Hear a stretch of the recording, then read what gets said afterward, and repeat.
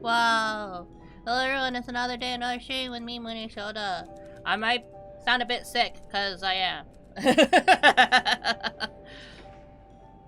Let me just blow my nose real quick.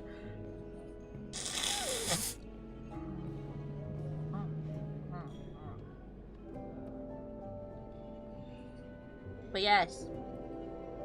How is everybody? Everyone good?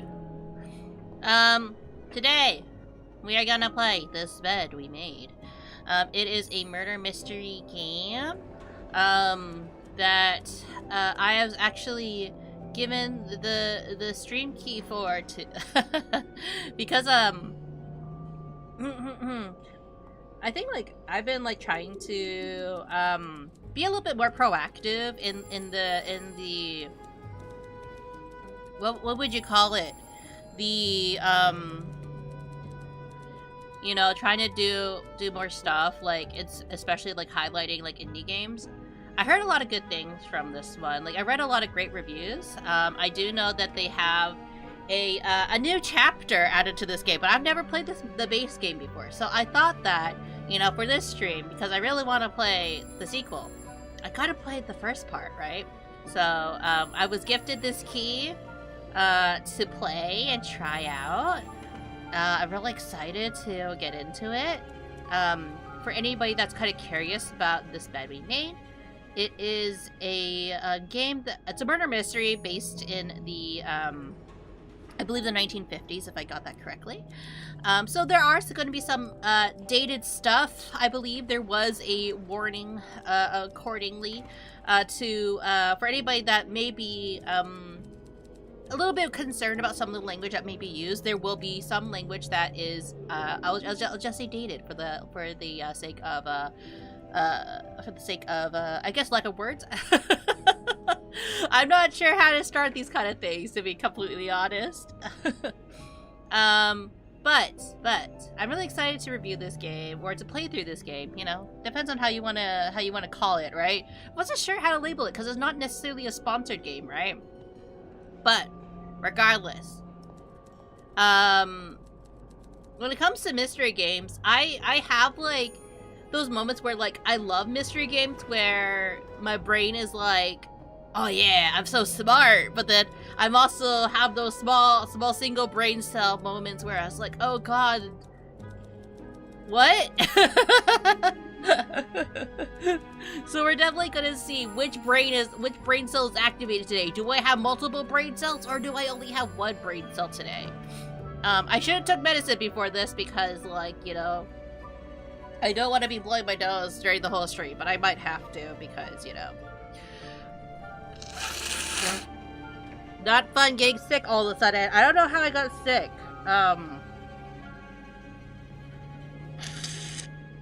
I stay in my house all day. Like, I barely go outside, and of course, when I go outside, apparently that's when I get sick. So, but anyways, I'm very excited to tackle this game. Very appreciative to the developers for allowing me a review copy of this game. But without further ado, I don't know much about this game. I would love to see how the story unfolds. So let us start a new game. A new game.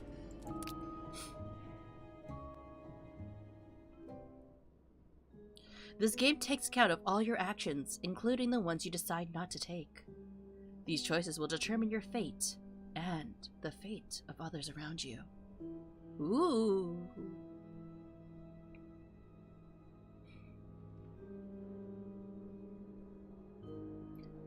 Service to police, post 22. Montreal. It's a Montreal game? Hello, cutie. Good morning. Hello, troll. How are you? You seeing I need to wait to join the disc. Oh. It's noir, baby. Oh god, okay, I can't. Okay. I can go up, down. I can't look side to side that far. It's WAS controlled. There's an umbrella. Is this actually better as a controller type of game? Let me see. Use the left stick to move Sophie. Okay. Maybe it'll be better for me to play with a controller. For a sec, I thought this was a movie. I mean, it looks like one, right? Like one of those old noir movies from the 1950s. Black and white. Yeah, it is a noir kind of themed game. So that's where the vibes are coming from. It's on your right. Here. Oh, I don't like how, like, my camera's very restricted.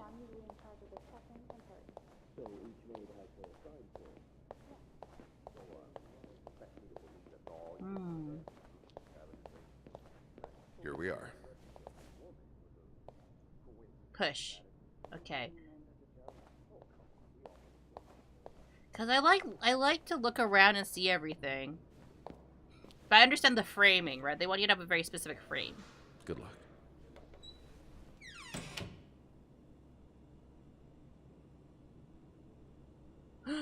She's all yours, sir. Sophie Roy, I'm Detective Maurice Tremblay. Let's see. 21 years old, working at the Clarendon for over a year. Husband? I'm sorry? Are you married? I don't think you can ask that. Not yet. I live with my mother. She's sick, so I have to take care of her. No father? No. It's always just been me and my mom. All right, Miss Roy. I need you to tell me everything that happened, starting with this morning.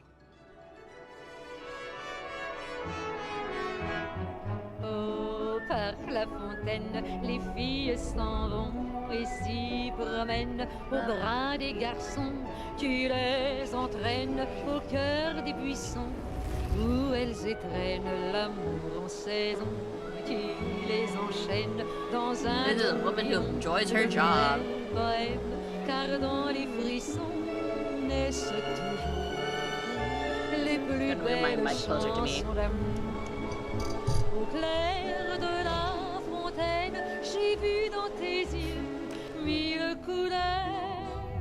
Quand la claire fontaine s'amusait au jeu de nos deux cœurs. That's one. It's done.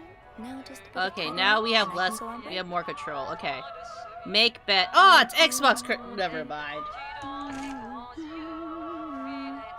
Never mind. Make bed.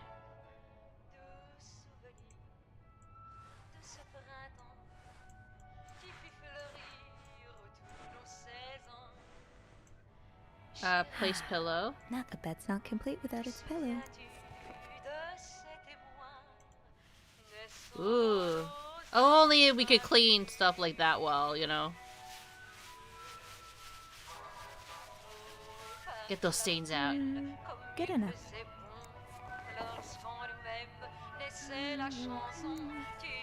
I'm guessing you've seen better days. But you're obviously still Oh, important look to at the someone. gravity of it. Oh. Also, back to the shallow realm. I go have fun experience. No worries. Thank you for dropping by, Ruder. This is showing you like all the things you could do. Dear That's a lot Mr. of and money to owe. Mrs. Mapleson, What did you get yourself involved in? regretful as we are to have resort to these lines of communication, our client and your neighbor, the owner of 8832 Street, has been ultimately evasive of our many attempts to reach out and collect our due debts. Specifically, an amount owed to us is a sum of $1,904.75. He has given us little recourse but to contact him through those close physically and in close proximity to him in the hopes that we could deliver the message on our behalf. We have little desire to disturb you and the other fine citizens of 32nd Street, but our business may bring us back to your neighborhood if it is not resolved quickly. The help of your kind community would be greatly appreciated for us and certainly for your neighbor. Kindly, Lucky Coin Financing.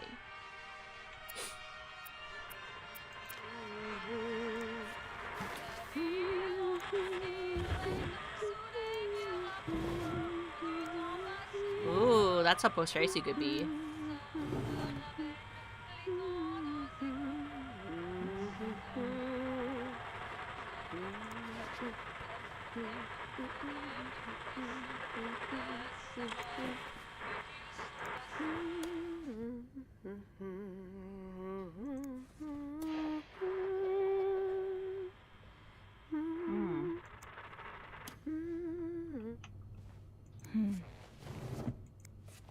I don't like when it's so staticky. Oh, they brought their TV? Or is this like fully like is that fully like part of the hotel? Okay, let's see. You know me, you know my family. You had a seat in our bar since the day we opened at 49. You're more of a friend, you're more than a friend to us. You're practically family. And while friends are polite to each other, family deserves more. Family deserves honesty. As such, I want to be as direct as possible in letting you know that you're down to your last chance. The $8,000, damn, $8,380 you owe us, plus the 25% interest, is now 8 months overdue. My patience has worn thin. This isn't like one of your unpaid bar tabs. You came to us for help, and we always come, and help always comes at a price. We've opened our pockets to you, time and time again, and all you've done is taken advantage of our goodwill and generosity. We'll come over in person to make our collection tomorrow. I'll be bringing along the boys so we can all sit down and have a little chat. But, just so you know, they aren't so good with words. Okay, someone looks like they're on the run. Only menswear. Are you in town for a business trip, maybe? Yeah, business trip. Business trip. Ooh. Acknowledgement of debt. Date of acknowledgement, January 16th, 1958. Initial loan, January 2nd, 1957. Entered into agreement between something Mayhew and another name. Initial amount of $1,500 and amount overdue $3,500. On the date of the initial loan, the lender agreed to lend the amount of money of the sum of $1,500 to the borrower for the enduring period of 12 months, calculated from the date of the initial loan. The borrower has to be obliged to pay the interest rate of... Was it the interest rate like 25? I don't know what the interest rate was. 15% per annum.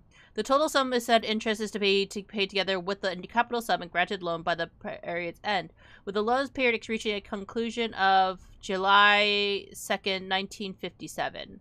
The borrower is expected to have repaid the full amount owed.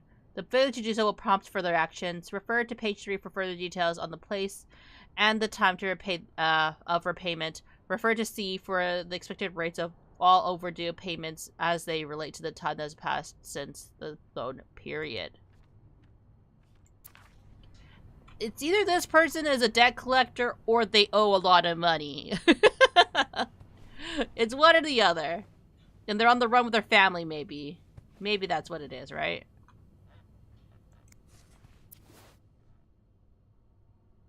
Oh god, that's a little creepy.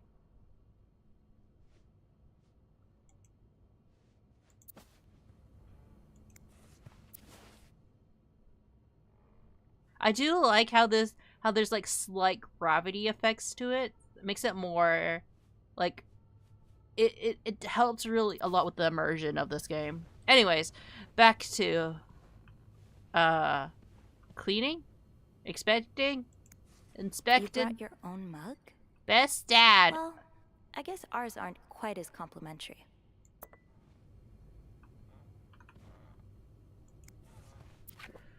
Petite Riel. All breakfast orders served with coffee.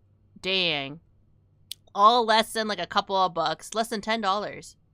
You get a sirloin steak for like $5.30. What else do I need to clean in this place? What's that? I'm not gonna touch that? Apparently not. Okay. Anyways, do I need to do the bathroom? To the bathroom. Clean. I can't clean it?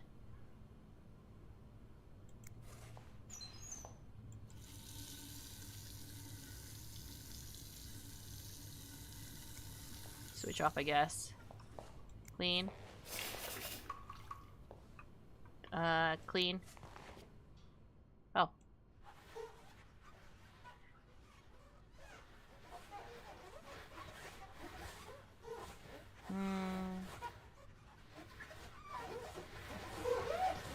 Ah! I like the sound effects it does. And voila. Good as new. Any more towels refreshed? The brush. Everything.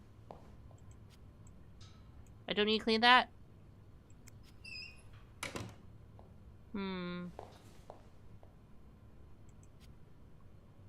Like, wouldn't I just hang it somewhere else? I guess not. A little far to open it, but sure.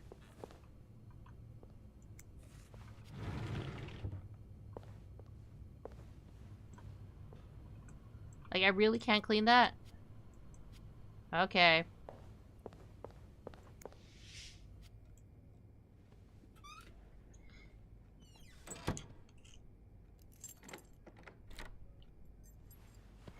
Hopefully they tip me real well. Because I didn't see a tip there!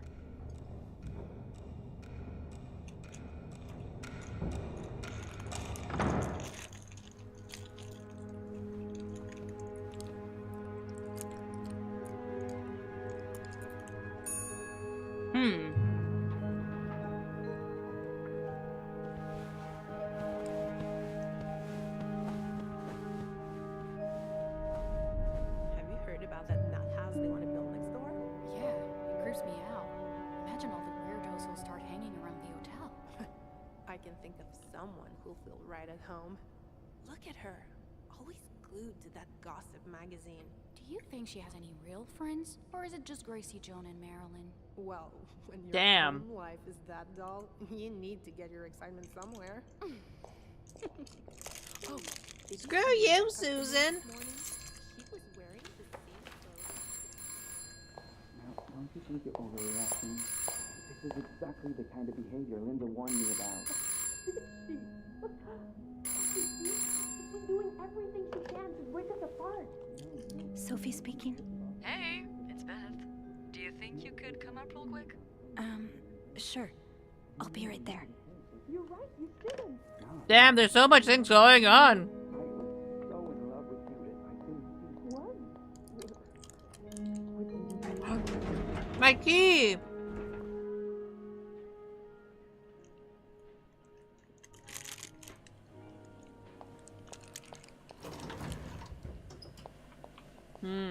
Sorry, I'm eating a breakfast burrito. Let me just finish this real quick.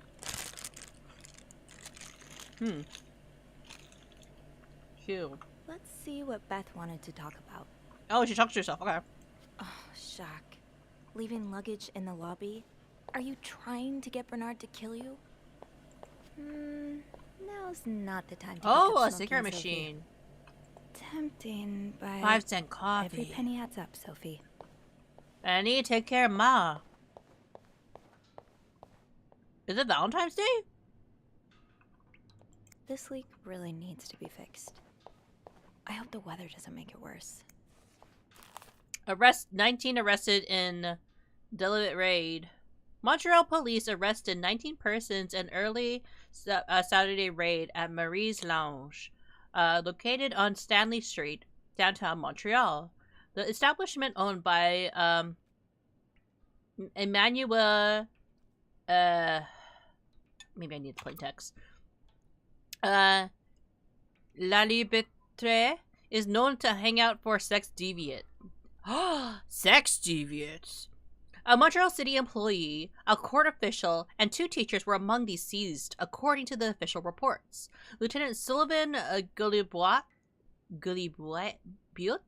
Belut says he plans to send letters to schools and employ the arrested teachers. School principals, parents, and fellow teachers should prevent such people from being in close contact with youngsters, he said. It is everyone's responsibility to protect our children. Lieutenant Gulibut is promised to an investigation that will be opened in the La Librette, who already has a criminal record to his name. Continue page 3. Major snowstorm paralyzed city. Montreal is paralyzed by this winter's 5th and most important snowstorm. 15 inches of snow.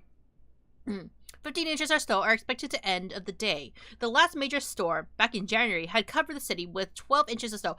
I find it interesting they said by this winter's 5th and most important snowstorm. That's a interesting phrasing to have.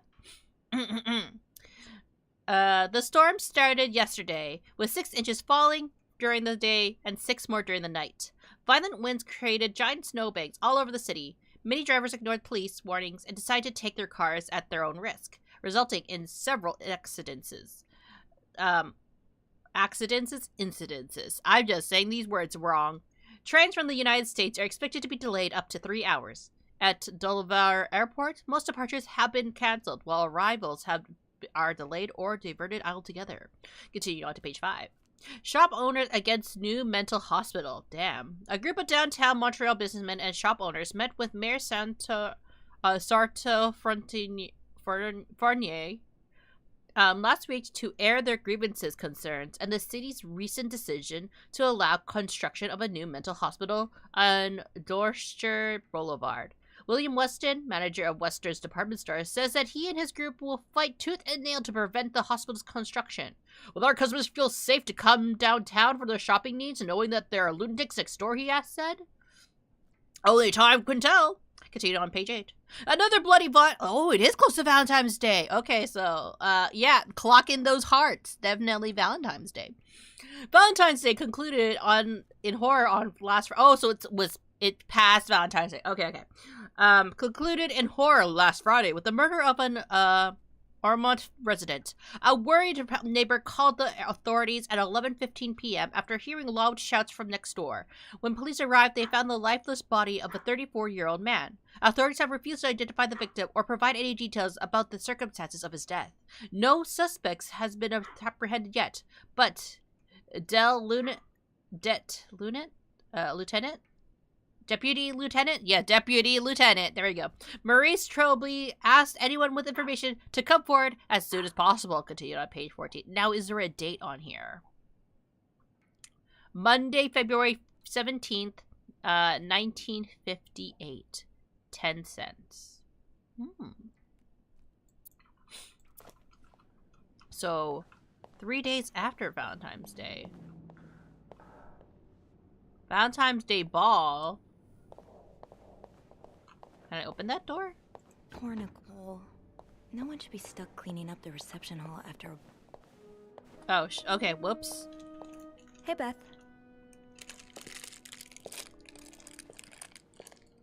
Hey there. So, who's sleeping? Sleep... what? What? You were whispering just now on the phone, so I thought maybe Eugene or Bobby were napping in the break room again. Damn. Oh, yeah, no. It's Jacques and Wendy. They were, in the middle of something. Ugh, it's so awkward when they start making out like no one's watching. Get a room. We literally work in a hotel. Hearing kissing. I kind of enjoy them. You said you needed to see me? You said you needed me? Oh, straight to business then. Sorry, it's just a busy day. I get it. It's been non-stop for me this morning too. Wanna guess why I summoned you here? Something to claim, or I don't know. Did you see a mouse? Something to clean? I'm guessing there's something I have to clean? Obviously. But what is it?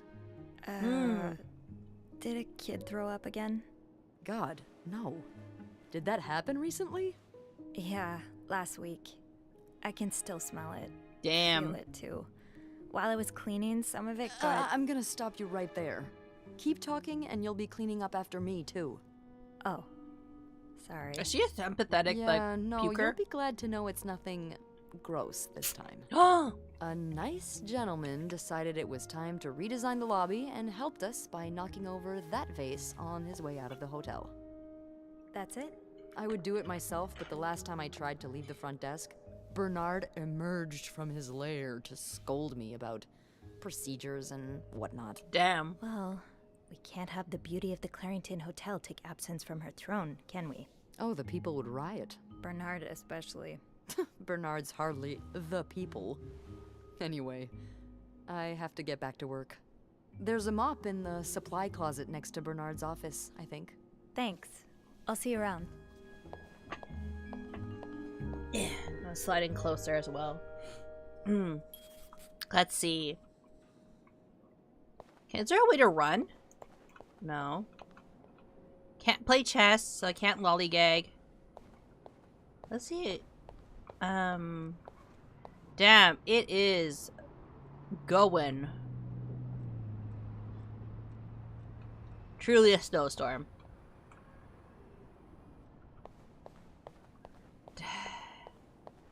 Asshole! What's this? Linda's been putting these everywhere lately. It's weird that Bernard allows it. Protect the family. Say no to divorce. You can be divorced against your will. Women and children suffer the most in divorce. You lose your succession rights in divorce. Your wife's pension rights are lost in divorce. You lose your right into the family home in divorce. Issued by the DOC, Divorce Oversight Committee. Hi, Munii. Hello, Emiliano. How are you? Did you know that you should say no to divorce? Also, how are you feeling? How's the sunburn?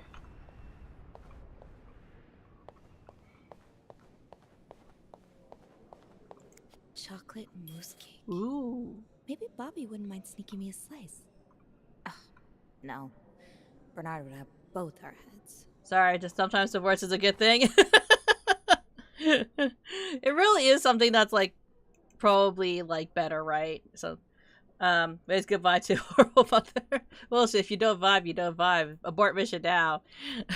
Remember, this is the 1950s on the edge of 1960. So back then, it's considered like, even nowadays, divorce is still considered like a taboo thing, right?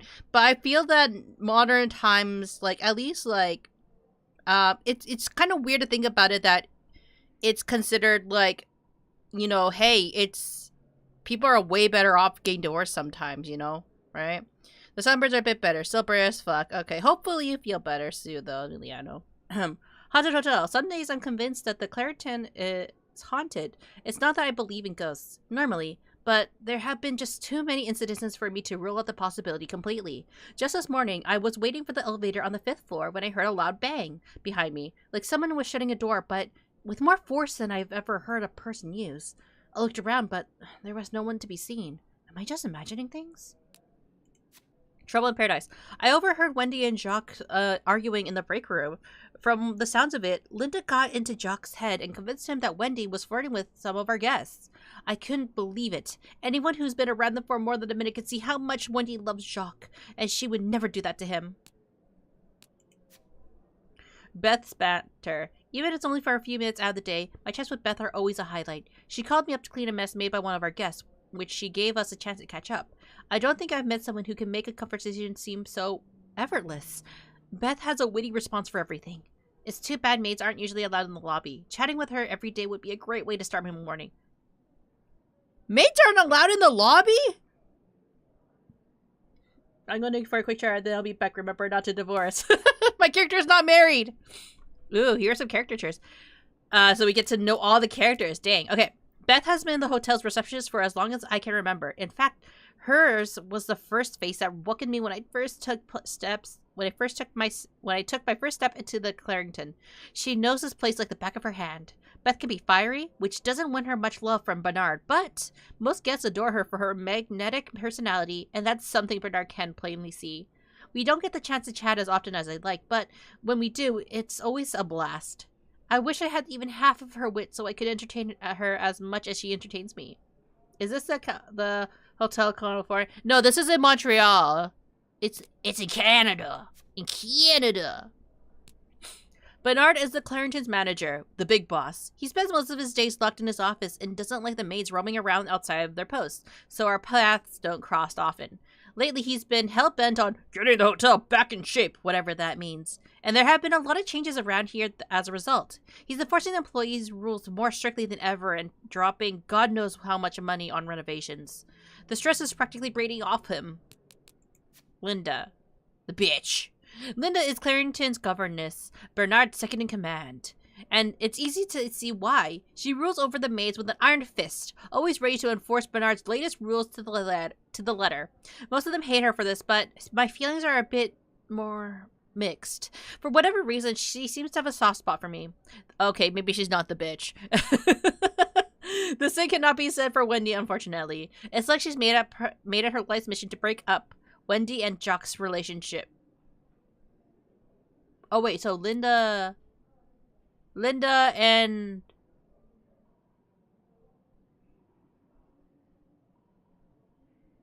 oh, okay. Linda does not like Wendy. Sorry, my brain was just kind of like, what? I was getting confused. Okay. This lady, she is a bitch. She doesn't like Wendy, and she's trying to break up Wendy and Jacques. Maybe it's because she's in love with Jacques. I don't know. It's like she's made her life's mission to break up Wendy and Jacques' relationship, and I'm worried that her latest efforts may succeed. Linda feels incredibly strongly about married couples who choose to divorce. She's been leaving anti-divorce... Okay, so why are you trying to break someone up? She's been leaving anti-divorce flyers on every floor and won't even speak to any divorcees staying at the hotel, like poor Mrs. Beaumont in room 507. Where do such strong convictions like that come from? It's a little hypocritical to say at least. Could be work relationships frowned upon. One of them can be a divorcee. Perhaps. Is Wendy a divorcee? Wendy.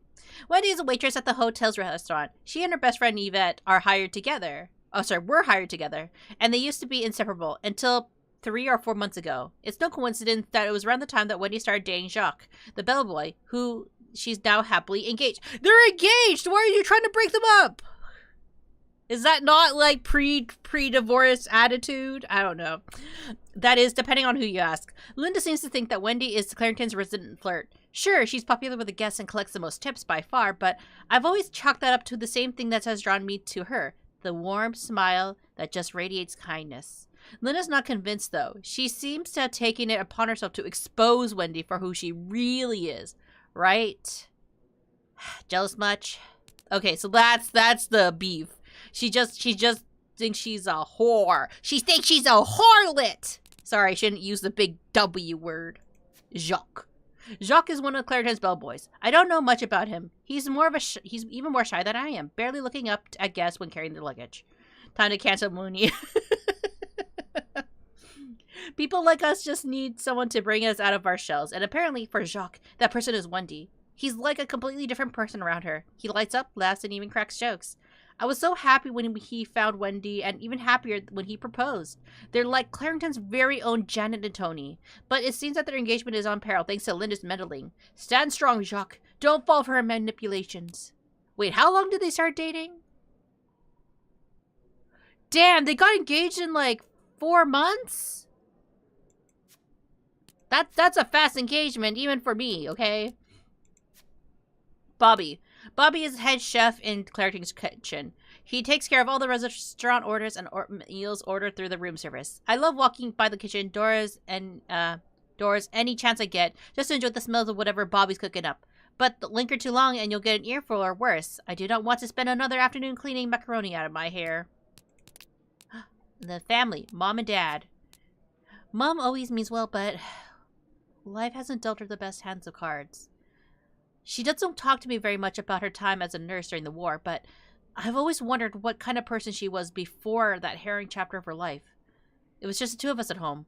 Mom's bad luck with keeping jobs, and she finds it hard to be around people, so she stays home and most of the time. It sounds like she has PTSD.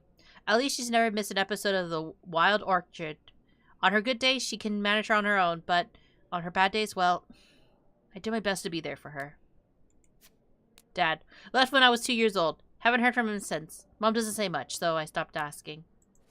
Okay. And then Q.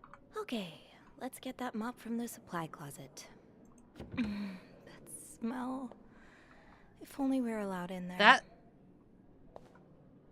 That's a very interesting door design, you know, because like it's a mirrored, looks mirrored, and then like you can see there's the opening, but would you put tiles on a door?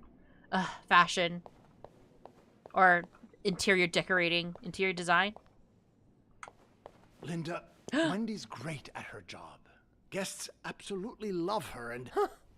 Not just guests, apparently. Oh, God damn it, Linda! I only like her because guests like her. Making sure guests are happy is my job, after all. You don't seem to care whether I'm happy. Listen, if Wendy wasn't doing her job, that'd be another story, but I can't just fire her without good reason. What if she stirred up trouble among the staff? Would that be a good reason? Curiosity killed the cat. Oh, Andrew, hi. I'm sorry, I was just... Spying on our manager? No, I heard something, and I... Hey. It's okay, I'm just pulling your leg. I'm sorry I scared you. I'm not used to having people around me while I work. Yeah, you're always working alone up there, aren't you? I actually think it's the first time I've seen you down in the lobby. Don't tell me you've been sent to clean up after the Valentine's Nope, I Day didn't get the sort of straw. I heard it was a disaster. Actually, Beth called me here. Where were you there during the ball? Actually, Beth called me here. No, Beth called me. A guest knocked over. We're gonna be honest. Made a mess in the lobby. Yeah, I saw that catastrophe happen. Just what we need, huh? Well, I'd rather be doing that than cleaning the reception hall with Nicole. Ooh, yeah. I don't even want to see the state of the place after this weekend. I know chocolate fountains are for dipping, but I didn't expect to find someone's Ew! Who would put your shoe in there? No idea. You must see plenty of weird stuff too, right? Yeah. What's the weirdest thing you found in a guest's room? Do you really want to know? Something very odd, something very gross, something about you. Flirtatious! Something very odd. A few months ago, I found stacks of pennies in a room's toilet. Like, a lot of them. What? And when I got to the bed, the pillowcases were filled with pennies as well. I'm still not sure if that guest simply had a strange way of leaving a tip. Maybe it was a penny robbery. Oh, I better go help Beth. It's hell here with the snowstorm. It's okay. I need to, Yeah, all right. Take care. You too. That heavy tension.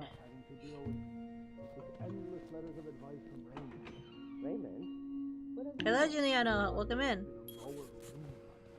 Make sure the hotel stays accessible to everyone. Oh, I can hardly believe you two are from the same family. In the States, you'd be sent to jail for those communist ideas. I hope you're not considering listening to him. Of course not. It's not like I have a choice anyway. With the renovation cost overrun, Kind of want to open the doors.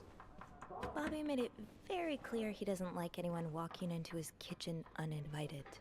I guess I can't open the other doors either. Okay, let's see. The mop. And what else do I need? Any other cleaning supplies? Nope, just this. Okay. Anything else I can grab in here? Nope, okay. Close the door. Stairs, exercise. Elevator, convenience. Yeah. Now's probably not a good time to disturb Bernard. I'm really sorry about that. I'll have a word with our kitchen staff to make sure it doesn't happen again. Well...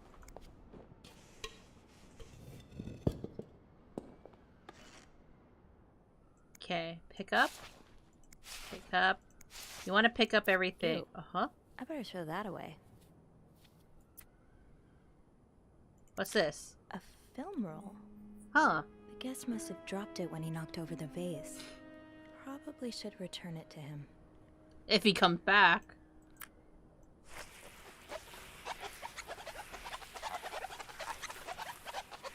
Fastest mopper in the east.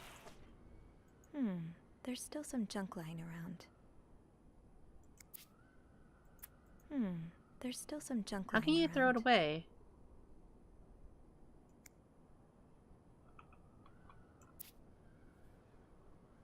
Oh, scroll. Okay.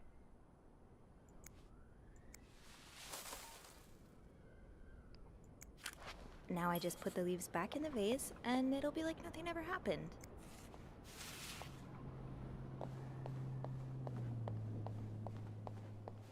I understand, Mr. Ramsey. I wish I could make the snowstorm disappear. I really do, but sadly, that's not within my power. Beth, who knocked over that vase? Mr. She's Spade. on a phone. Mr. Spade? Well, I can check with the airport and let you know when flights resume. Until then... Yes, I know. You've said that already. But... no, that's very unlikely. So, which room are you staying in, Mr. Spade? Damn it, she used cursive. Welcome to speak to my manager if you'd like. I'm sure Oh he'll- god, this is difficult to read. Okay, let's see. Ramsey R. Business. Returns next month. Returning. Well, for that, you'd have to talk to Fredrickson. my manager's manager. Carter. Would you like to contact him? First time.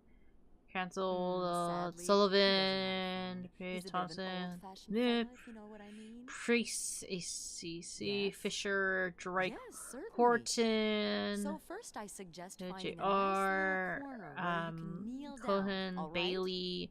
Then you Okay, clasp now your we get hands into the together guests. and Okay, think okay. really hard Retro about just how much you want the snowstorm to end. It may help to repeat his name, too. Sorry. It's, Closer God, renovations. G-O-D.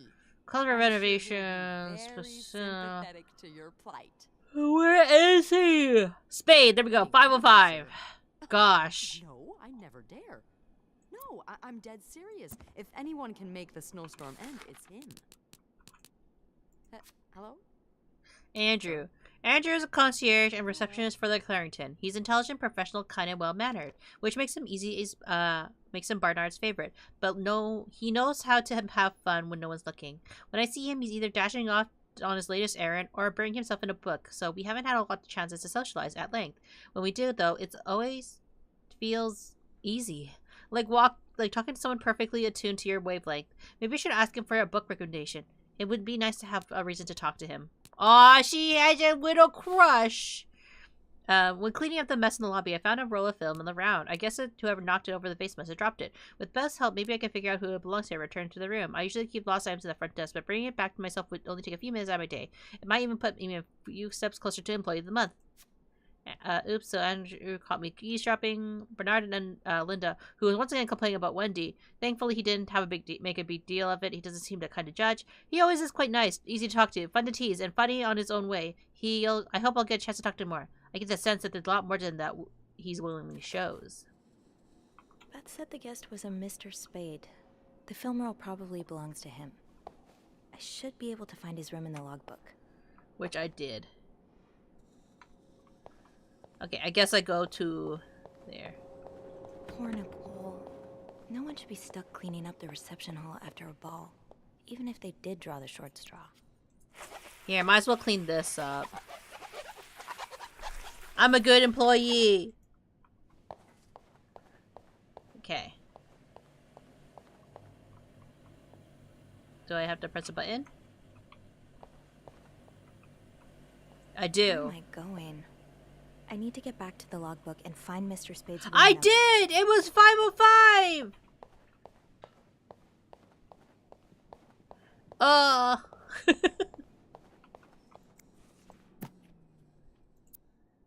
Oh my god, I had to do it this way? Okay, 5:05, where is it? Here you go. Room 505. Great. That's on my floor. I can return that film roll without going out of my way. So convenient.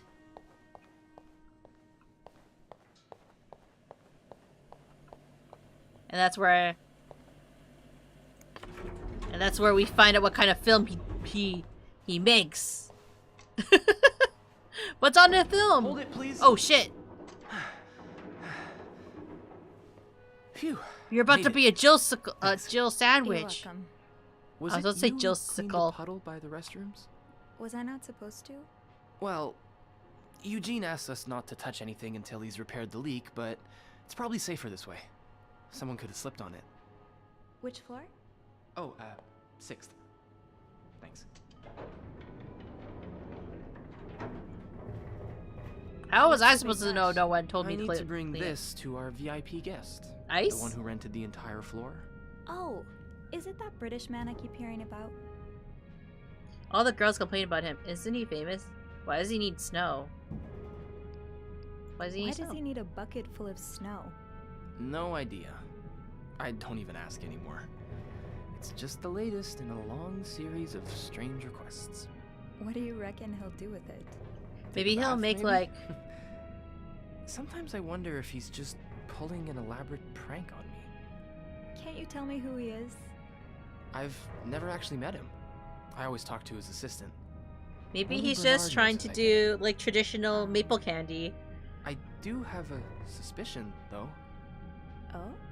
But I'm not sure I should say it. Can't you at least give me a hint? Okay, let me think. No! Saved by the bell. Hey, come on. Don't leave me hanging.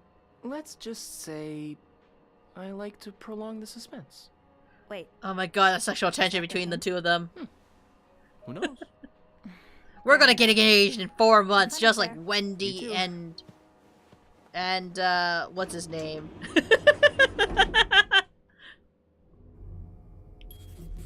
What's this? Oh, it's to say no to divorce. This must have been so much fun. Well, for the guests. I say at that least. the character moves feel a bit stiff. Yeah, they're a little bit stiff, but it's okay considering that this is like an indie game. So I'm not going to be too harsh on like character animations. It's more important about like, you know, I think the personalities are quite good, but some of the details very impressive. Yeah. Like all the details for this stuff is like quite well done. You're invited to Clarington's annual Valentine's Ball, February 14th, 7 p.m. to 10 p.m. Formal wear required. Entry includes 1 drink, door prizes, and best dressed contest. Wait, I could enter. Oh, okay. What's this? Oh, this is the newspaper. Oh shit, I never read the side. Does your personal hygiene worry you? Are those worries bothering your husband? Stop worrying and save your marriage with Lice Oil. Lice Oil is... Lice Oil is an indisputable aid to marriage hygiene. Millions of women use it to regularly safeguard their beauty and avoid undesirable surprises. It's penetrative and effective even in the presence of organic matter. Begin to use Lysol oil today so you can stop worrying about your hygiene and focus on more important things such as pleasing your hard-working husband. Lice oil has been endorsed for more than 60 years by scientists, medical professionals, and many other men who have women's hygiene at heart. Oh, men, yeah, sure. Men have women's hygiene. Worry about their hygiene, do they? A Lysol corporate product. Wonder if they have any women on that team. Housekeeping. Okay, so this is my housekeeping. I didn't even finish cleaning 505, so that's convenient. Complete, unexpected, a big mess. Complete, partial. Okay.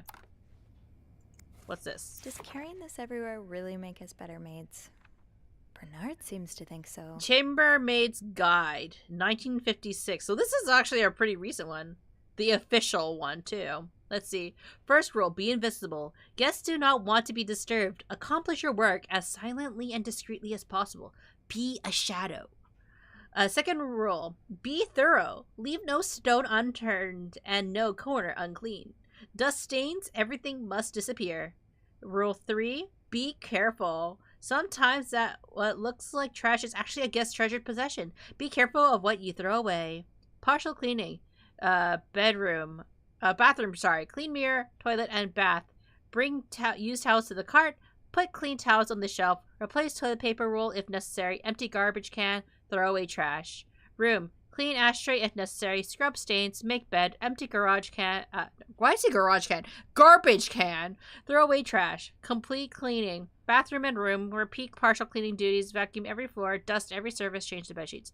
Note, your governess may ask you to perform other related duties at any moment. Being invisible has always come easy to me. Maybe too easy. Everything must disappear. Makes us sound like magicians. Telling apart the treasure from the trash can be tricky sometimes.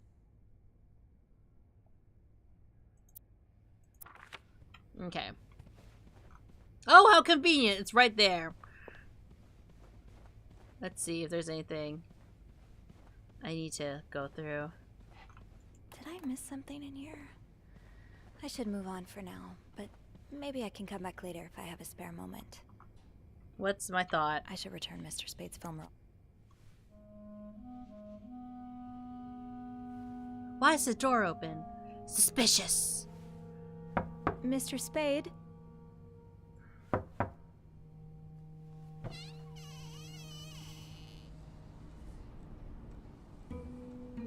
Mr. Spade?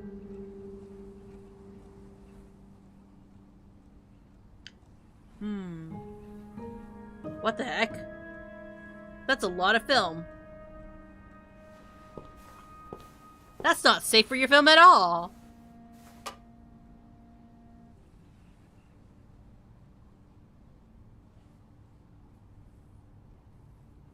Did you make a fucking development room in our bathroom? And you left the door open?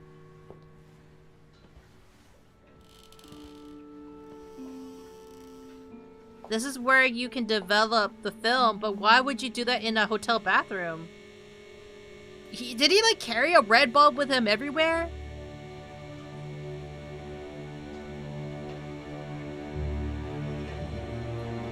Instagram, photographic developer.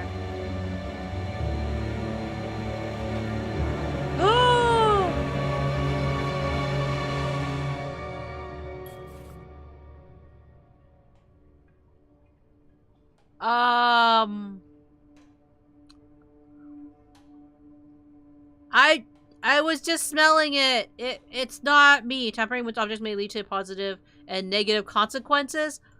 What is this?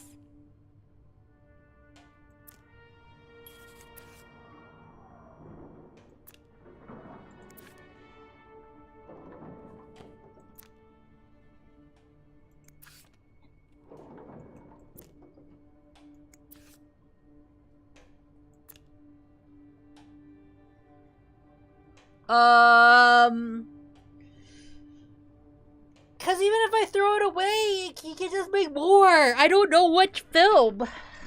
Oh gosh. I could just...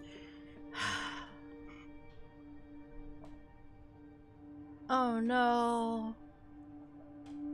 I'm gonna get in trouble for this. I'm gonna get in trouble no matter what. He can still develop the film. Do I just throw it away?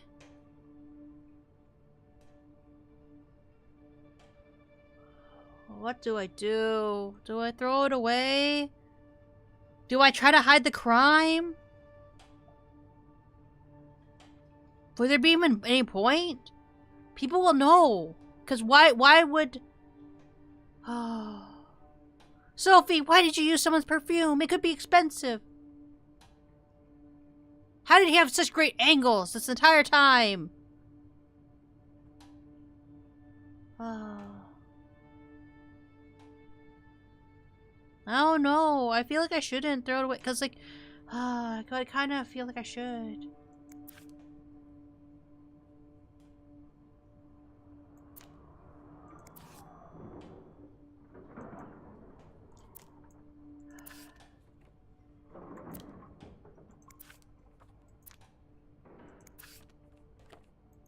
I feel like I should.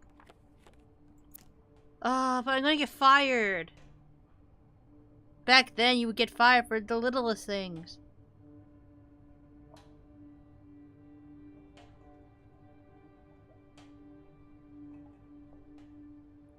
Do I get rid of the evidence? Oh, I don't know what to do. Oh, no. I mean, I can always replay this game to see what the other result would be, but I kind of feel like I should throw it away. Who's gonna know? Who's gonna know? Okay, we throw it away. We throw it away, chat.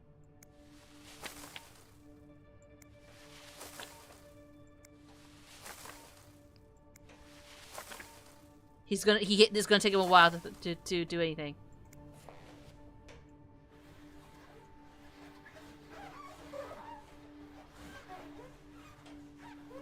He shouldn't have been developing stuff in here in the first place.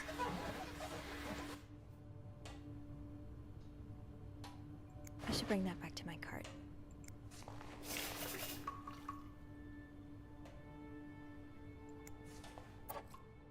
Okay, let's see. Keep bottle tightly closed in stem. Photographic fine grain developer. Used to mix with equal parts. Instagram fine developer. New York.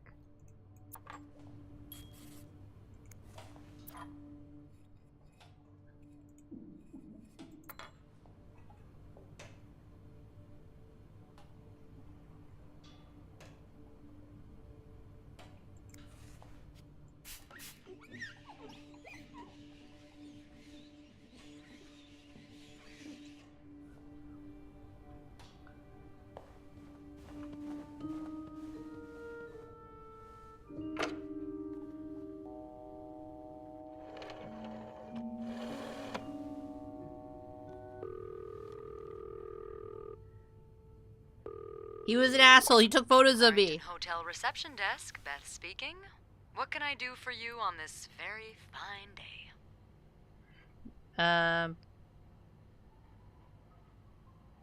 Beth. I need your help. Sophie? What's going on? I think Mr. Spade's stalking me while I work. Really? I knew it! You did? I mean, I knew there was something fishy about him. He just has creep written all over his face, you know? How did you find out? I found a dark room. He caught me snooping. I found he a took dark room. pictures of me. I found them hanging over the bathtub. He set up a kind of dark room. That's what they're called. Pictures of you? Doing what? That's not important, Beth! I can't believe I'm about to say this, but sometimes when I clean the rooms, I get a little curious and, you know, snoop through our guest stuff. Sneaky. And Mr. Spade caught you in the act, I suppose? Yes. I think we should call the police. No, that's a terrible idea. But Sophie, that man has pictures of you running your hands through people's stuff. But I didn't steal anything. I was just snooping. You I used swear. perfume. That's technically stealing, but Sophie. Say a client reports something missing. Those pictures would put a big red target on your back. I threw the pictures out. I threw them out. Yeah, not your worst idea, but you found the pictures drying over the bath, right? Yeah? I'm no photographer, but I've been in one of those dark rooms before. You have? Yeah, I modeled for a while. Anyway. That's not important. What I'm getting at is, those pictures were developed recently, but it doesn't mean there aren't more elsewhere. Shit.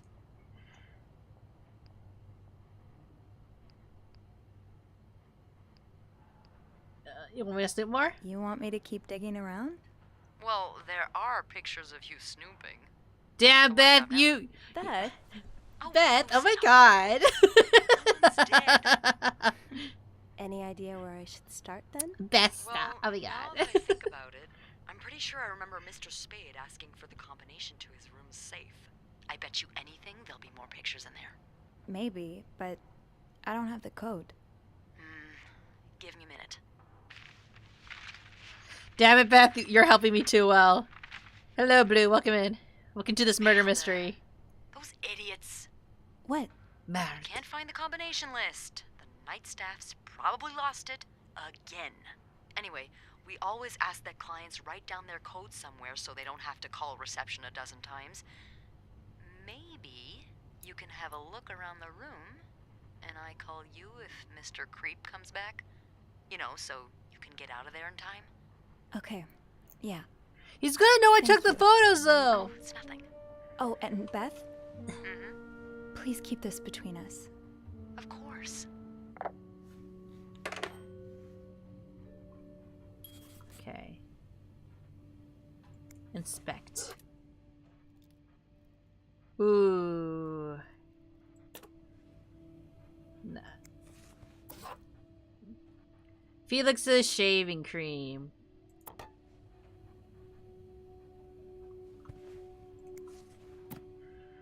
English, French, English diary. Spelling based on dictionary. Diary.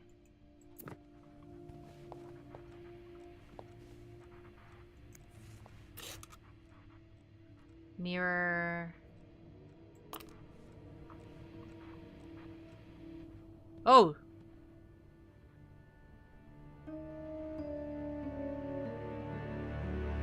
Why would he do this to a hotel wall? He doesn't own this!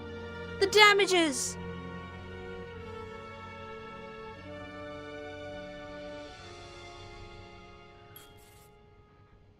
The oratory. I just went there for the first time in... St. Joseph's of... God, it's been years, hasn't it? Of Mount Royal, Canada's largest church, the world's capital of worship to Joseph, founded by brother Andre Bassett, the world's capital of worship to...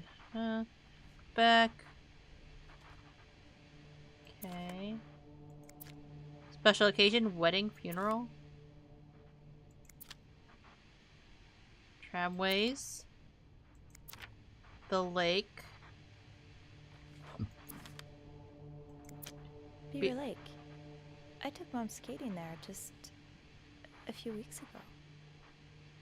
Okay, is that 28,552 to 25?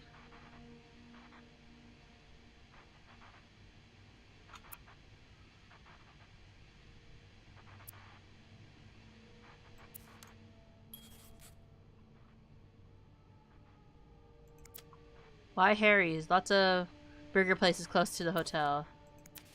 Harry's diner, too. Were we ever there at the same time? 2 persons. 2 burgers. 2 Cokes. 1 extra fries. This was the sale where I found that winter jacket that Mom loves. Were you there too? Is this a floor of the Clarington? Room service night. Mostly lobby boys. Housekeeping. Morgan. Is that your real name? Why did you check in under Mr. Spade? Dear Mr. Morgan, you have to stop writing this address. Lindsay died 2 years ago. I do not know what happened between the 2 of you, but please let us grieve in peace. Thank you, Lindsay's mother. Lindsay Franklin.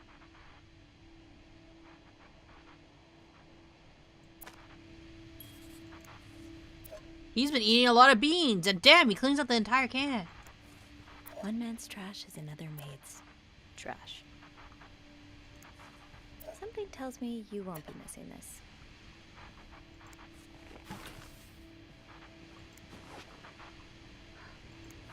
What's this? And they were and they were roommates. Bridget Boswell. No one at school suspected what took place once their doors were locked. 1 room, 2 women, and many secrets. Ooh, sexy secrets. And they were roommates. She was alone in town. She barely knew. Hundreds of miles away from home. She was desperate for comfort and found it in the arms of the most unexpected person. What first started as a normal friendship between 2 women soon blossomed into something much more passionate and disturbing. This is a tale of love and desire like you've never read before. Out of her own experience, the author, working under the pseudonym, tears the current from one of the gravest threats to modern and society morality. The strange love practices tapping unwary girls today, particularly in our larger cities. Lesbianism!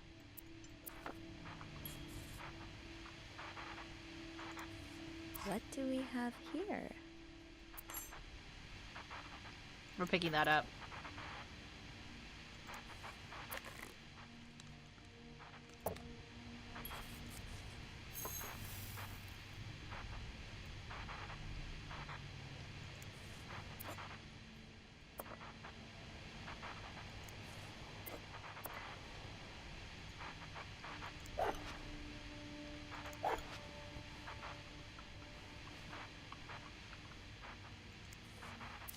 I'd forget my own head if I didn't write everything down. I guess we have that in common.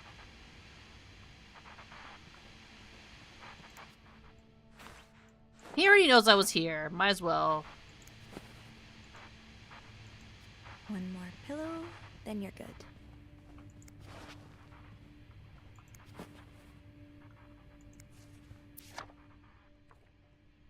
'19th Infantry Division, Belgium, November 1944.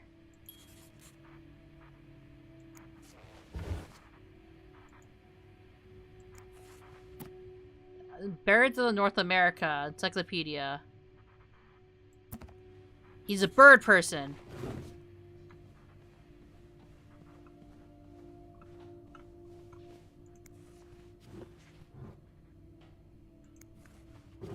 Close. Do people actually use these half the time? I guess if you're staying for a long time, right? Dear Mr. Morgan, I understand your situation. How are you supposed to support yourself when no one will give you a job or a place to live? I understand your situation. I'm sorry that you had to spend so many years in the hospital. However, this does not change the fact that you don't have qualifications for the job. And even if you did, I could not hire someone in your situation other than staff members who simply would not feel safe around you. I would ask you not to contact anyone. Sincerely, Jeremy Sarenberg.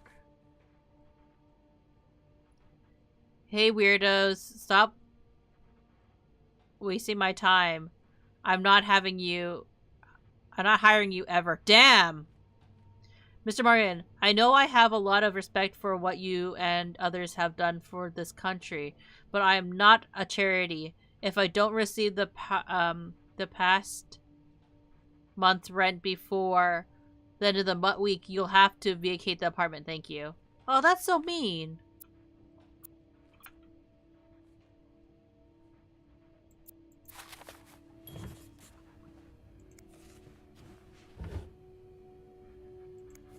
What's that? You're pawning off your possessions? World War II Victory Medal Bronze, $15. $15! Hotel.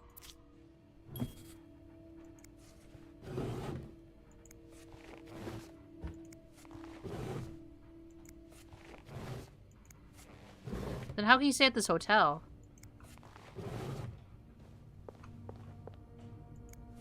Did you intend for me to discover your little dark room? Or did this just fall down? Do not forget to buy more film. He left his key here. We're gonna close that real quick. No combination, no entry. That's a lot of film.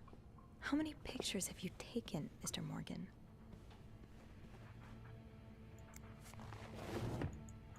I thought that was the code. Do I need to, like, expect it more?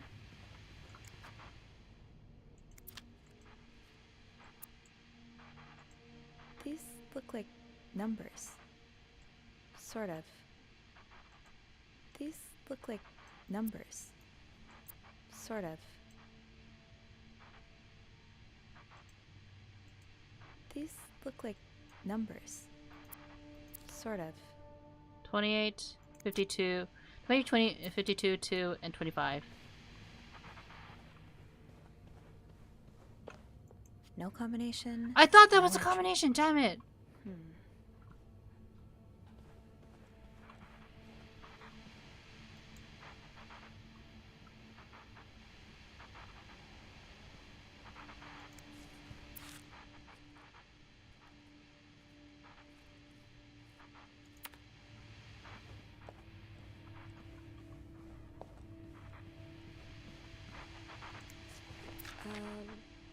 Request to move to 507. Why did you want to change rooms? Dear Mr. Spade, the President Laird has confirmed the reception of your transfer to room 507. Regardless, the room in question is currently occupied by extended stay guests. We're therefore unable to grant your request. Thank you for your understanding. Please contact request. Lindsay's address? Infantry Division, 3rd year of the hospital discharge. That must be the clues. Could that be a reminder for the safe combination? Lindsay's address, Infantry Division, year of hospital discharge. Okay. Map as well. Everything threads was a mean people. Okay, so we call him help find Beth. Blah blah. Okay. Eugene. Eugene is in charge of the hotel's maintenance. Pretty much everyone likes his friendly. Did that. Guess. Paul Morgan. Mr. Spade of the guests. He's staying at the room. Asked if you want to see. Blah blah blah. Clues. Okay. Financing. We don't need all that. Okay. Okay. Stalker pictures.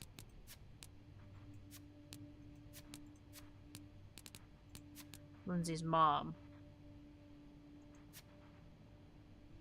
Lindsay, 34. They were roommates. That's not what it is. Binoculars. Pill reminders. Army camp picture. 99. 34. 99.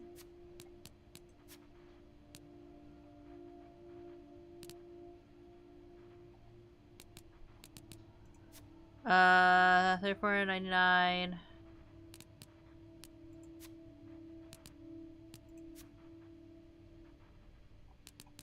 That's not the where is the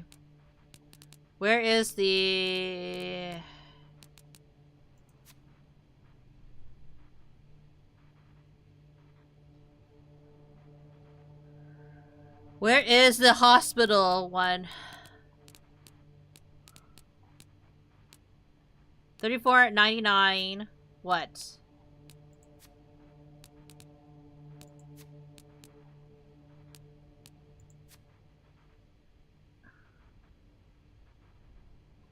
It's not the pawn.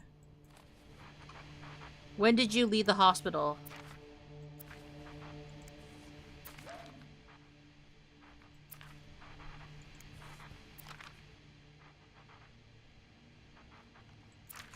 When did you leave the hospital, mister?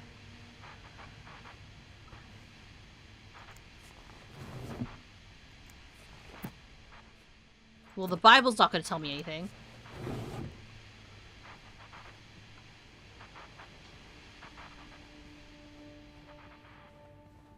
When did you leave the hospital, sir?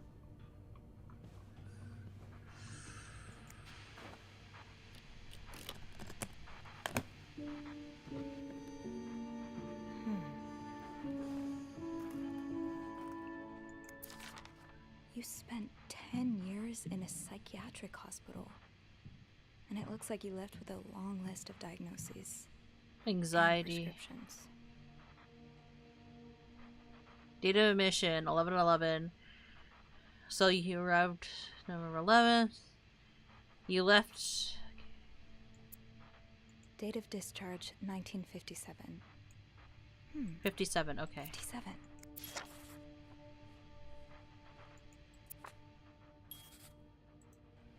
Okay.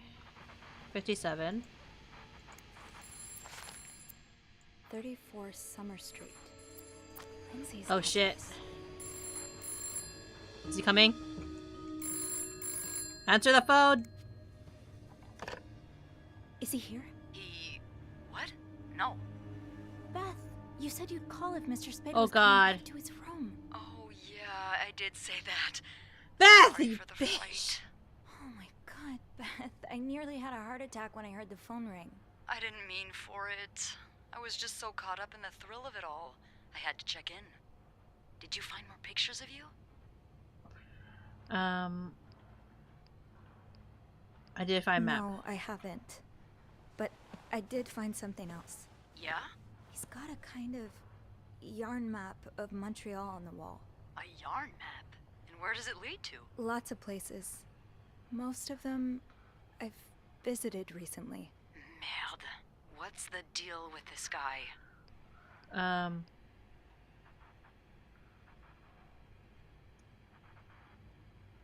I think you may be using an alias. I found some evidence that points to his real name being Paul Morgan. Well, he's certainly not the first man to check into a hotel under a That's fake name. true. Is it really common practice? It is when the man in question is married, but the woman accompanying him isn't. Or at least, not to him.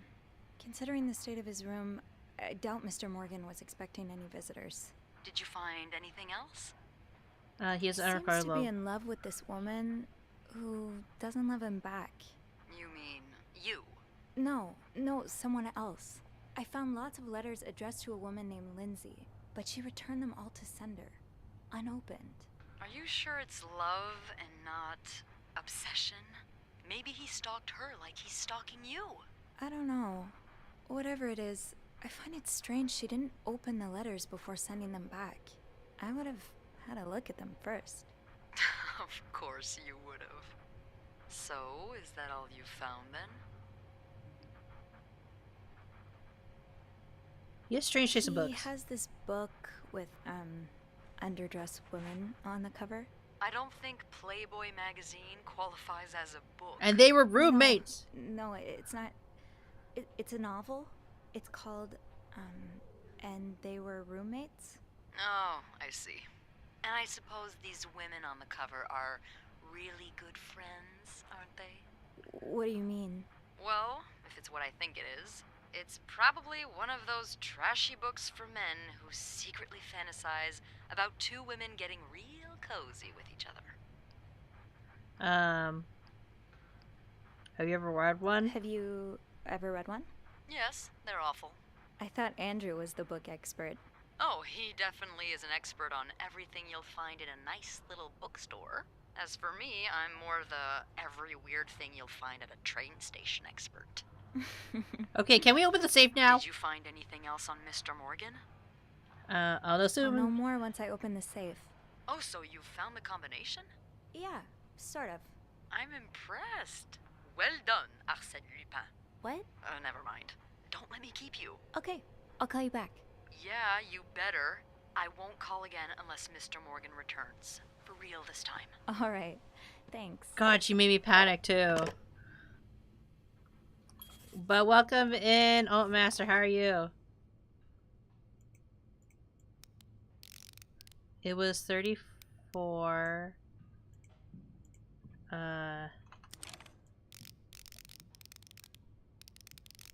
99. 57. Yeah! I saw the YouTube color and they were like, nice. Thank you. M and H. M and H. I arrived at the hotel, room not ready yet, had to wait in the lobby. M and H came in, both dressed nicely. M was holding a flower bouquet. I heard them talking to the receptionist about how nice the Atari was. Picked up some flyers to find out the Atari they were talking about. Room finally ready. No signs of M or H. Decided to unpack and install the setup in the bathroom. Still no sign of M and H. Probably have gone out again. Finished developing the afternoon's pictures. Unable to sleep. Heard weird noises in the corner. No idea what it was. S. Spade. A gun. Okay, Sophie, you should probably put this down. Now. What is this? I should make sure I've checked every page. Oh of my the journal. gosh. That was taken in the lobby.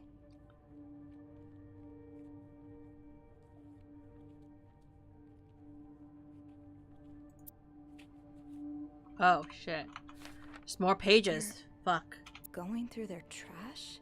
Found a pawn shop to get some money. You Have no wanna idea where find M out and what H M went. and H are up to, don't you? M and H arrived at the restaurant, ate a quick breakfast, left the hotel, got a taxi, tried to follow up, but had no money for a cab. Had to get money, no idea where M and H went. We'll have to kill time till M and H return. Returning to the hotel with Western shopping bags, eating at the hotel's restaurant, left for bathroom, M exchanged a few words with a woman and her child. Restaurant, probably returning for the night, leaving H empty pockets in the trash. Searched trash, found a receipt for a place called Harry's Diner. Drawings, made symbols. Took a coffee at the show picture to the waitress. M used to be a regular 10 years ago. Back to my room, tried mapping. Oh. Why are you following them? And who's sneaking out at night? So many questions. Okay, frozen lake, see me. Ticket. And H decided to leave snowstorm. I arrived at the hotel shortly. H looked angry. Something about driving Texas. What? Midnight. This looks like Beaver Lake.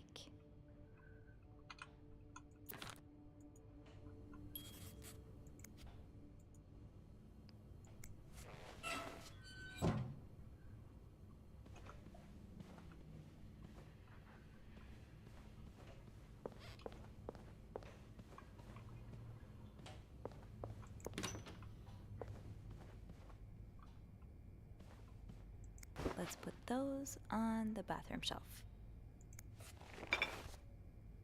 Another day, another dirty dish to pick up.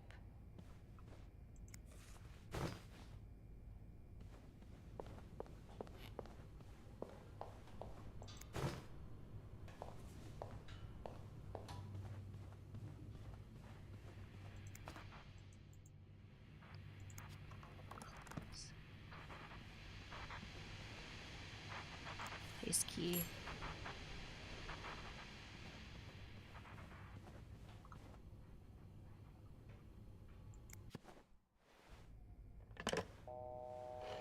Gonna call. I'm nervous. Clarington Hotel reception desk, Beth speaking. It's me. Oh, hold on. Andrew. Andrew. Cover for me, will you? What's going on? Hey, Tintin. Yeah, calling him Tintin. Sorry about that. So, I take it you opened Morgan's safe? What was in it? I found his journal. A journal. His journal? Does he say why he's stalking you? No, but it seems he's stalking 2 other people as well. Oh, who are they? They're guests. I don't know their names, though. I was hoping you could find them in the logbook. Well, Snoopy, although it may seem like it, I'm not actually clairvoyant, so I'll need something to narrow the search. Do you know anything about them? M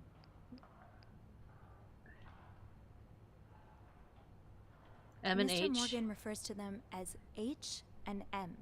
Well, that could mean a lot of things. It could be their initials, or, I don't know, husband. Okay. Oh, I hadn't thought of that. Yeah, I'll need a little more to go on. Transfer. I found out that Mr. Morgan made a request to be transferred to room 507, but it was denied because... That's Mrs. Beaumont's room. Exactly. Why change rooms when his entire setup is in 505? I'm not sure. I just thought it might be related. Maybe, but... Maybe it's because it's next to them? Would you look at that? There's a couple staying in room 509. Hector and Marcella Cruz. Hector and Marcella.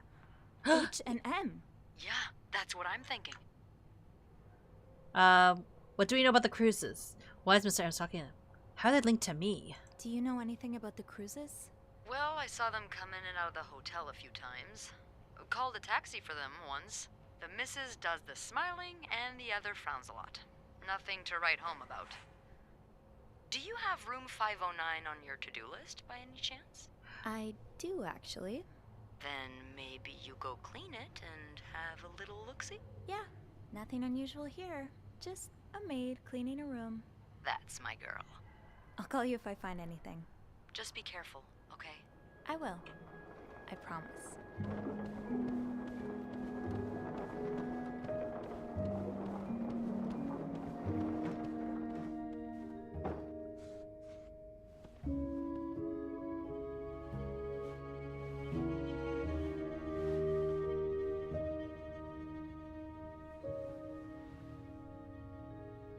I must have forgotten my keys in the break room again.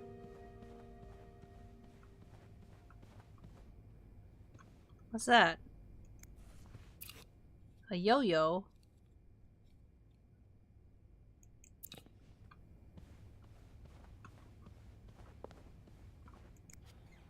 Close the door.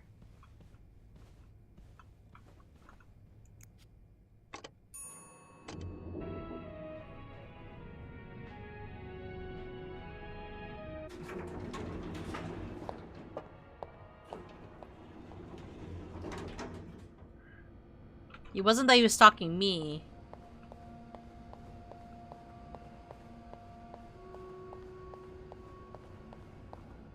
Locked. Eugene must be running around trying to keep the hotel. Yeah, Linda's not exactly, my door's always open, come on in. It's locked. Fine. People don't usually leave these unlocked. Huh? Eugene. Half of the washing machines are out of order because of this. I wasn't able to finish our current load in time, and Beth will be forced to offer guests an apology discount. Please fix the machines before Bernard kills me, Rebecca. Pair of pants.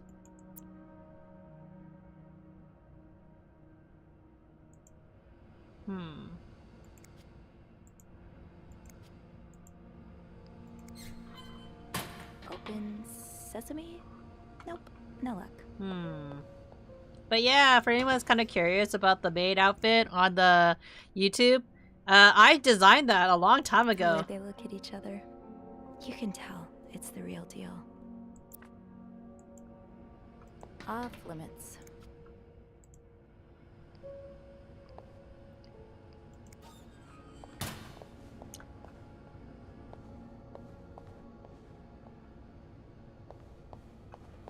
Where are my keys?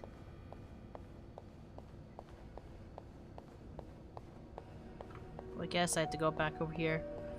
But yeah, I made that maid design a while ago. I never got it around. It's locked. I guess I'll have to get Linda's master key instead. But I never... I kind of like wanted to get splash art of Rebecca's had that her design hands full eventually, lately. but never got around to I it. hope she's doing okay in there.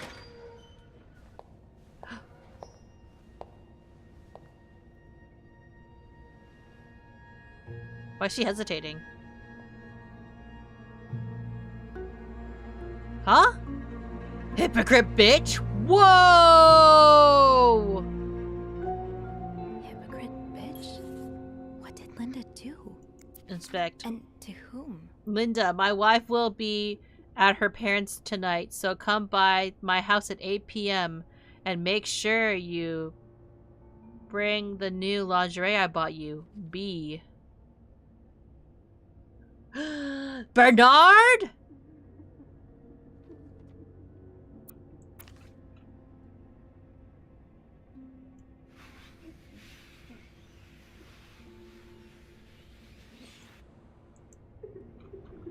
That'll do.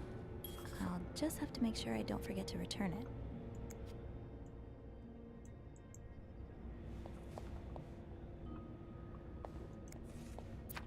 Oh, Andrew. I hope someone here shares your passion for reading. I mean, I can. Linda, you're not even trying to hide the daggers in your eyes. Linda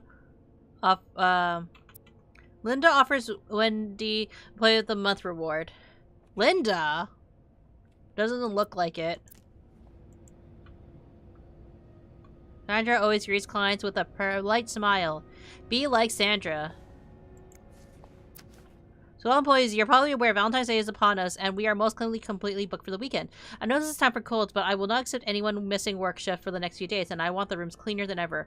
I also wish to remind that our continued partnership with Western's Department Store. Take every opportunity you have to suggest a store for our guest shopping needs. Thank you for the partnership. Special prizes from Weston's will come be once again award to our best employee of the month. Thank you.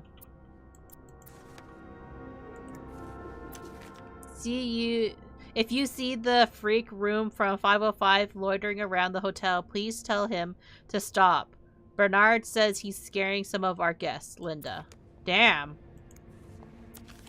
Bernard asked me to remind you that we have very important guests in room 602. Please satisfy any of his needs as quickly as possible and without questions. Linda. A message from Bernard. For the Valentine's Day, please leave chocolates in the beds of room occupied by married couples. Linda. The divorce... Mrs. Beaumont seemed perfectly nice to me. Divorcee from room 204 has moved up to 501, and she wants... Oh, 507, and wants more sheets again. Sophie, please take care of it, and I do not want to speak to people like her. Linda.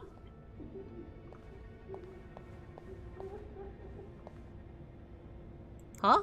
To be tossed aside by your best friend like that? Oh, Wendy, that's a special brand of heartbreak. Fine. It's locked. Oh. Being recognized for doing a good job. Sophie, I've That noticed feeling real never improvement gets in the quality of your work lately. I've heard of you get saying how clean the rooms are after you go through them. Who knows, maybe you'll manage to steal the Employee of the Month reward from Wendy. Linda. Haven't gotten any tips so far today.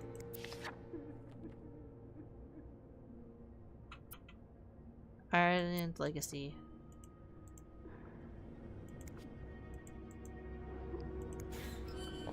Open sesame, off limits.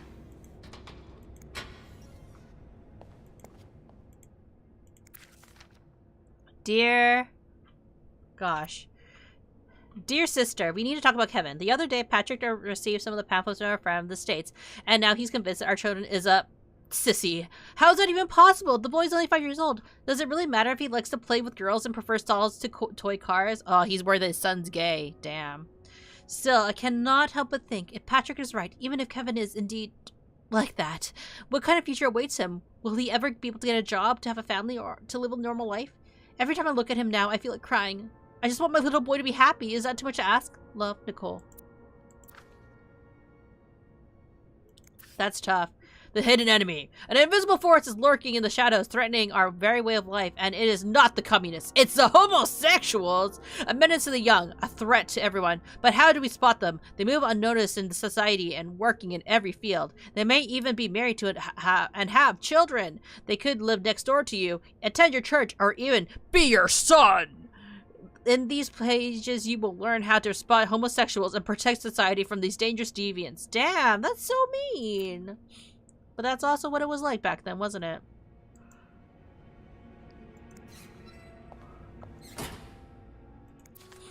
Carol, I hope you are having a great first week here. Valentine's Day is always very busy time, but do not worry, it should have calmed down soon. Yesterday I saw you watch while we were playing cards at lunch. You're welcome to join us anytime you wish. Nicole. Damn, Nicole. Carol, here's a Chambermaid's Guide to I talked about. Come see me if you have questions concerning the job on the or the staff. I can tell you who you should hang out with and who you should avoid. Yvette. Damn.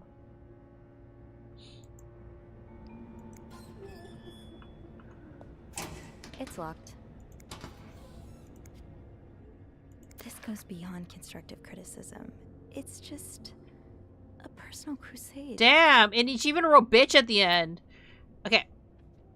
Wendy, do you think I don't see the way you talk to guests? The way you smile at them and call them sweetie when you fill their coffee cups? The way you laugh at their jokes and bat your eyes like a stupid teenage girl? I'm not sure if you're doing this for a tip or to get the Employee of the Month reward, but either way, this is unacceptable, and it won't even mention the way you wear your uniform. This is a respectful uniform hotel, not a pleasure house. Although I've always had a problem with your behavior, I tolerate it as long as the guests were happy. But now you're engaged, I can no longer remain silent about it. What would Jacques say if he saw you? I'm sure he would be ashamed as I am. Maybe you've got Bernard fooled like every other man, but if you don't change your behavior, I will find a way to convince him to fire you. This is your only warning, Linda. And damn, Wendy, you crossed it out to right, bitch. I don't want to think of what could happen to Wendy if someone found these. Should I?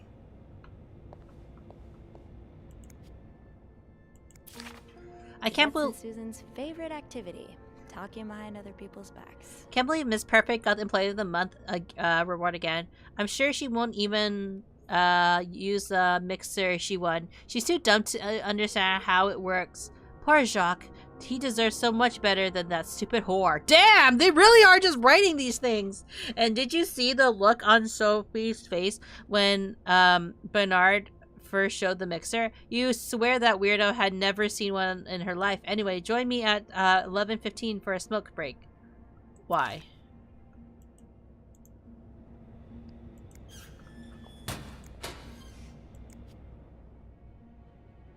I wish I understood you better, Yvette.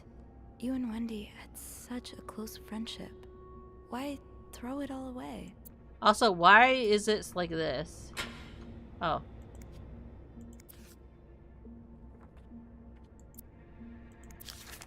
So now we have to provide a soap to guests. Yes, this is ridiculous. What's next? A hairdo in every room? Speaking, a hairdryer in every room? Damn. Speaking of hair, have you seen Rebecca's new haircut? I don't think she could look even uglier. Smoke break at 3:45. S.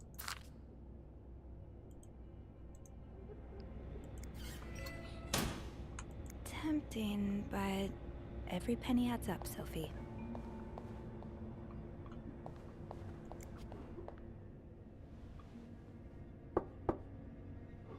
What is it? Wendy? It's Sophie. Are you alright? Do I sound alright? No, I guess not. Just leave me alone. I don't want to talk. I overheard you and Jacques earlier. I'm sorry for disturbing you. I was in the break room earlier, and, I couldn't help but overhear your argument with Jacques. I'm sorry he let Linda get to his head. He should be trusting you, not her. Yeah, well... I know I wouldn't be your first pick, but I'm here if you need to talk. Maybe later. I just can't talk about it. I can't talk about it right now. Aww. I'm sorry I was rude. It's okay. She's going through a hard time. Yeah? Thank you.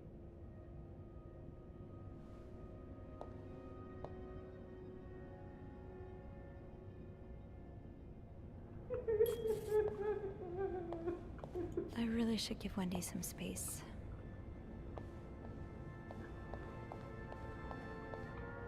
Man, some people are mean.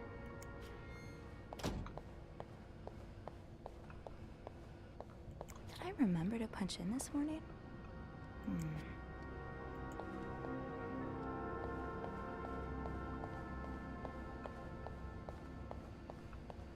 Yeah, Linda's not exactly my door's always open, come on in kind of boss.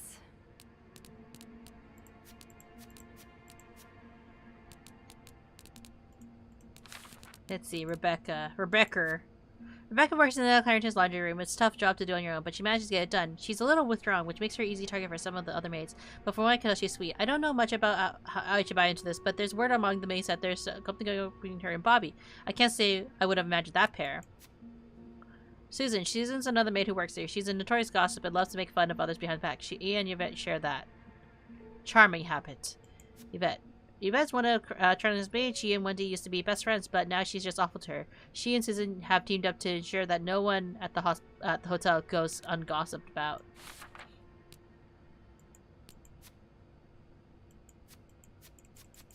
Okay. Let's go.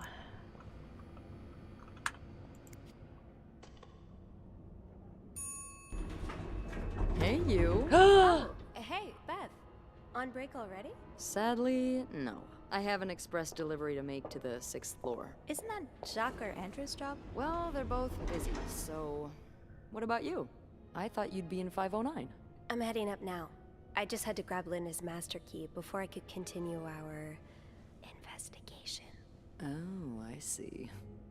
Well, this has been... Where did my key go, so though? far, hasn't it?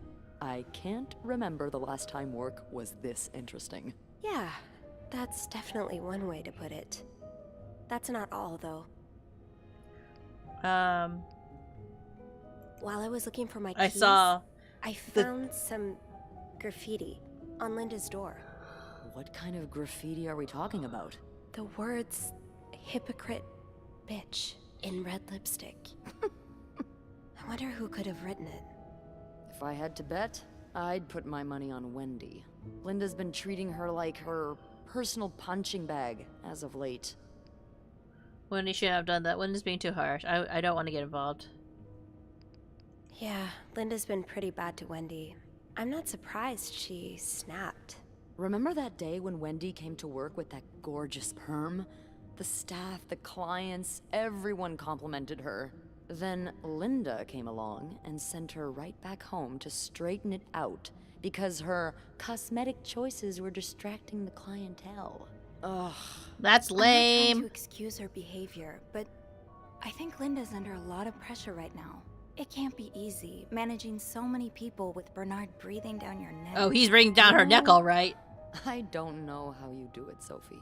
Maybe it's because my empathy only goes so far, but I admire that you're able to feel for just about anyone. I feel more for some than others.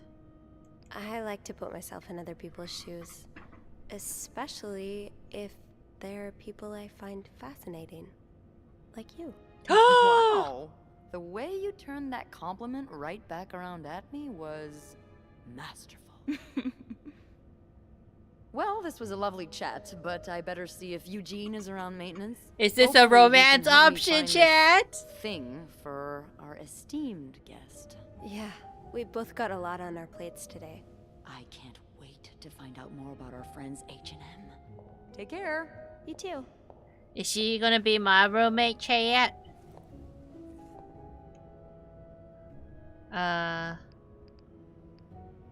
Stay a bit longer, you know.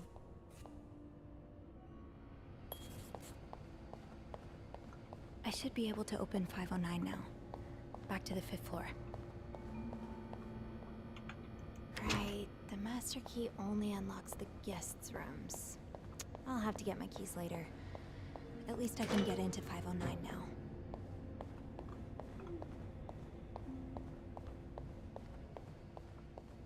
Rebecca's had her hands full lately. I hope she's doing okay in there.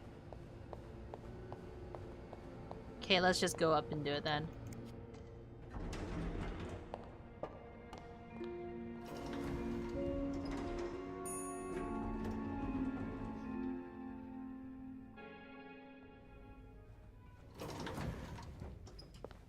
Oh, I do have 506 next on my list. Should I pop in before checking out 509? Yeah. Gotta do my job. Boy, someone's been living it up. Another fan of the Gossiper. I never did finish that article from this morning. That feels like so long ago now.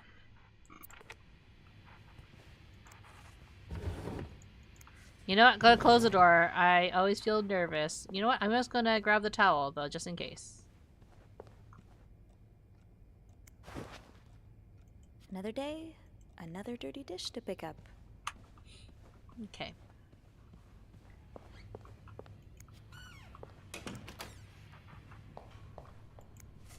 Oh my gosh! What are they doing in here? Why are they partying like this? It's a hotel! Could this be the shoe from the chocolate fountain? I Well, can't wait to shit. tell Andrew. Sorry for the mess. It's fine. It's fine. It's fine.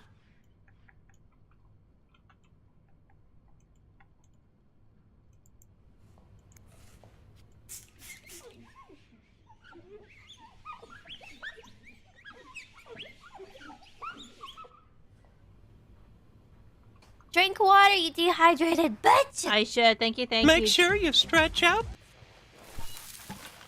How are you, Juice? I was summoned by the promise of lesbians. Where's my gay? I mean, we found a book called And They Were Roommates.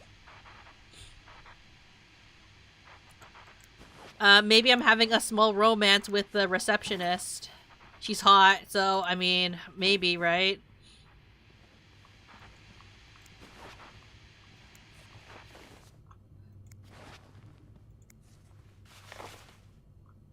What's this? God, I can't read this. Did he really just scold us for talking? These Montreal cab drivers, I swear. I know, I thought he'd appreciate us making conversation. Thank God for old-fashioned pen and paper at least. Yeah, it takes me back. At least Sister Gabrielle isn't here to confiscate them anymore. So, like I was saying, are you ready for your long weekend, week-long bridal shower, Mrs. Hubert? Stop, Simone. I'm not Mrs. until we walk down the aisle, and this week out is for thinking about anything but that. That's right. We are making the most of this weekend before I lose you to the jaws of married life. I would never. I won't be another Andrea, I promise. Leanne, he's going to kick us out if you keep making me laugh. The Montreal Tourism Association. Damn.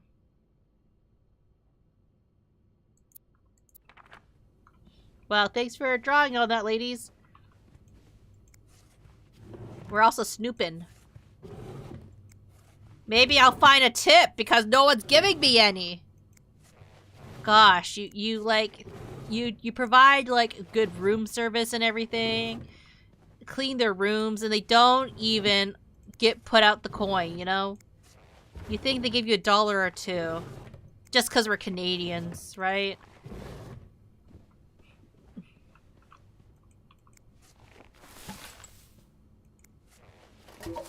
Jesus Christ. What's this? Not exactly a cherished gift. If you just left it behind like this. And I'm not going home without a prize. Dear my beloved Leanne, as much as I would love to spend this Valentine's Day with the woman who is about to become Mrs. Hubert, I'm happy to make do with a lifetime of Valentine's Days awaiting us. Enjoy the weekend in Montreal. I'll be waiting for your return and start our new life together. Love, Gregory. P.S. Don't let Simone rope you into anything crazy. I tell her I need a bride back in one piece. This Valentine's Day, I'm on the hunt. For that booty.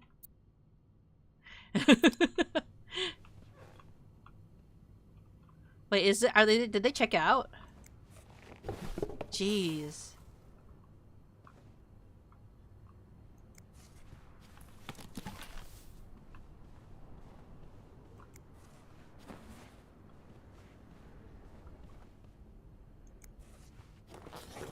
I need to double check if this is like a full clean or not. 506. Where's my thing? My list. 506. Complete.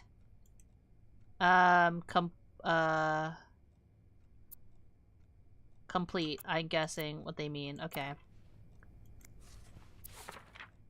Complete cleaning. Change bed sheets. I didn't really change the bed sheets. But I guess toss everything, huh? Just clean everything.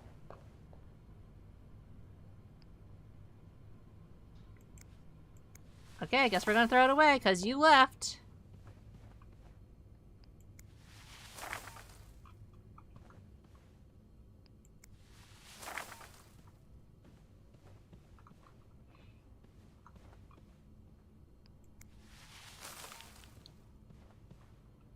If you leave without your shoe, you're gone.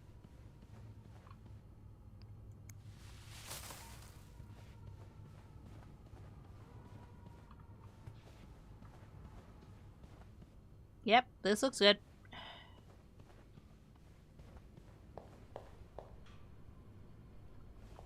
Yep, okay.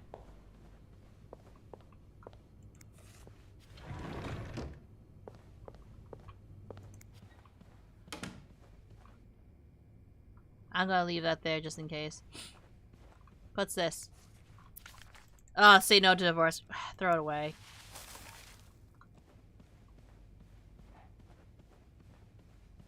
You know what? I'm gonna throw that one away too.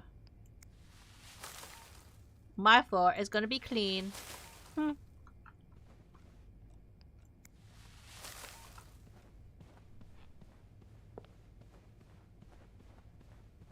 let's see. What else? What other rooms I need to do? Cross off. Partial.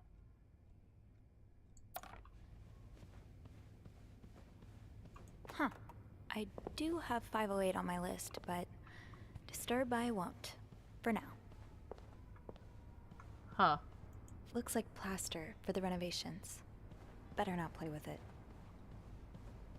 Okay, anyways. 509.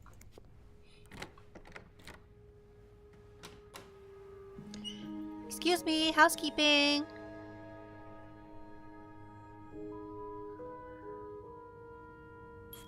Oh boy. Looks like someone had quite the shopping spree. More work for poor Rebecca. Tuxedo, Hang in pair there, of Red. pants, 2 shirts, 1 tie.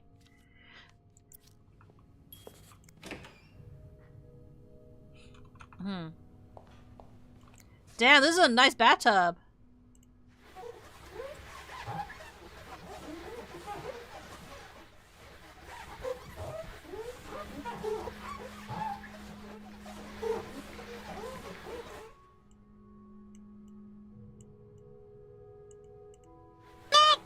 Yut yut.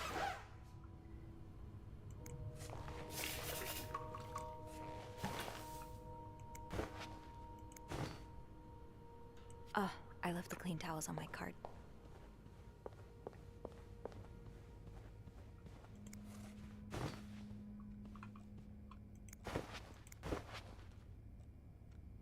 Another day, another dirty dish to pick up.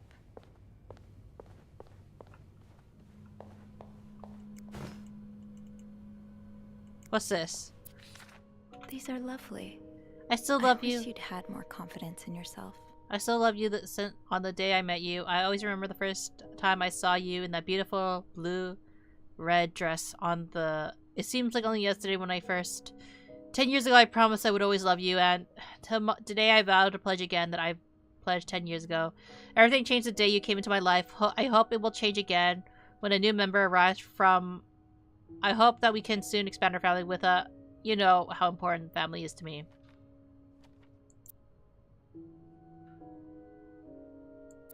Is part of it ripped?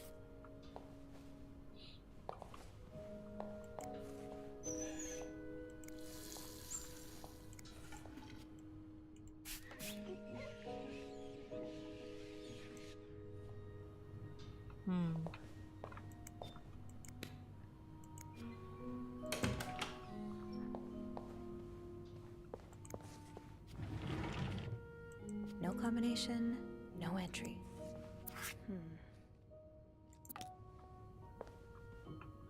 Close that just in case.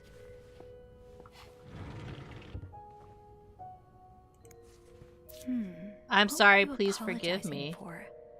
And were you forgiven? I'll hold off on throwing this out just yet. The food's Practically untouched. Someone slept on the My couch. first step should be to tidy up a bit. Searching a clean room is easier than searching a messy one.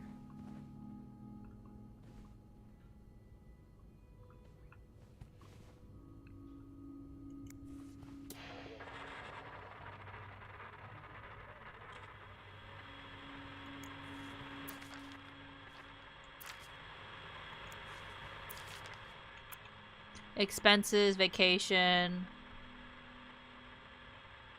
$10 for the hotel restaurant. Damn. Oh wait, was there a backside? No, okay.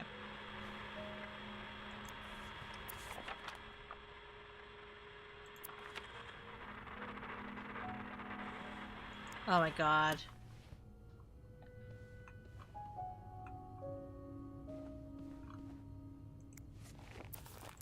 Newspaper.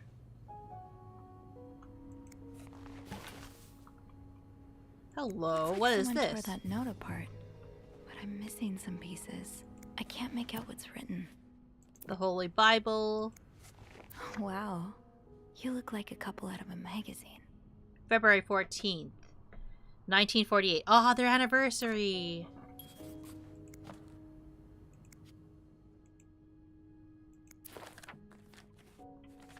All American. Protect the dream. Okay.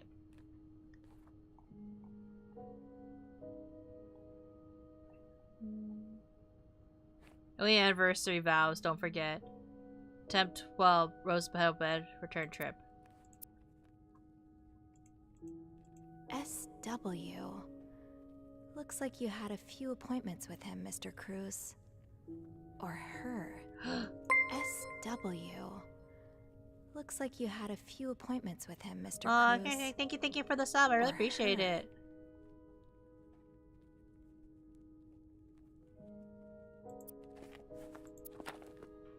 How are you today?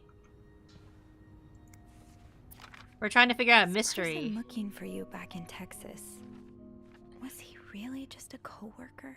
Dear son. Oh, sorry, it's your mother. Dear son, I cannot believe you decided to renew your vows so far away from from family. Your father and I are very disappointed, and so are your sisters. Montreal?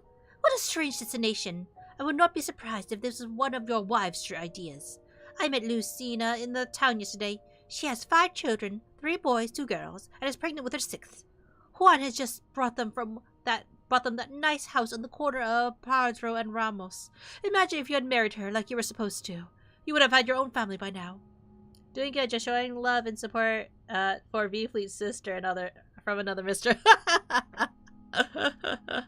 Thank you. Appreciate it.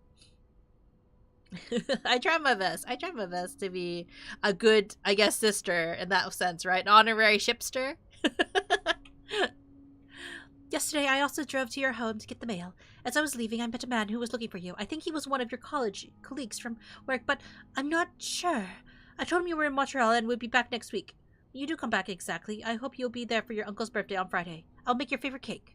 Why are you making my cake when it's the uncle's birthday? You should be making the uncle's birthday cake. Are you a fan of murder mysteries, though? He's religious. Someone's been sleeping here. I should leave it as it is. House cleaning!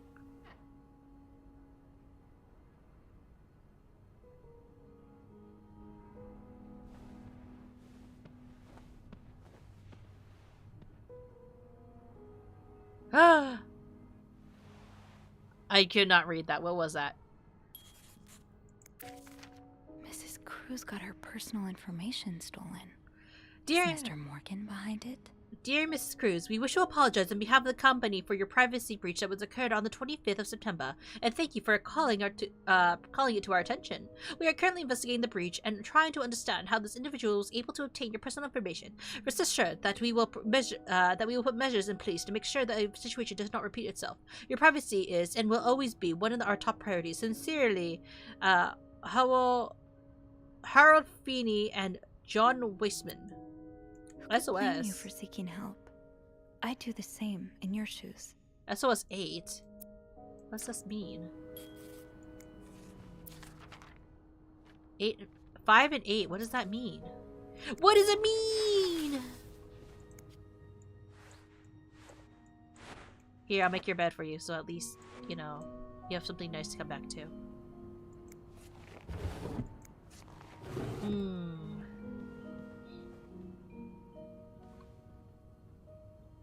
That looks like a fire hazard.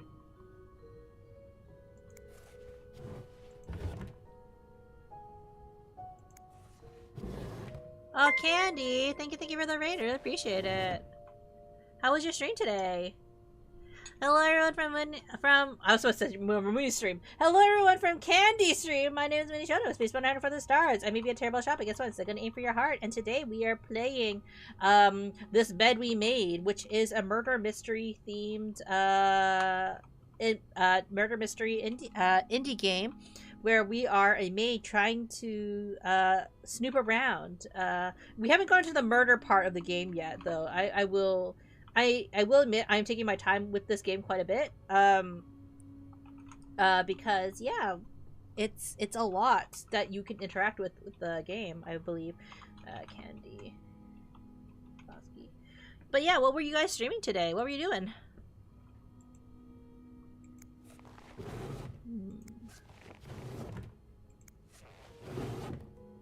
Can I pick those up? I don't like how I can't crouch, you know. Inspect. Am I reading this right? The account's been emptied.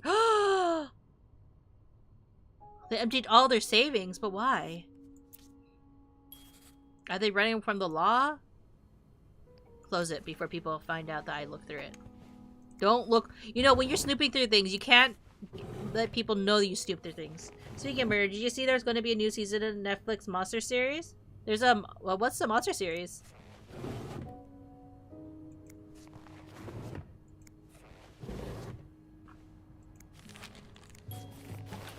Ooh.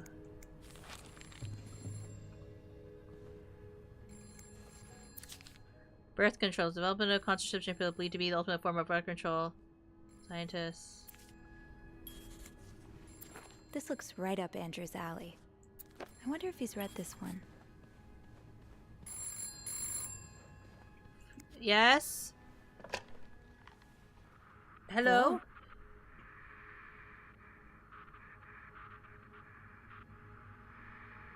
Hello? Hello, I'm just housekeeping. Beth?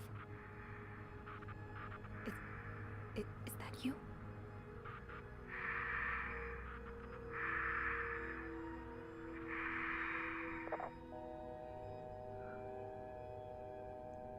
Who is this?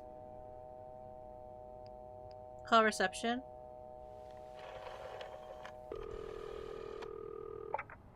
Clarington Hotel reception desk. Beth? Sophie? Did you just call me? No, I didn't. Then who called? What do you mean, who called? Someone just called, and they said nothing. All I could hear was static and breathing. Whoa. The creeporama just keeps on going. What is with this mystery? Hold on. Hey, Archie. What's up? Give me a second, Sophie.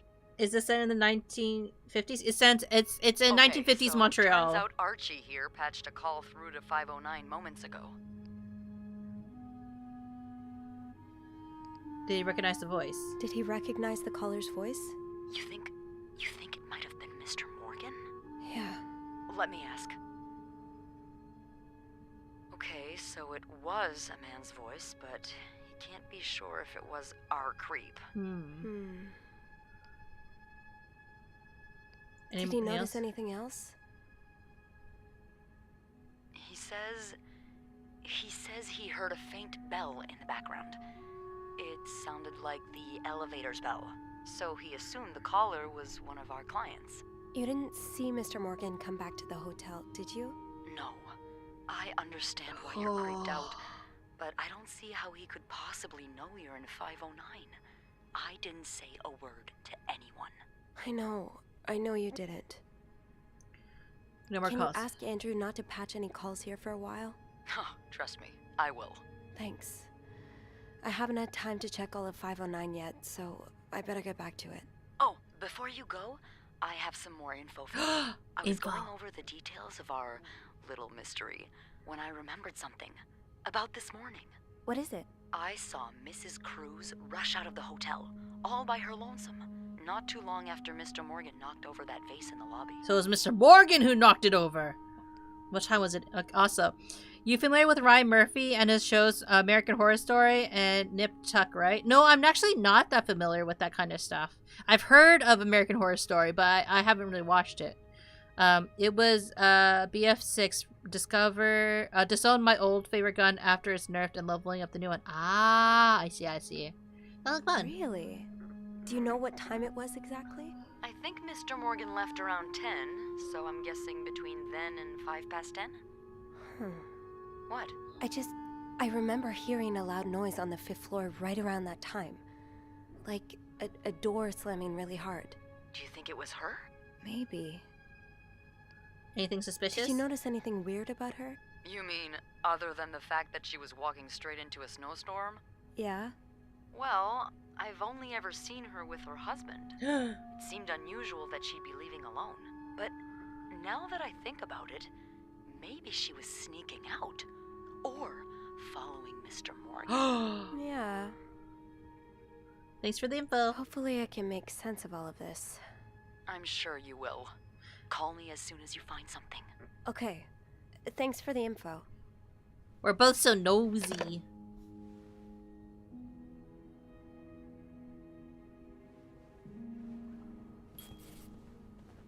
Okay.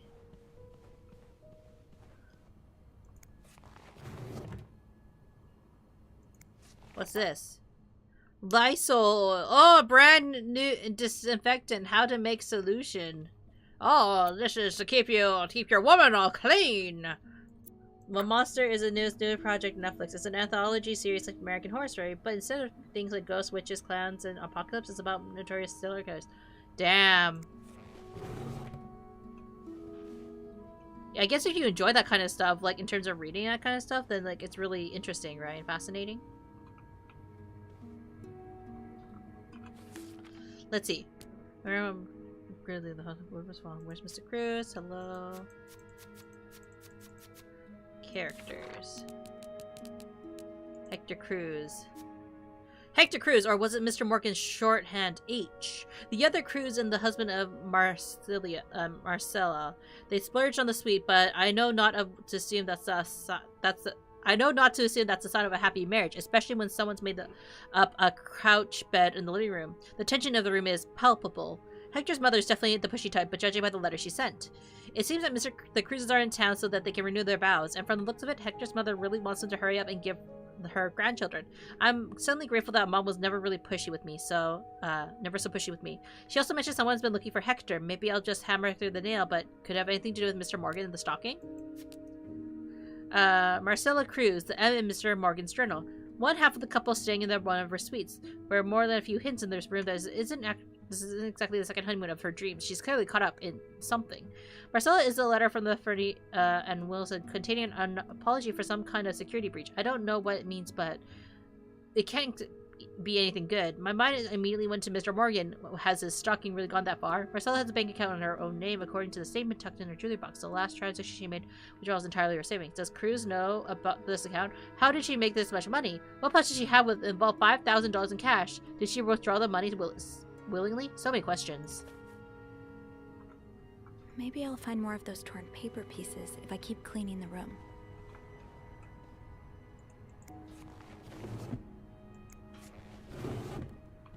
Locked. It looks like the code is made up of 4 letters. 4 letters. Where is the last ripped sheet of paper? Someone's been sleeping here. I should leave it as it is.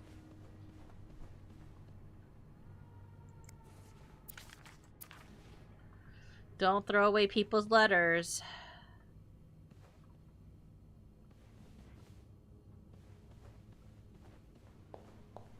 Oh, here it is. I'm not a fan of media that focuses on detail about the monsters that kill people. They deserve none of the notoriety and influence. Sometimes it's... people have the innate curiosity, though, at the same time. Not saying that's always right.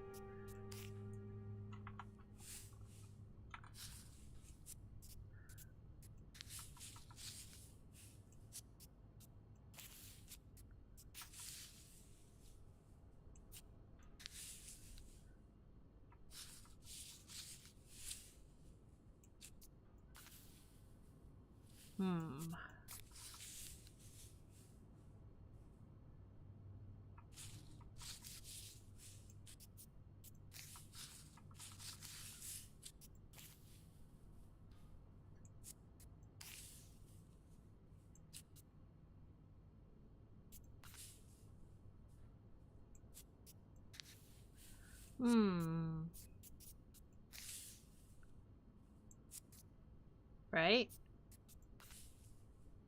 That goes there.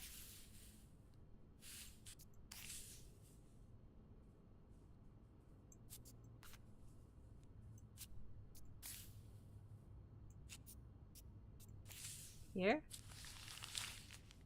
It melted together! It's some kind of code. Could I break it? And she literally breaks it. Especially with the rise of true crime in general, yeah. Make those money, well, yeah.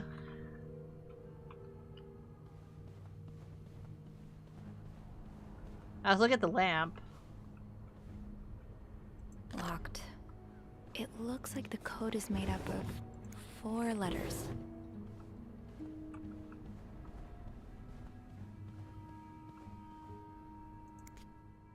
Oh, shit. Okay, I have to find...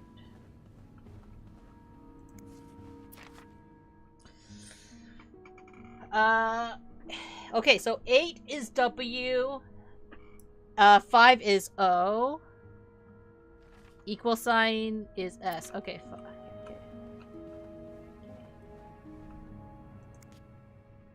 Okay. These ones are S.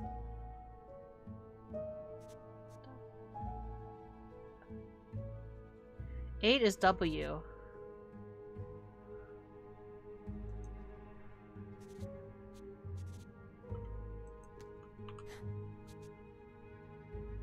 Really? That's it? Ah!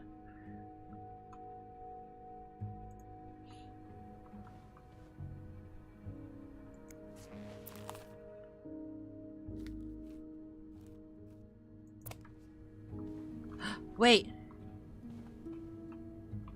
In the other room.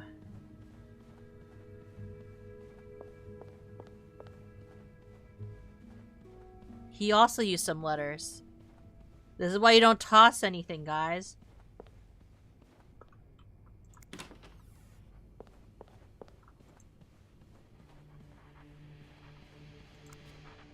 I thought it was weird. A is 2. That weird G is V. Money sign is L. Okay.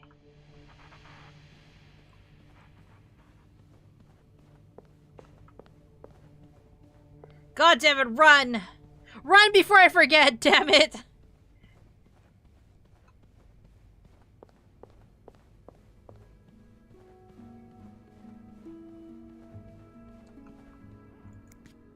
Okay.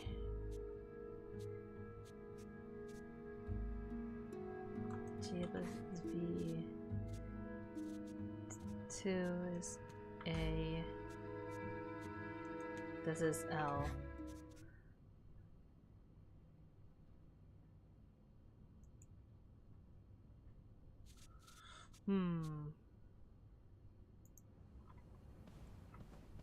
got really quiet all of a sudden.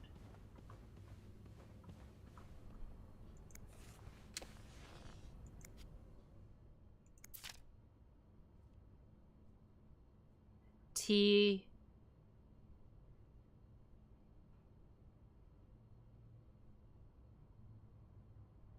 Squiggle. The X is W.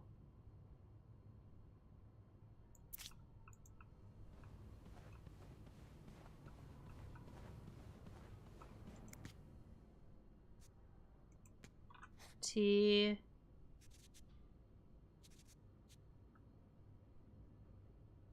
God damn it, I forgot immediately.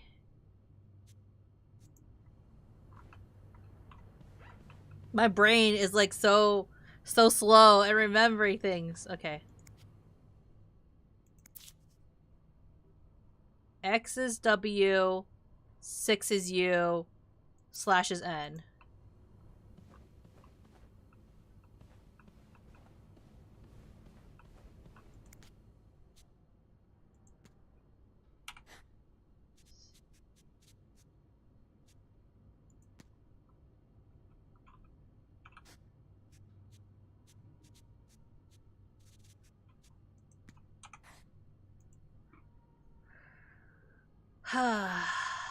I would assume this is E then.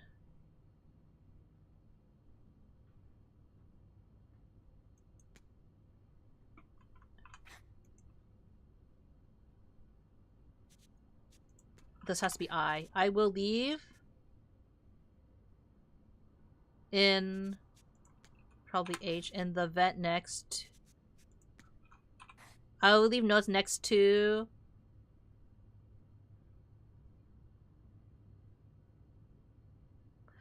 I will leave notes in the vent next to.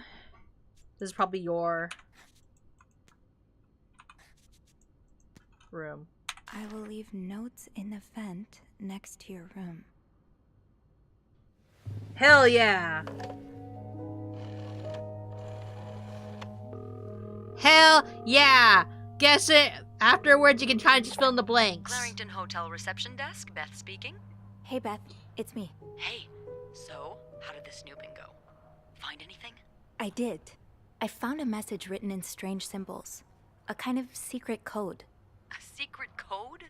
Well, spill the beans. What did it say? I will leave notes in the vent next to your room. In the vent? Hmm. Who the hell does that? I don't know.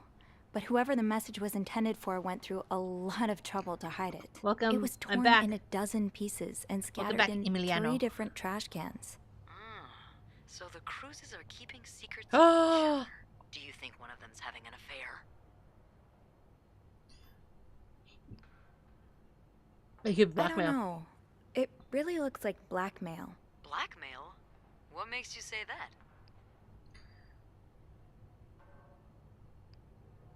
I Empty found bank a account. bank statement belonging to Mrs. Cruz. Her account was emptied very recently. Ooh, that's interesting. But it could mean a lot of things. Could also mean that she's running away Well, with a man. people need their money, especially when they're traveling.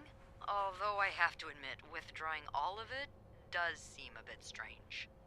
Is that all you've got to back your theory?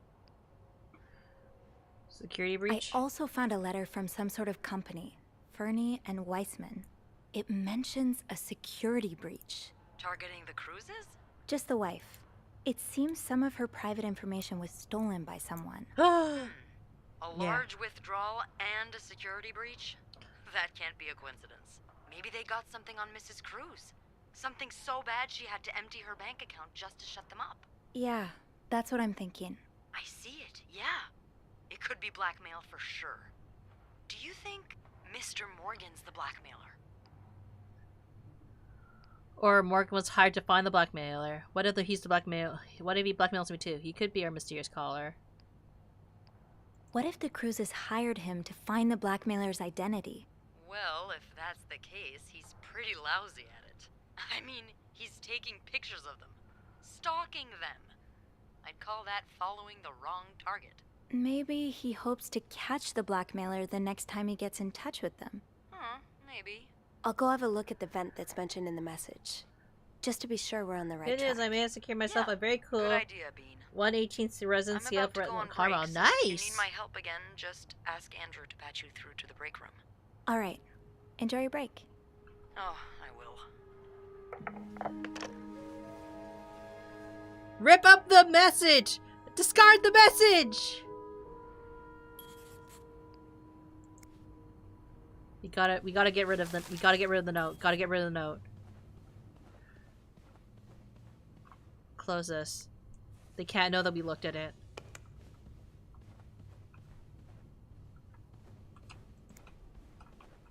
They can't know. 102 actually. I'm looking for another one, so let's hope.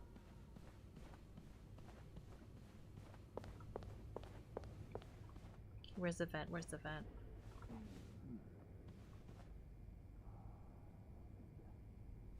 I've been waiting for this all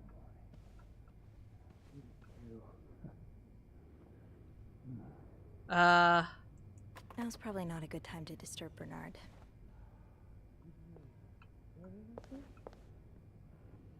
You didn't happen to go to the woman's locker room, did you? No. Drink water, you dehydrated bitch! Gosh, you're disturbing us catching people in the...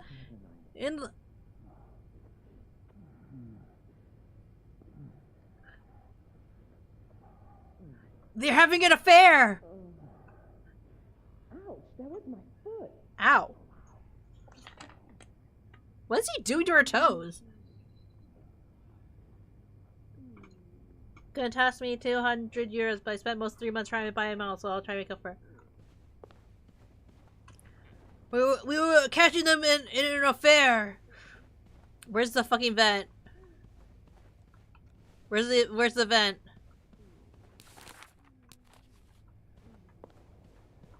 Go guns blazing in there, Munii. I want to be like, yo, you having an affair in there?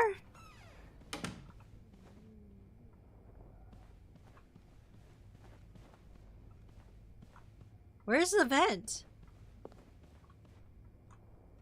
I'm sure I'll find more laundry to add to the pile.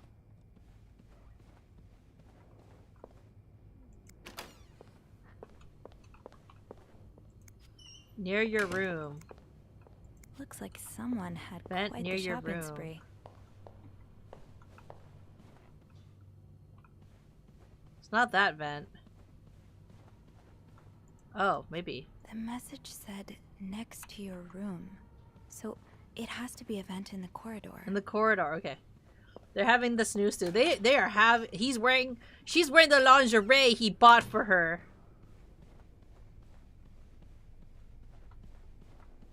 Do not disturb. Well, that's one less room to clean today. I won't complain. Is this vent? I can't see anything in there. Where's the vent? I think I have all the supplies I need. This vent? This vent!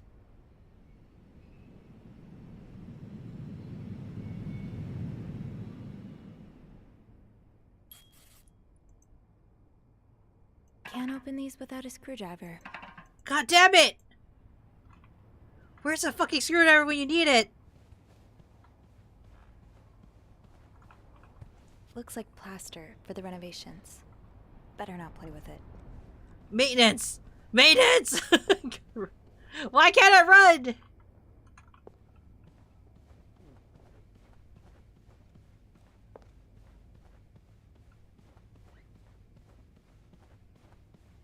Close the door. No one shall know. No one needs to know I was in there.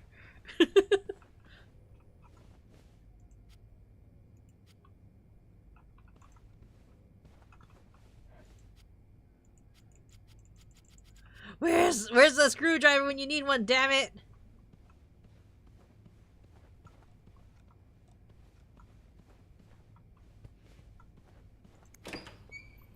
Hey, you guys have a screwdriver I can borrow?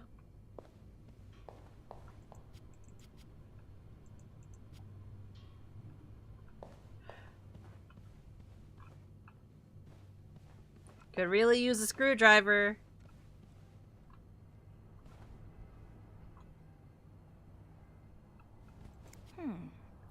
menswear. Are you in town for a business trip, maybe?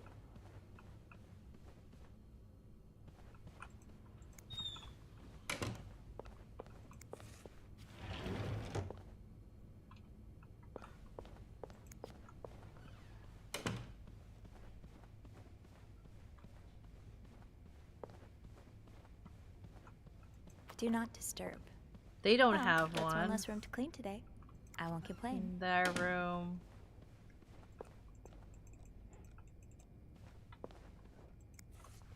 I don't. Where can I find a screwdriver?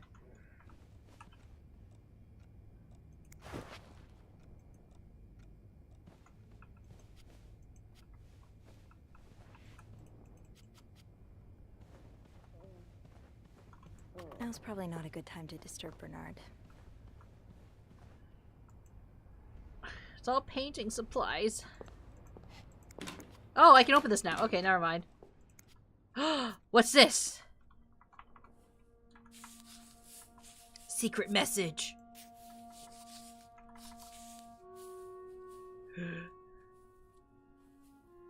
Damn it, doesn't fit.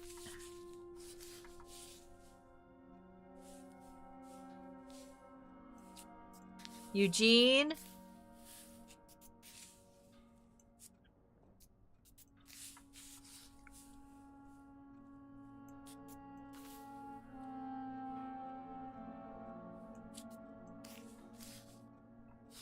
Something from Linda. What did Linda write? What did the bitch write? Oh shit! What'd you write, Linda? Highest priority, huh? Eugene. That means Eugene's probably working in Bernard's office right now. Bernard. God, I can read this. Handwriting. What's the plot, by the way? I didn't follow much because I stayed for a very little time before going to shower and dinner. So far, okay, so for anyone that's like came into the middle of the stream, right now we are a maid who likes to snoop around people's stuff. And so, like, we had to clean up something in the lobby, and then we found this film that belonged to one of the guests at the hotel. So we returned it, but then we found these photos of ourselves all of a sudden in the we found this photo of ourselves like using the perfume for one of the guests. So we were kind of caught. So we thought it was a stalking situation, and then it turns out he wasn't stalking me. He was actually stalking some other guests. So we're trying to figure out why. Like, is he blackmailing someone? Are they trying to find someone? So we're trying to figure it out, like, what's going on, right? I thought this was going to be a murder mystery, honestly. Bernard tells me there's a cold draft coming from his window and it's turning his office into a freezer. Fixing this should be your highest priority today, Linda. Okay, why did he rip up this note, though? Also, we found out that Linda is a hypocrite who's trying to break up this couple who, from clean lane to private, and yes, honestly, yeah.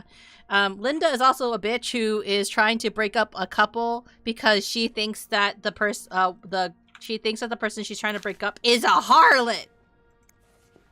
Is a skank. Oh, Eugene, I had no idea. Dear Eugene, a friend of mine has heard from her hairdresser, who has heard from her sister-in-law, who works for the secretary of the mayor, that the city plans to building a new mental hospital right next to the Clarington. Imagine, Denise could get the care she needs while staying close to home. It's almost too good to be true. I don't dare get my hopes up, but still. I'll keep an ear out to the ground and keep you posted as soon as we have more news. Warm wishes, Joyce.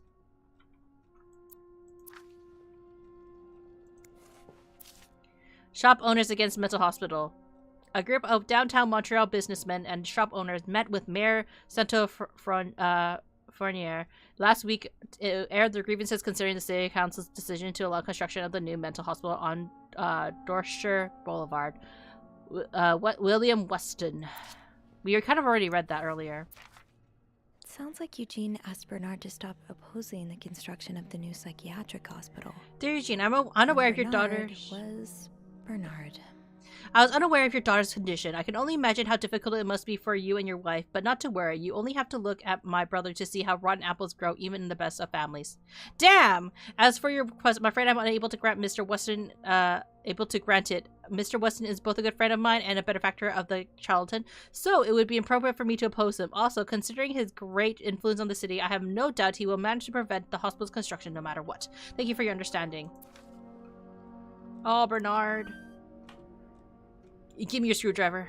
Shoot, no screwdriver. What's life without a little challenge?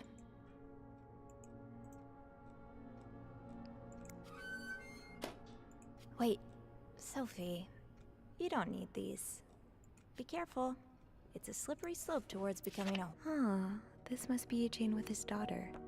He looks like a caring father. We could use any of those to be like to use as a makeshift screwdriver.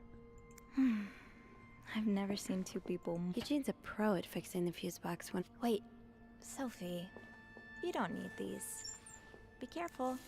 It's a slippery slope towards becoming a hoarder. This game is calling me out. I don't like it.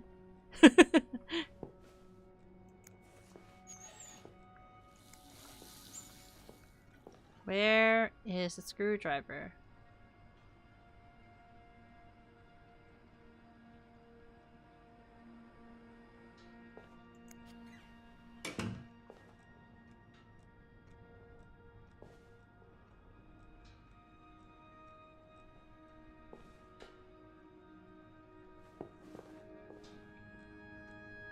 I need a screwdriver!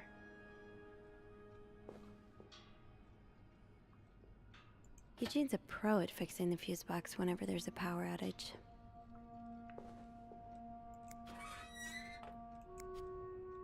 Shoot, no screwdriver.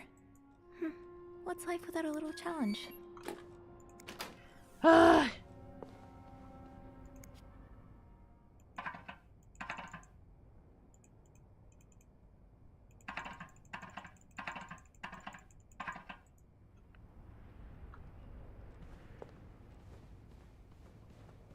I like how this game is just like, oh, you can probably pick these up. No, you can't.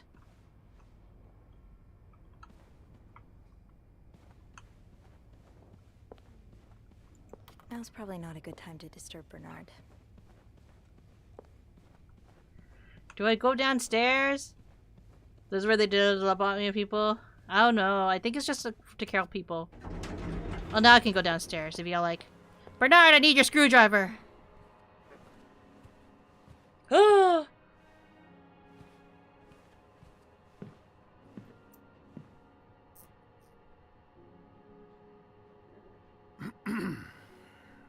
It's, Miss Belivet, isn't it?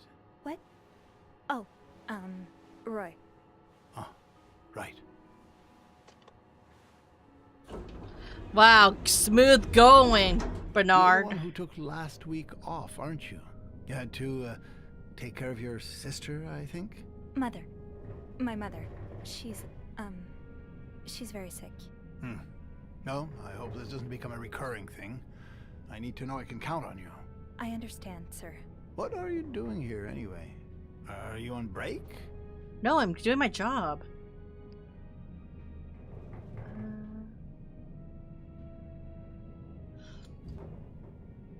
Yes, I am. Don't take too long. No, I won't.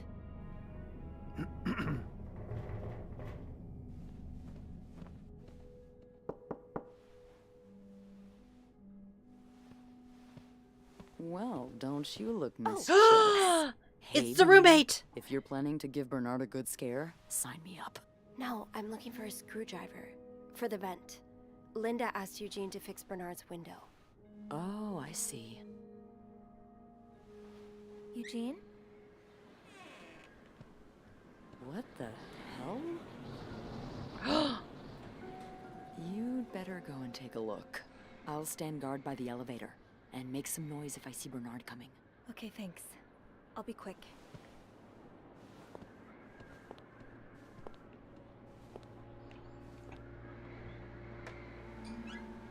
So much snooping.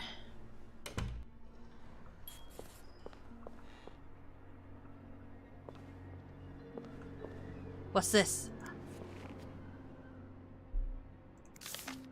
Dear. Opposing something that could help so many people just because it's close to your hotel? This is ridiculous. I would like to thank you again for agreeing to this partnership between the Carlton Hotel and Weston's department store. Thanks to your generous help, renovations are well underway and the hotels never look better. You should come visit soon when you're busy. Schedule allows for it, of course. On the other note, it has come to my attention that you have formed a group of local businessmen to oppose the construction of the new mental hospital. After working so hard to elevate Carlton standards, I cannot allow a band of cuckoos to move it to my backyard. Should you accept it, it would be an honor to the privilege to join your fight. Cordially, yours sincerely, Bernard Leduc. Handwritten by Eugene. Enjoy the cold, you cold-hearted prick. Damn, Eugene.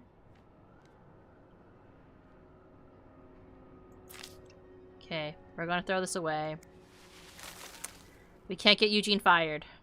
Aha. Let's get you to that vent.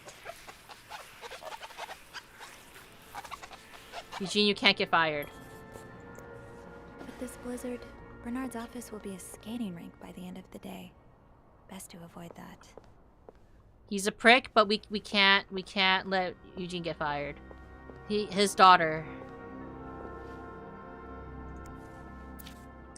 This does not look like a Nothing nice Maid brotherly Munii fan art check-in. went. I had no idea things were this bad between Bernard and Raymond. So in terms of fan art of me and the Maid outfit, it's funny because like a couple years ago, probably 3 years now, I made actually a Maid outfit design that I would have liked to have done at one point, but I never actually got it done. If you stop by my YouTube, you actually would see it because I used it for the thumbnail to this time. Dear brother, thank you for your invaluable input, but I need to remind you the terms of our agreement. Did I not? I did my part, I got you out of jail, and have ensured you the news of your deviant ways would not leak. Now, I expect you to keep your side of the bargain and stay out of my way. You are not to charge in the hotel anymore.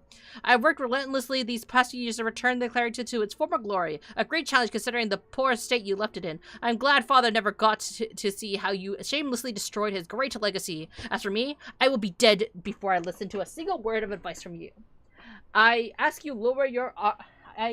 lower our prices, but I can tell you plan on doing just the opposite. My guests will only be the creme de la creme. Your deviant friends can find themselves another place for their unsinful debaucheries. Enjoy your retirement.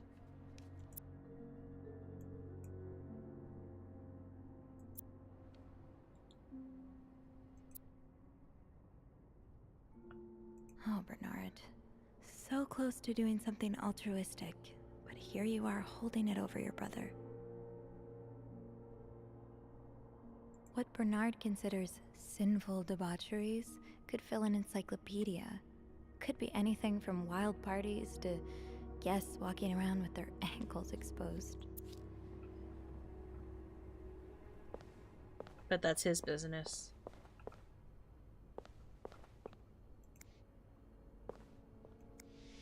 Surely your break is over by now. No, it's not. I came by here not too long ago, and Andrew was already covering for you. That's because I was in the ladies' room. That's no excuse to... It's my time of the month. You're married, aren't you? So you know how it is. I have to go more often, and sometimes I stain the furniture, and don't get me started on all the... That's enough details. Miss Belivet, what were you doing in I'm my not office? I'm Roy. I wasn't. Someone left the door quite ajar. I was simply closing the door. Someone left it ajar. Really? But that doesn't explain what you're doing on this floor. You know very well the cleaning staff isn't supposed to wander around the lobby for no reason. You wouldn't be lying to me, would you, Miss Belivet? No, I swear, It's my fault. I asked her to come clean up a mess I made. Spilled coffee. Coffee? Oh, Miss Lambert, you're not supposed to have beverages at the front desk. Yeah, well, there are so many rules here, I lose track. Come with me.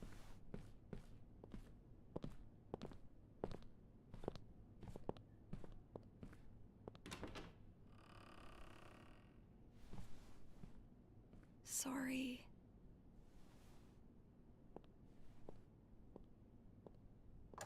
What was I supposed to say? She didn't mess with talking to Bernard, forcing your acolyte.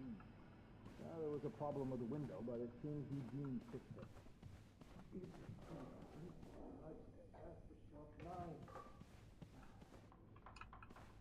I'm really disappointed in you, Miss Lambert.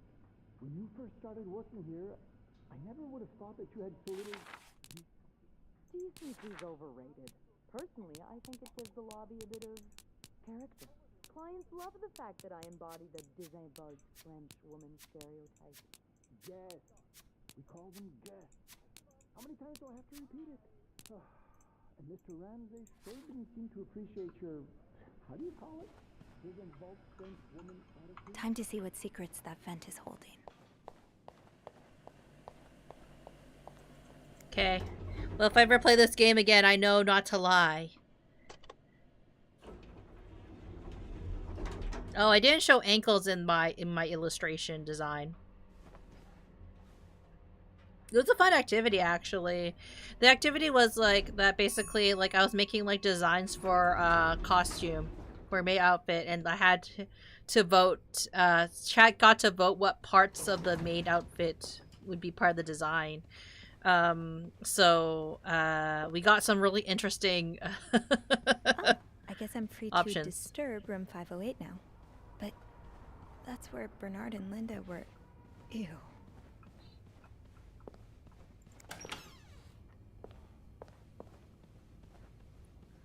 Well, shit.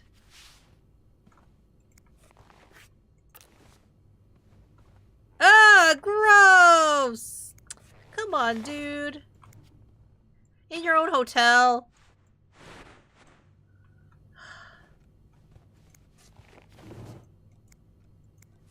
Better give me Employee of the Month for that.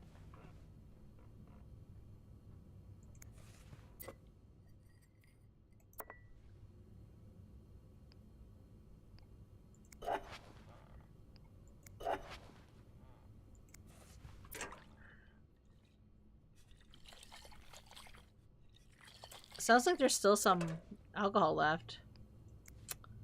I guess I gotta throw it away.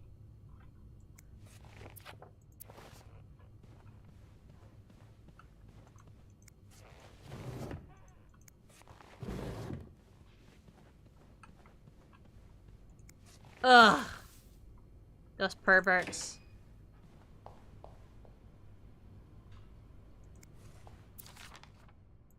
You know what? Fuck you. Made me clean stuff. Where are my flyers? Well, too bad you left them behind, bitch. Next time, I'm gonna trying to show like ankles. Damn.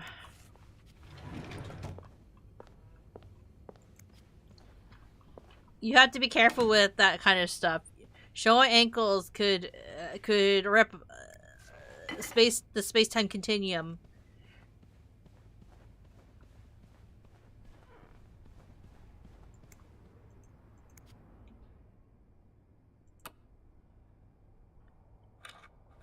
Oh shit, that's cool. Gotta do it with your scroll wheel.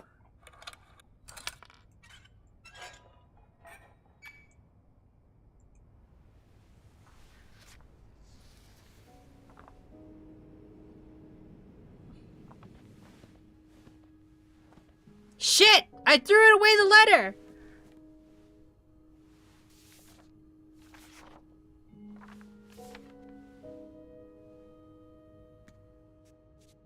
Oh, okay.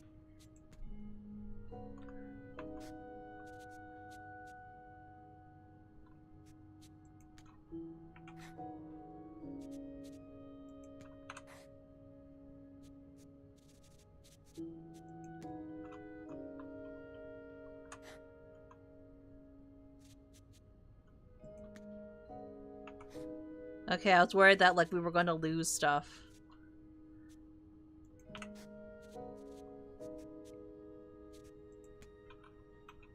Meet me.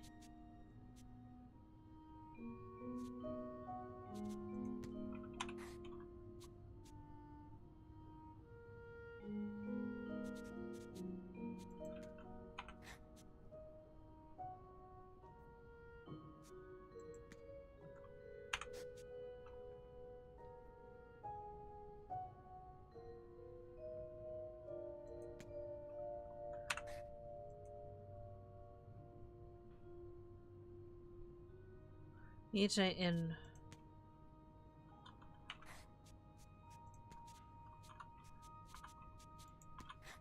Meet my time in my room.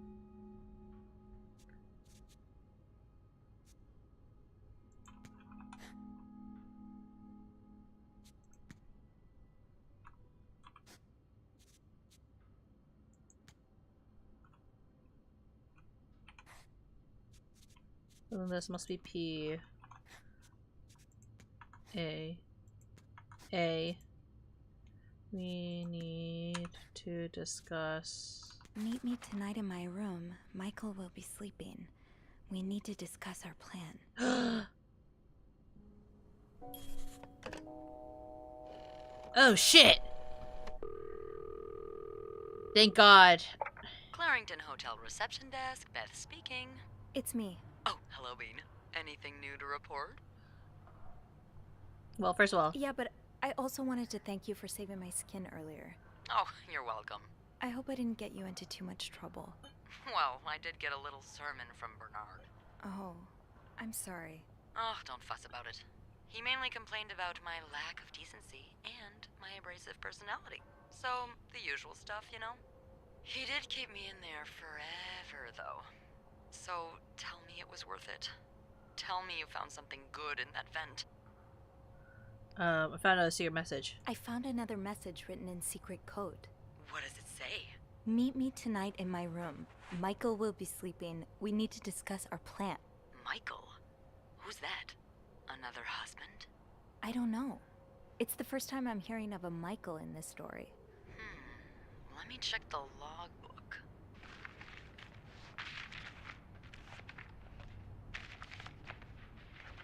There's a Michael staying in room 507. Mrs. Beaumont's room? But she doesn't have a husband. She's here alone with... Oh! Michael must be her son. I got him some extra blankets the other day so he could build a fort. Could Marcella... Yes? No, never mind. So, what's next? I guess I should go have a look at 507, but it's not on my list. There's a do not disturb sign on the door. Well, I could call the room to make sure no one's there. Good idea. Hang on.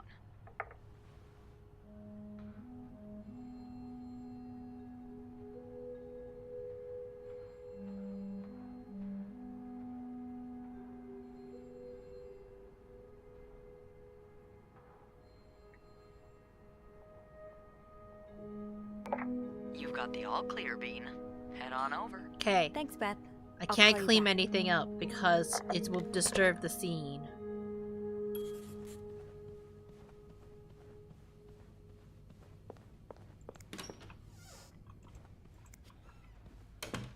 Okay.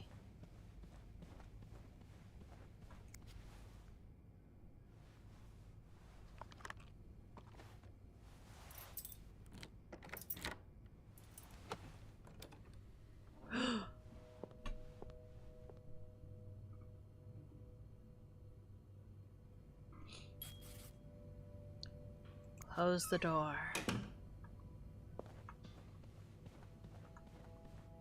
What's this? The winds that leaves the day around make a sound that sounds like really, Anne? The winds and the leaves that day made the cherry whistle, a soft melody that came to my ear. I remember every part of that day. It was the day we met. Jesus, this is bad. I was looking for my cat when I heard the sound of leaves blowing in the wind, like a melody to my ear on the summer day where I met you.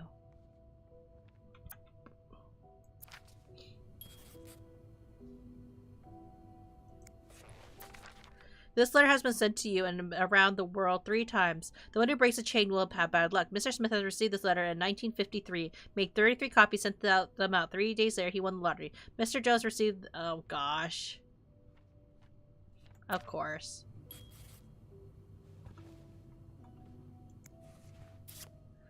Aw, that's so sweet. Dear Sophie, I didn't do much. Thank you but so much for taking care of our room glad every it day meant and bringing us something extra to you. sheets. Michael and I wanted to give you a little something before I left. Sincerely, A. Well, I can't take that because I'm not supposed to disturb this area.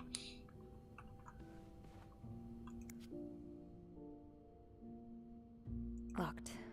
The key has to be around here somewhere. A collar? Greta. So a husband can abuse his wife and just get away with it? Dear Anne, and people like Linda still think divorce is wrong? Ugh. Dear Anne, I have met with Lewis and he asked me to give you an enclosed letter. I think it would reiterate that some of your accusations, such as wife abuse, are not grounds for divorce in Quebec.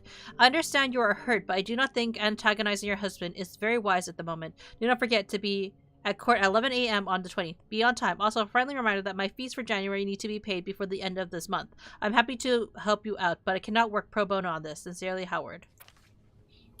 Jackass. Funny how some games really stand the test of time. I used to play this with Mom all the time. Oh, Michael. Oh. Adults can be so... It's all in French, too. So I cannot read this. I promise, it's not you. Okay, so this is a translation of it. Papa, I'm sorry, but Mom asked me not to tell you the name of our hotel. She allowed me to talk about our room, though. We have 2 little beds, a radio, and even a television. Mom let me build a fort, and a maid brought us some extra blankets. She's really nice. The hotel is nice, too, but I miss home. I wish Mom and you could be happy, and I wish everything could go back the way it was before, but Mom says it's impossible. She says she no longer loves you. Do you think she'll ever stop loving me, too? Michael. Aw, poor little Michael. He doesn't understand. Anne Bursey, subject, Michael's withdrawal from school. Dear Mrs. Bursey, we have successfully processed your request to withdraw your son Michael Bursey from his school schedule system under the agreement that you will continue his education from home. Following this letter, you will receive a list of books and school materials that you need to purchase in order to follow the curriculum from home. A social worker will be in touch to help you understand our milestones so that your son can benefit from our program from the comfort of his home. Thank you for thinking of your son's education. Donald, Brion. Grammar. Do not toss that.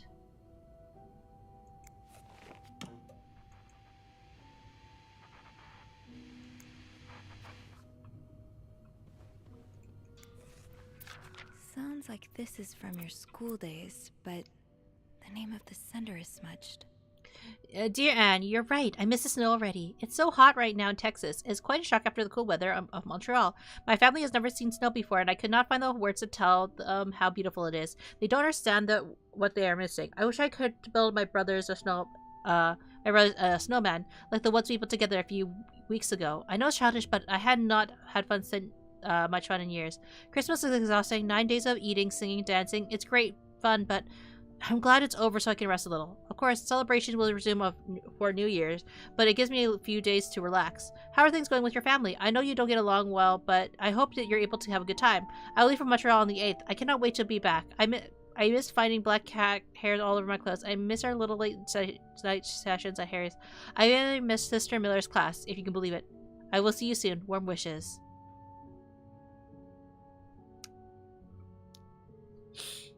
What if this is the wife? Like, you know, the wife and Anne are like chatting, and she withdrawed her money to like help her friend get away from her husband. That might be what it is, right? Aha! Keys are Snoop's best friend.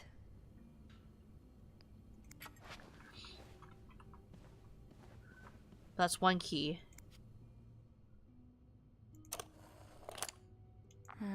I'll need another key to unlock this. Haven't I seen one just like this somewhere? Frosted Pops. Oh, I like how it makes the little sounds. Will you be lucky allowed to visit my igloo in the Pit Potty's factory? Aw.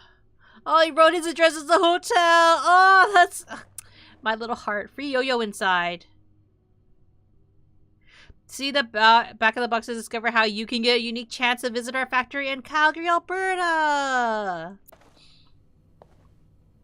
Man, I haven't been to Alberta in a long time.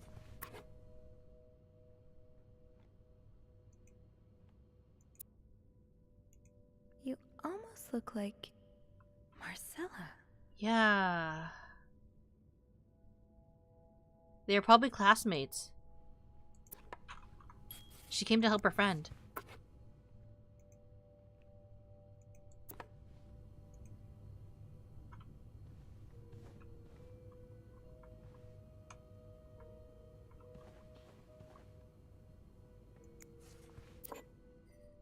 Two women drank. Mr. Cruz, huh? Insurance agent. Protect the dream. Numbers, dates, times. What does it all mean?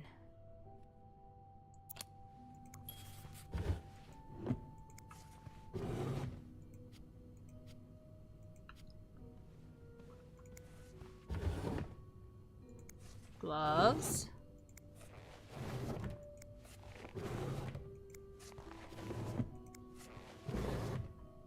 Okay.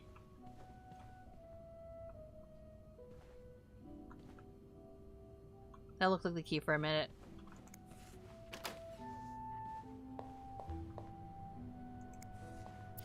Looks like someone grew tired of looking at your face, Mr. Beaumont. Her wedding ring. He's all but outright threatening you. I just met with your I damn. hope you can stay as far away from him as possible. I just met with your damn lawyer. You got some balls to accuse me of all that. As you were so irresponsible yourself. Do you think I don't know where you spend your nights? But worst of it all is that you won't let me see my son. You won't even let me tell me where he is. Do you think you can have a chance to get custody? You really don't know me well. I won't let you take Michael away from me.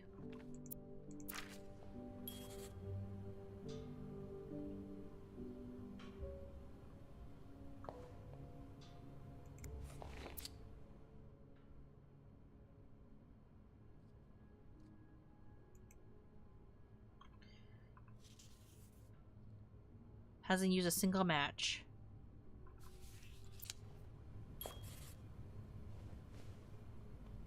No, we can't let them know that we were in here.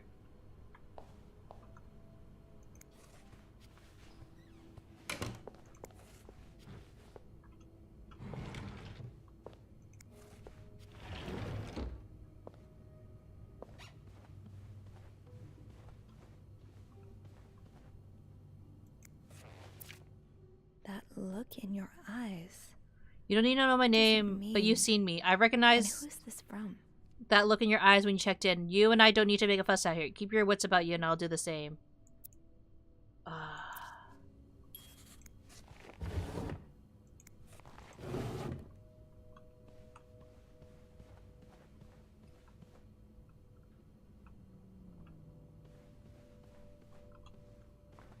Where's the other key? Funny how some games really stand the test of time. I used to play this with Mom all the time.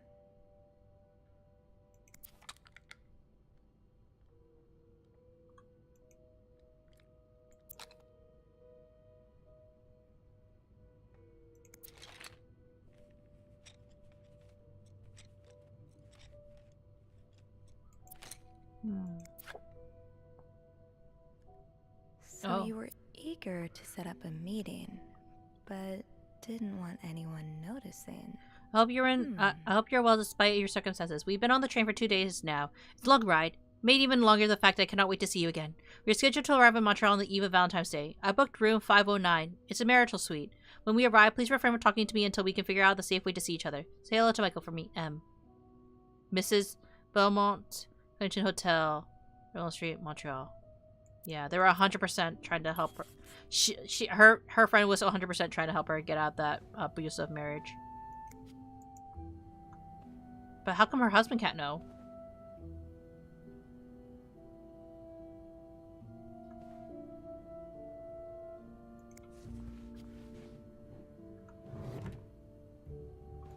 Where's the other key?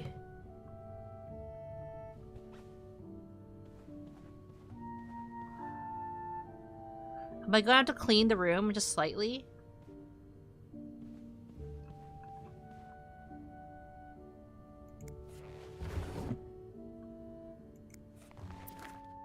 Adam or Eve? A confession of a shocking forbidden love. Should Rose stay in the marriage that no longer makes her happy or seek refuge in the arms of a woman who truly understands her? She tasted the forbidden fruit many years ago, and now she's all she can think of. But what would her family and society as a whole think of her when she turns to a life of sin? Should she be condemned for even entertaining the thought of leaving her husband, or pitied for having to make such a heartbreaking decision? Bridget Boswell is a prolific author behind the novels such as And They Were Roommates and The Lonely Girl. Anna Moore Eve is her 7th novel. Damn! Queer books!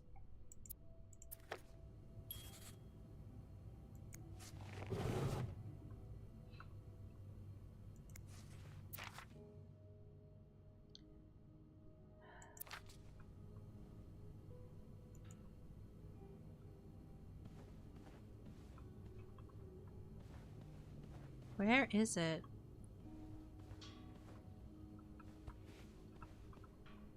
Where is the other key?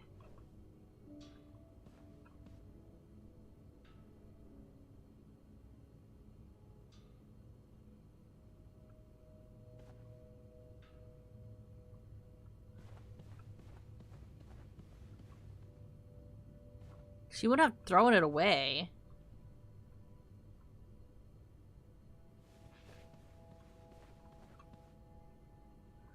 Oh god, this is one of those things that like it does stump me, you know?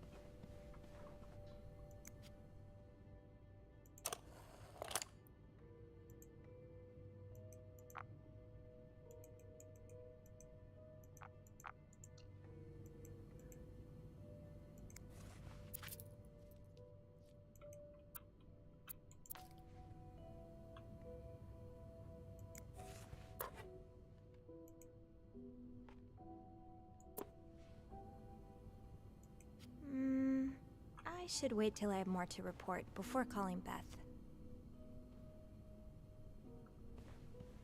Because it should be in this room, right?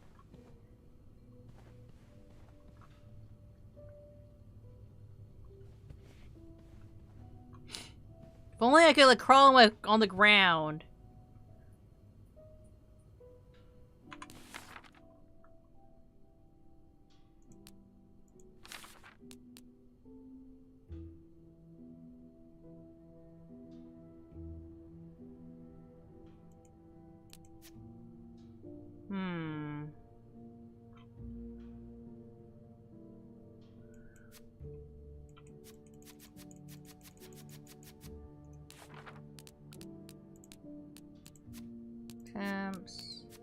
Cat collar. Oh, it's a cat collar. I thought it was a dog collar.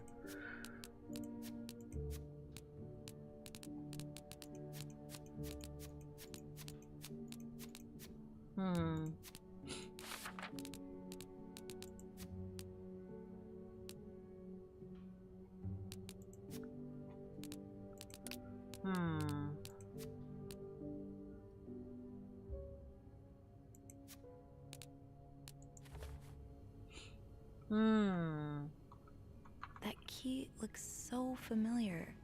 Oh! I associate it with room 505. It's in 505, isn't it, motherfucker?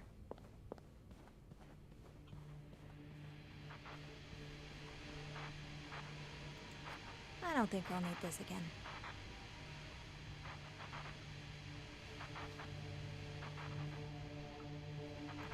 Turn it off. The storm must be getting worse. I hope Mom's not too bored without her TV shows.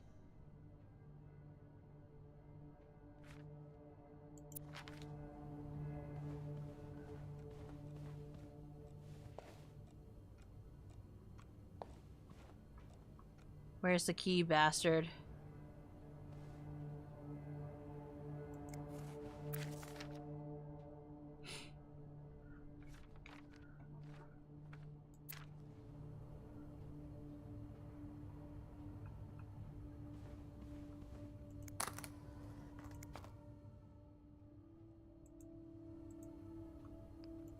Close it.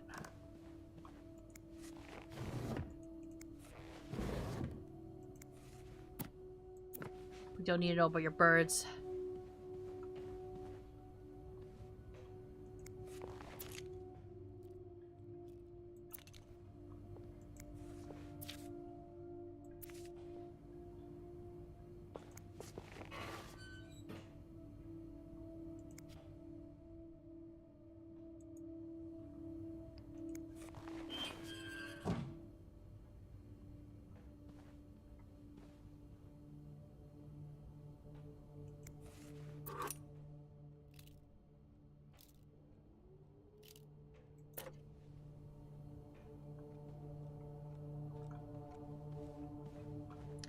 Where's the key, you bastard?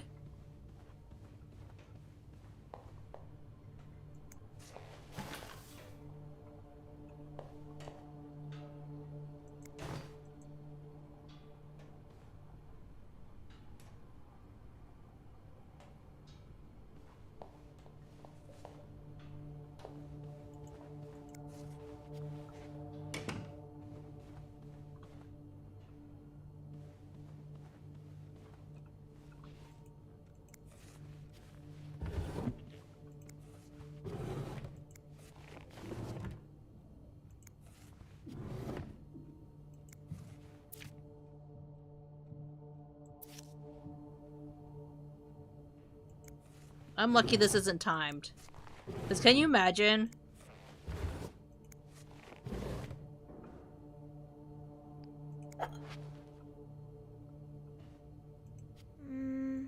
I should wait till I have more to report before calling back.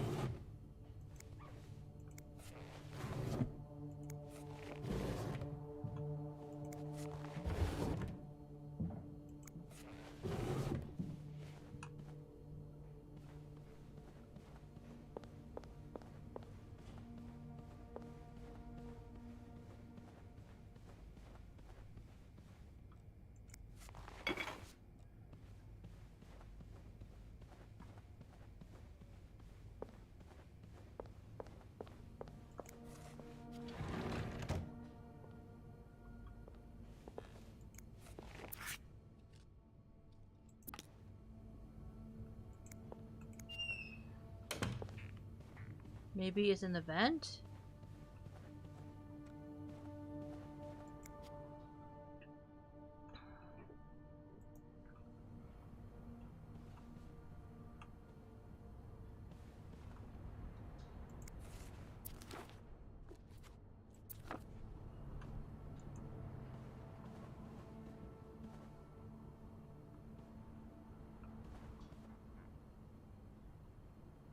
Where's the key, you bastard? Think, Sophie. Where have you seen a key like that one before? In a safe? It wasn't in the safe?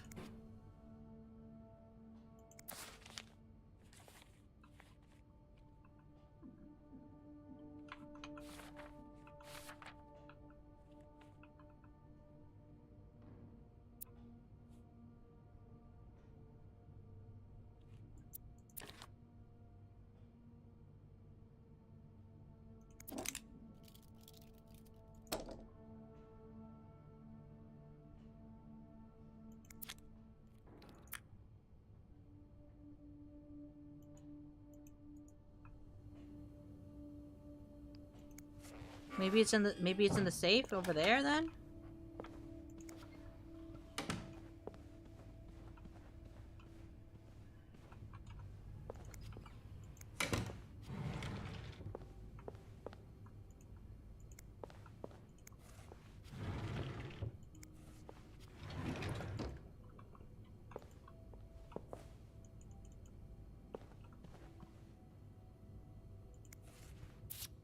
I'm like legitimately confused. I have no idea what to do. Oh my god. Where's the other key?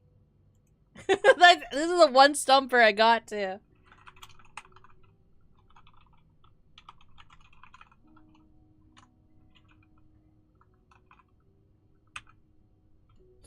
Key 507, Jesus. I just need help finding the last key.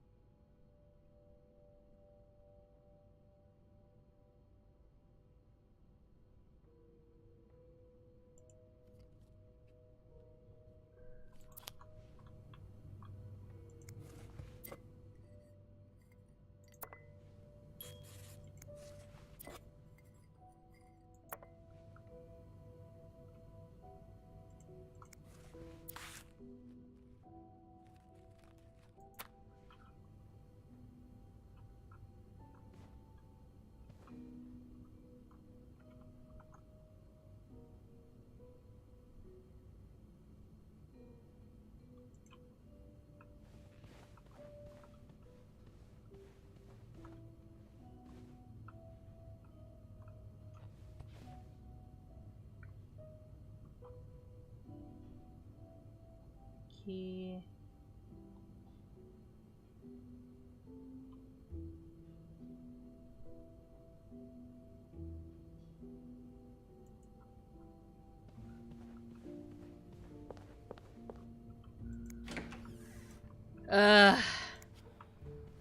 Marbola ripoff, is it?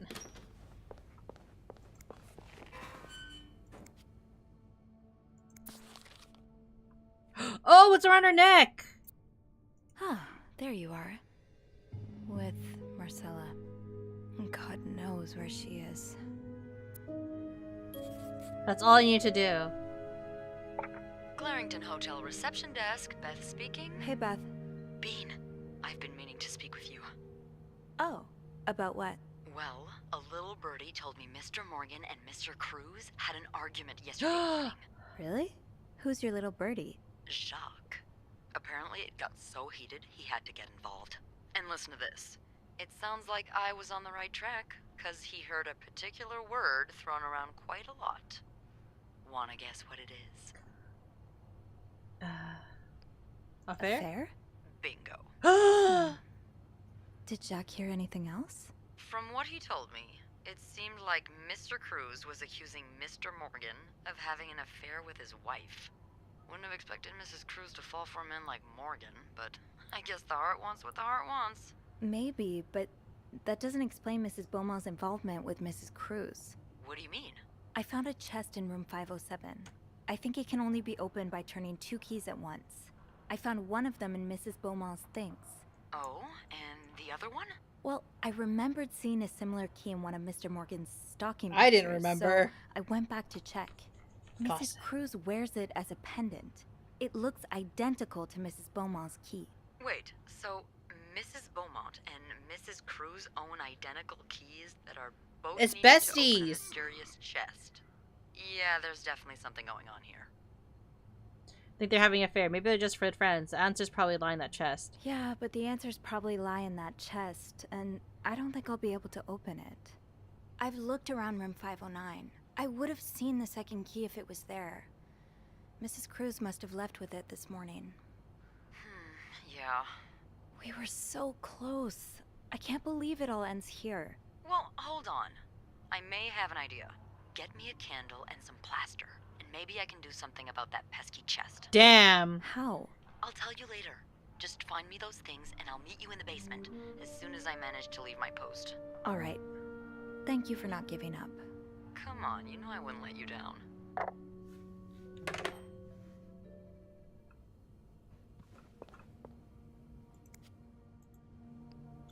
Is that also a Luger P08 gun? I have no idea, because I don't know guns.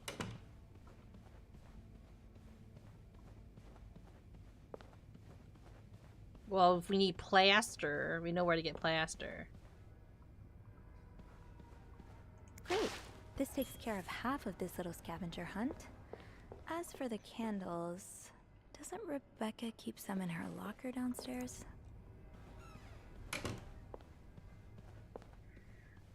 Being MacGyver, she truly is. What a good roommate, you know?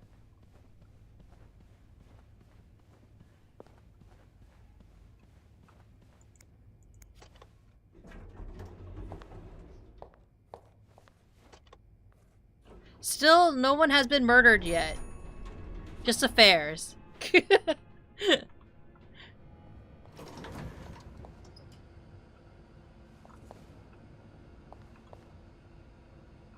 Who keeps candles in their locker, though, honestly?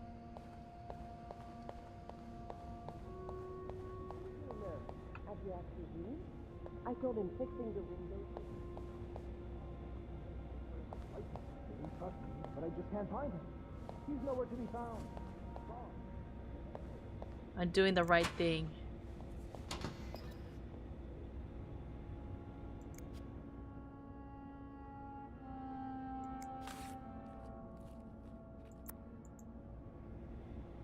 Candles, candles, candles. Rebecca. I think Rebecca keeps a stash of them, but where? Susan. Wendy.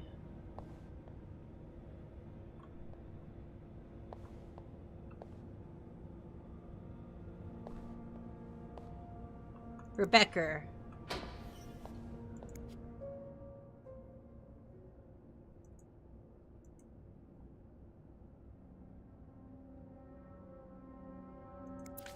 So you do have a stash of candles. But where is it? The kitchen's out of power again, and I can barely see anything. Bernard wants us to continue working, but I'm not risking chopping off my finger for that blowhard. Didn't you start hoarding candles since the last power entry? I remember you saying that if you ever wanted to be, you never want to be caught in the dark basement again. Where's your stash? Insurgent, please, Bobby.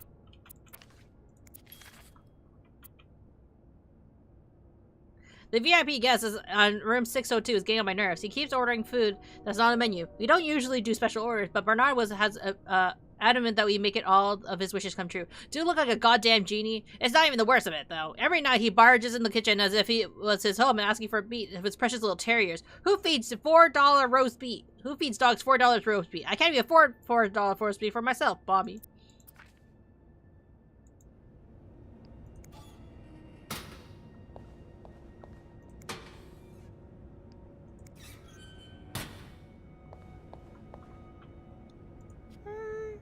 I'm good.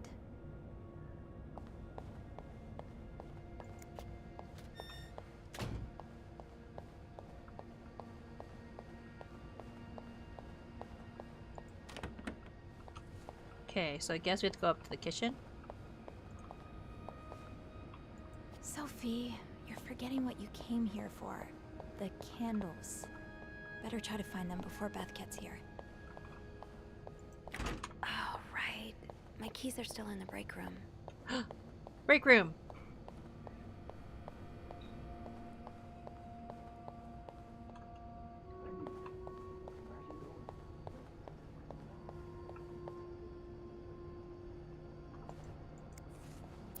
This is probably Beth's latest project. It's really cool how she has an eye for this kind of thing. She must be a fashion designer. Well, she was a model. I don't always get fashion, but these are fun to look at.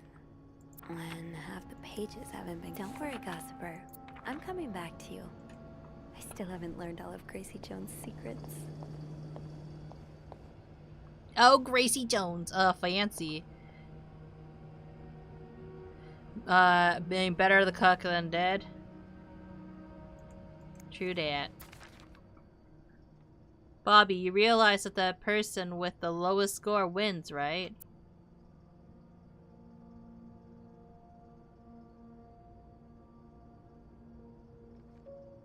To all employees, it has come to my attention that several guests have complained about the member of staff going through their belongings in their absence. This has to stop now. Anyone with information regarding this situation should come to my office as soon as possible. All the person behind this is swiftly identified and reprimanded. Should there be no one come forward within a week, punitive measures will be taken against all of you. Thank you, Bernard. Ooh. Ooh. Apparently no one cares, but ooh. Gotta hold on to these tight.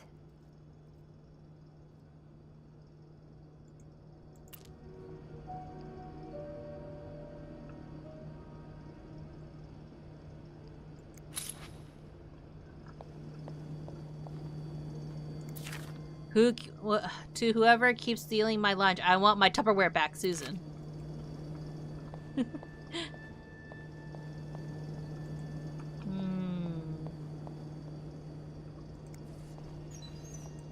Do your dishes, damn it!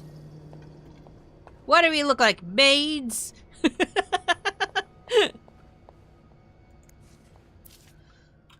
Have you heard there's a famous movie director staying in 602? Jay. Yes, I heard there was when he was checking in. I don't know who he is, but he must be pretty important because Bernard almost was licking his boots. He even let the man bring his dogs to the hotel. So he's shooting a picture in Montreal? I heard that he's here to scout, but I'm not sure what that means. Perhaps he's taking pictures on Boy Scouts. Do you think he'll shoot in the hotel? I hope he does. Imagine, we could meet famous actors like James Dean. Let's hope the director has supernatural powers because Dean is very dead. What? James Dean is dead? Damn. Andrew's Book Club. What? Let's talk about books over a nice cup of coffee. Where? Corners Cafe. When? Thursday, 7 p.m. Why? Why not? For more details, please contact. Oh, that's kind of mean. They wrote on his flyer.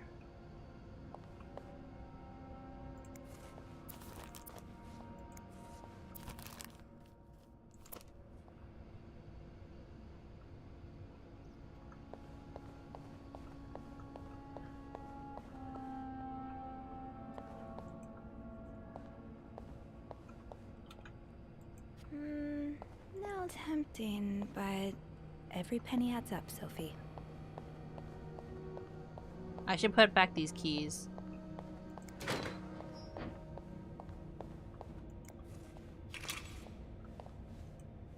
I don't want to get in trouble.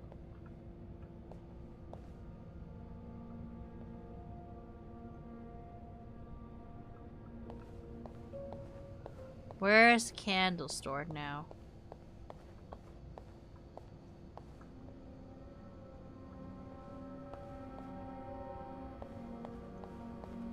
I imagine the break room, right?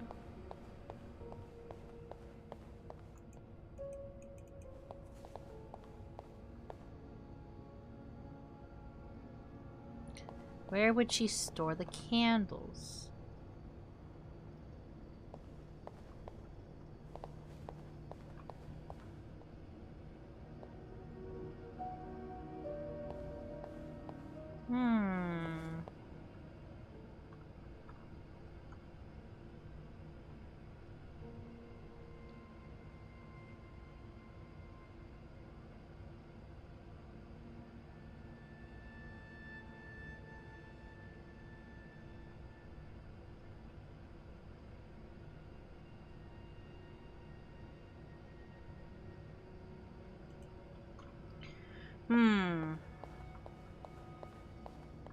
Maybe Bobby took some candles from Rebecca already.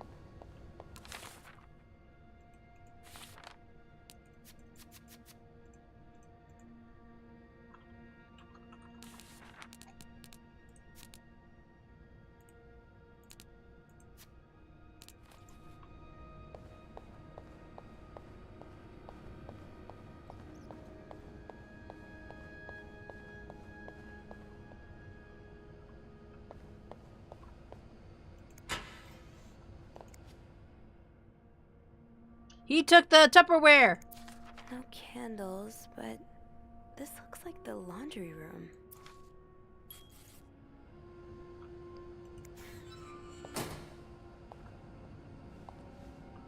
It's locked. Fine. Keep your people don't usually leave these unlocked.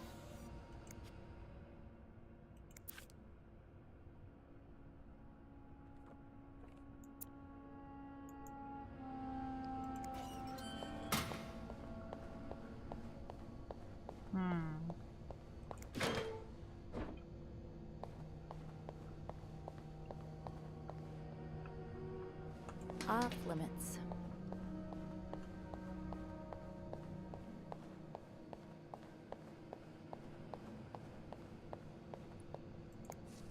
I like how you can turn these on, but it doesn't really help. Also, do you know James Dean's Porsche 550 Spider is what she died on to Believe to Be Cursed? Is it? Yeah, he's very much a car accident. Ah, I see, I see. Was he dead in the 1958 by 1958?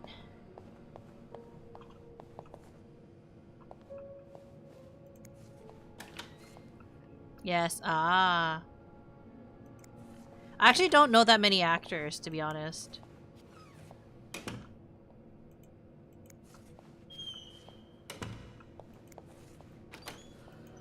Oh, there's the candles. Stash uncovered. Reb, you won't mind if I got a candle. Now, what next?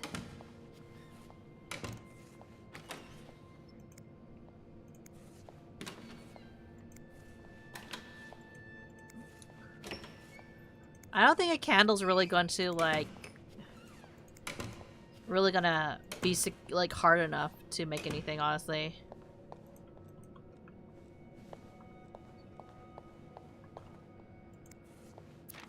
Oh, is this a movie script? A screenplay? Needs more murders, add killer tornado. Why cut the scene inside the nose? Best part of the script. C. James Stewart is available.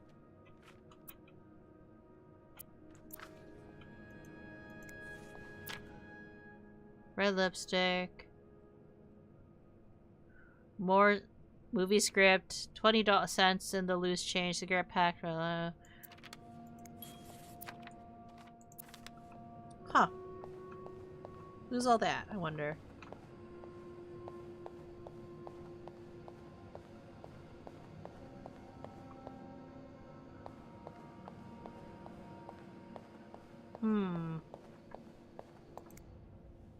There you are. I'm not sure I understand what the plan is here. Well, when I was little, we had padlocks on many of the farm's sheds. My dad would always lose the keys, so one day he made a mold of them using wax and plaster. Is that even gonna be strong enough, though? Thinking of doing the same. Are you sure it's gonna work? Absolutely not. But hey, I guess we won't know until we try. Yeah, you're right. So let's do this.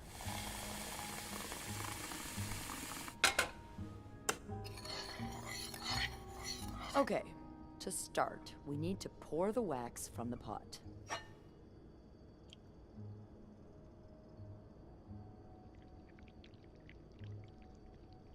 Have you done this before? You're a real pro. Now, time to put the key into the wax.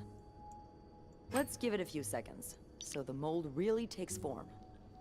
Oh! Okay, I think you can remove it. So it's the plaster we're using. That was the other way around. Whoops. Well, we're almost there. Just pour the cup of plaster into the mold. Again, I don't think this would work.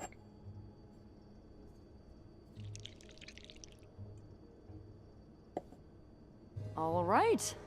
Now we wait for it to dry. How long do you think Hello, it's gonna take? Gisvelmon. Welcome in. I guess we'll keep poking it every now and then. That's not how I you would didn't make a think good you'd key. be making a plaster key today, huh? Indeed. But I like it. It's rare that this job allows me to use my creative side. Your creative side? Well, granted, this key won't end up in any museum, but I enjoy the occasional artistic endeavor. Like drawing? Like drawing? Oh, God, no. I once drew a dress that everyone mistook for a birthday hat. I never drew again after that. What about you? Haven't I seen you drawing in that journal of yours? Yeah, I doodle a little. Hey, you should show me one day. I'd love to see your art. Yeah. Okay, but promise not Be to open laugh. to her. What? I'd never, ever do that. I know I make fun of pretty much everything, but not people's art. That's their soul.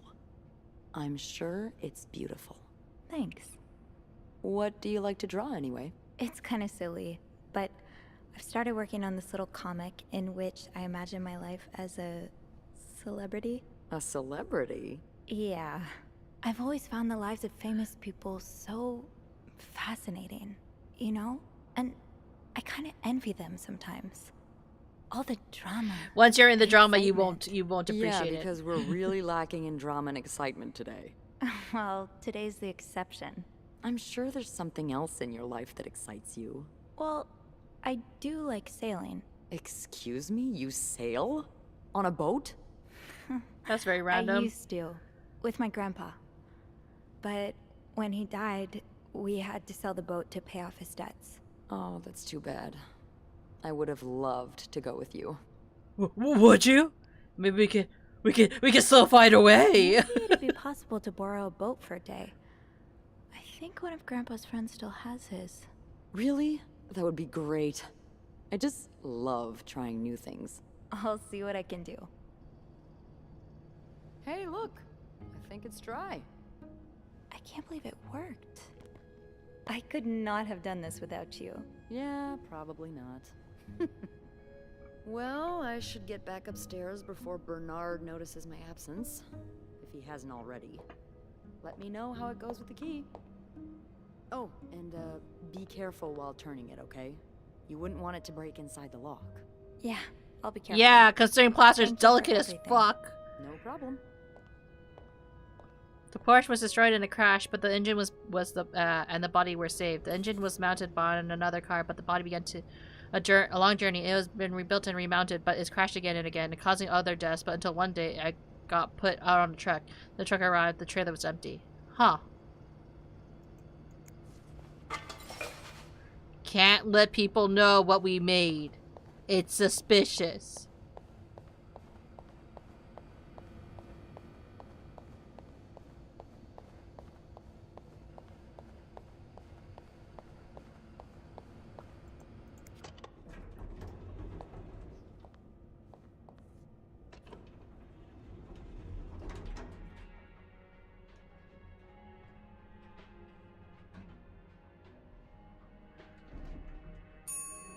How no one has come back to their hotel room? Mystery to me.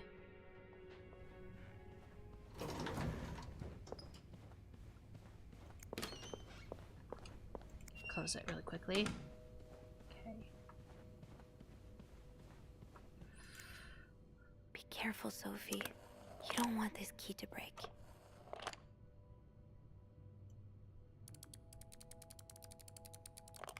Oh, it forms a heart.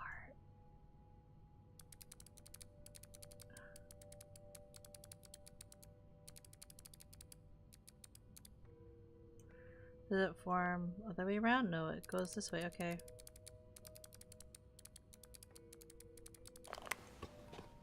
I was nervous. What if it did something? It's love notes, isn't it? They're lesbians. Unlike my favorite bar, this one was black. Her alliterative name will surely take you back. These two sure love their riddles. In Atlanta, I noticed yours was pretty worn down, so I decided to buy you a new one. I hope you like it. And since you enjoy them so much, here's a little puzzle to figure out the combination. 2 5-letter words that are the key, both labeled into our history. Unlike my favorite bar, this one was black. Something. Her literate names will surely make you take back.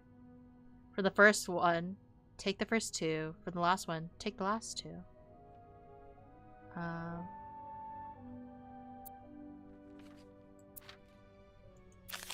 Hope you get better. Try not to rest today. I will bring you hot soup after class. M. Huh. The postman. Marcella invited you to the movies. Let me guess. You said yes. The postman's always rings twice. Is playing at the Lewis Theater tonight. It's based on a novel I read a while back. I'm sure you'd love it. Love it. Seeing as you like crime stories and murder so much. Nothing creepy about that. Will you come with me? M. Movie tickets, Lewis Theater, Montreal, Canada. 25 cents. Admit 1. 25 cents. Can barely listen to Sister Miller's lecture today. Can't wait for tonight.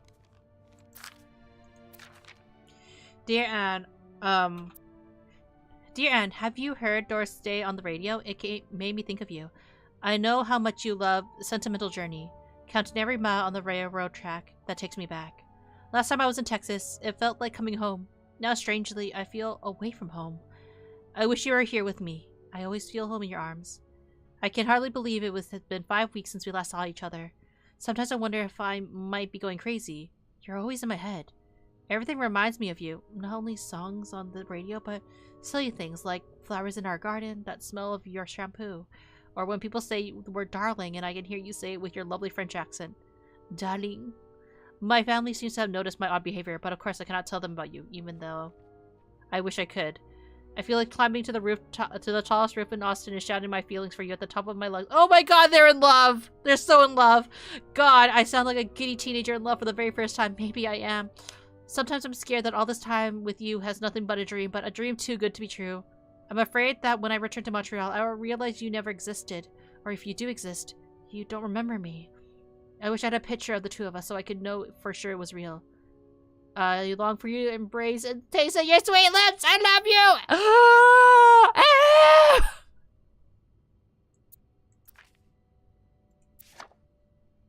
you! Two lesbians in love. Dear Anne, I'm sorry it took me so long to answer your last letter. Has it been 6 months already since I left Montreal? As you always say, le temps passe si vite. I'm not sure I enunciated that correctly. Probably didn't. My parents and I are glad I'm done with my studies. My parents are glad I'm done with my studies. They always thought it was a strange idea for me to go to university. Now they want me to find a husband and have children, like any other woman. I think I will. These past few months I had a lot of time to reflect on our relationship. You know, my feelings for you, and I hope you never forget how much I love you, but we cannot hide our heads in the sand any longer. We were lucky our story lasted as long as it did, and foolish to think it would last forever. Our love is forbidden, and hiding it from my family is proving more and more difficult every day. You will always have a special place in my heart, and I believe it is time for us to go our separate ways. You made me feel like a teenager. You made me feel everything about the present to disappear. Now I need to be an adult and think about the future. Sincerely, M. Aww. That was her breakup letter.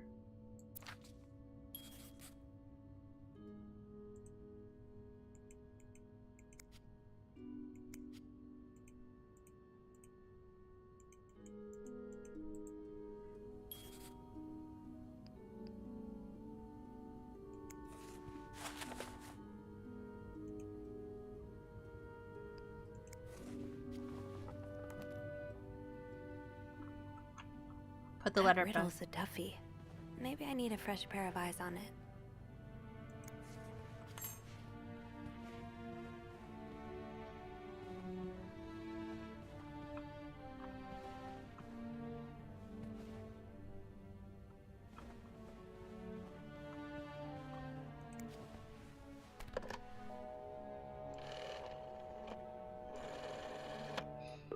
Asa Basic Dean died in 1955. Hey Beth, got a minute? For you, always, Bean. I opened the chest in room 507. You did? Damn, I have to admit I didn't really believe in our little plaster key, but way to go. Yeah, I'm kind of surprised as well. It's quite sturdy. So, spill it. What's in the chest? A riddle. A riddle? I think it was written by Mrs. Beaumont for Mrs. Cruz. And I think the answer will give me the combination for a case I found in room 509. I could use your help with it, though. Oh, God, I hate riddles. Well, let's hear it. Which part is causing you trouble?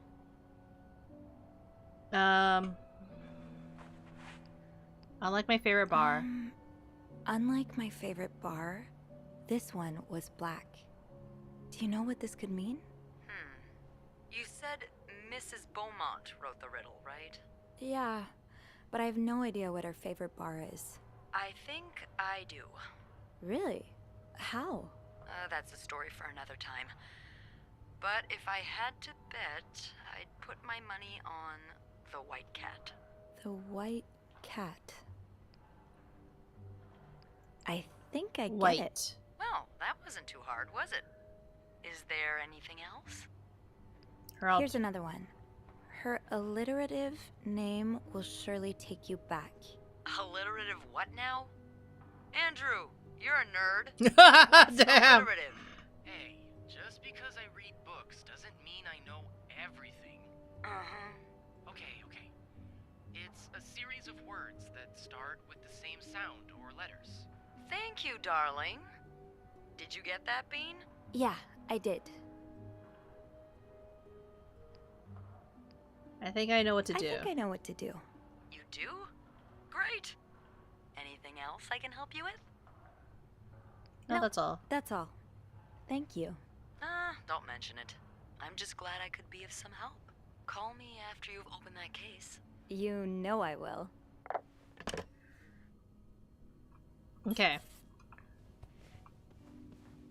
So, I need to find something related to a black cat and a person whose first and last names start with the same letter.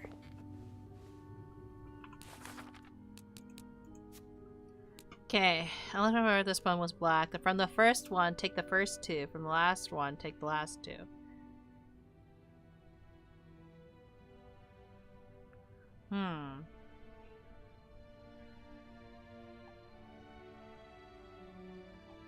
Isn't it like not Miller?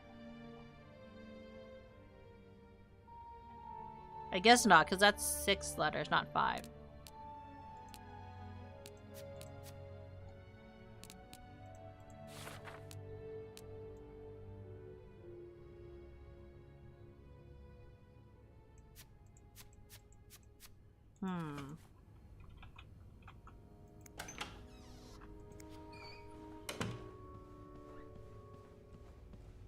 Man, they're really not back from that snowstorm.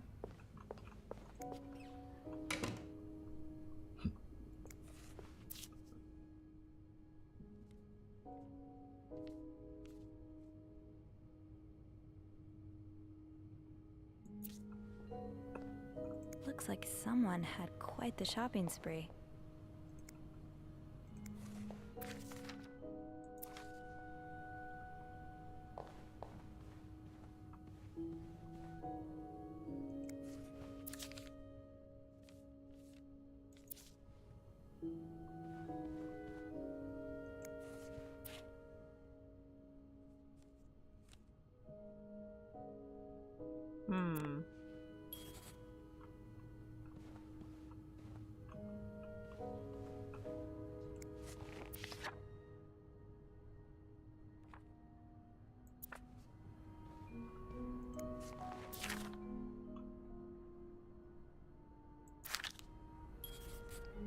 throw that away. They can't know. They can't know.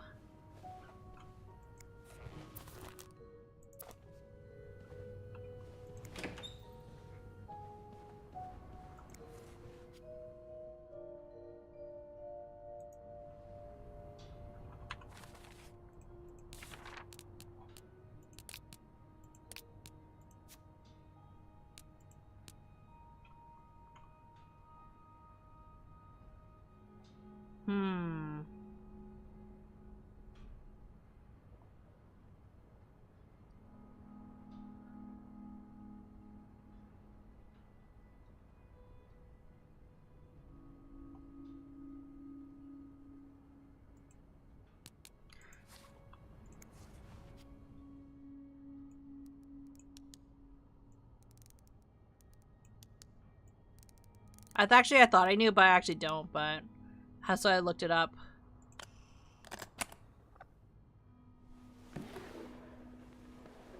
What's inside?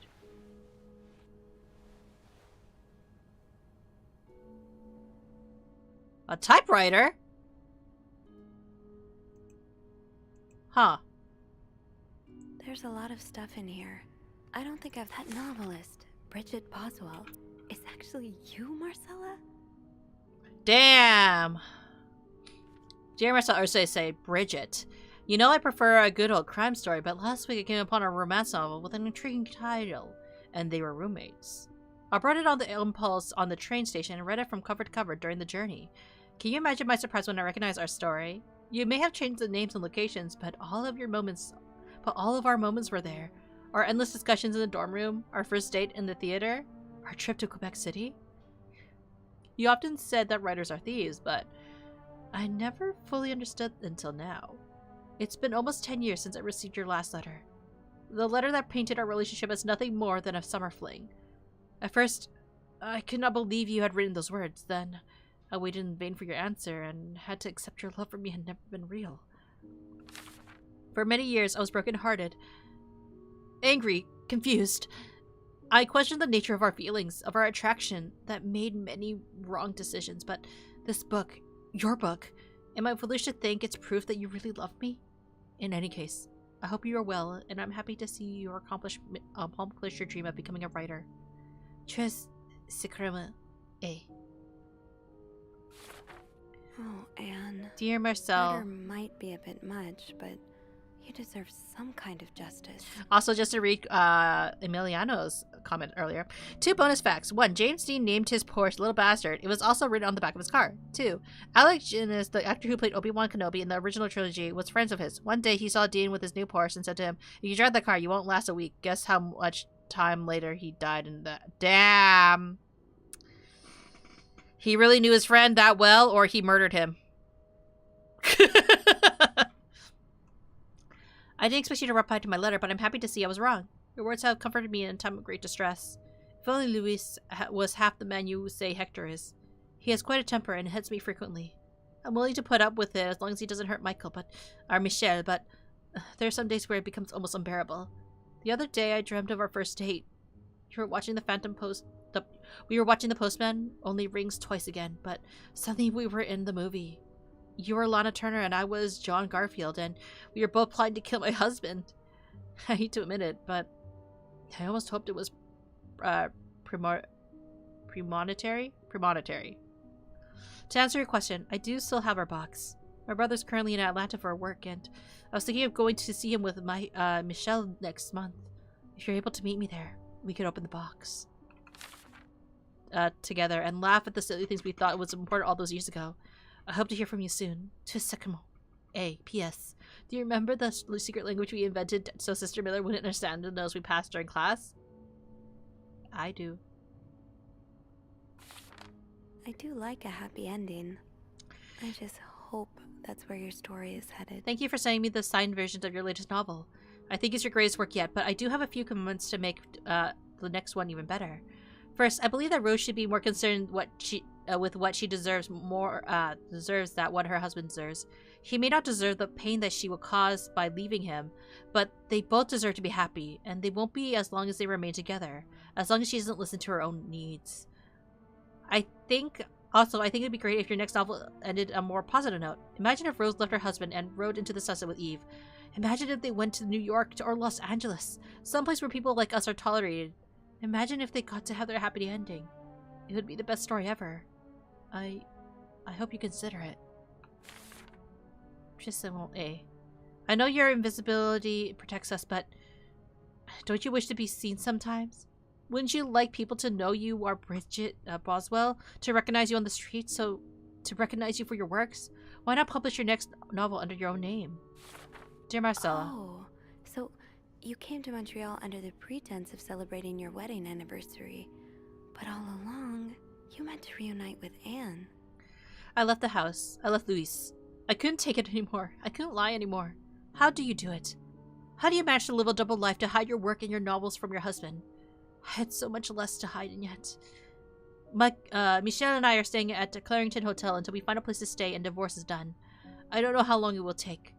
Could you come and see me in Montreal? I really need you by my side right now. A. P.S.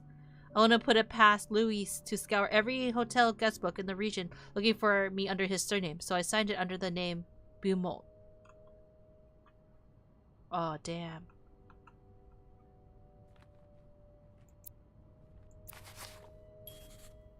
After all this, turns out you're a fan of Bridget? Of Marcella? That's a lot sweeter than I expected. Dear Marcella, though you don't know me, I think I can safely say I'm your biggest fan. Your novels have changed my life. After the war, I spent 10 years in the psychiatric hospital because of panic attacks. None of the treatments were working, and I wasn't getting any better. I became friends with one of the nurses who started lending me books so I could pass the time. I didn't really like the first ones, but when I picked up Bridget Boswell's first novel, your novel, I never read such a beautiful love story. It almost brought me to tears in my eyes. I immediately urged the nurse to get me more of your books. Believe it or not, the more I read them, the less panic attacks I had. The doctors thought it was their new medication finally working, but I knew the truth. Yeah, now where are we? Oh yeah, 50 lesbians. Your novels gave me the courage to get in contact with Lindsay, a friend from the war. I always felt for him the same way your characters felt for each other. Lindsay's a man?! Oh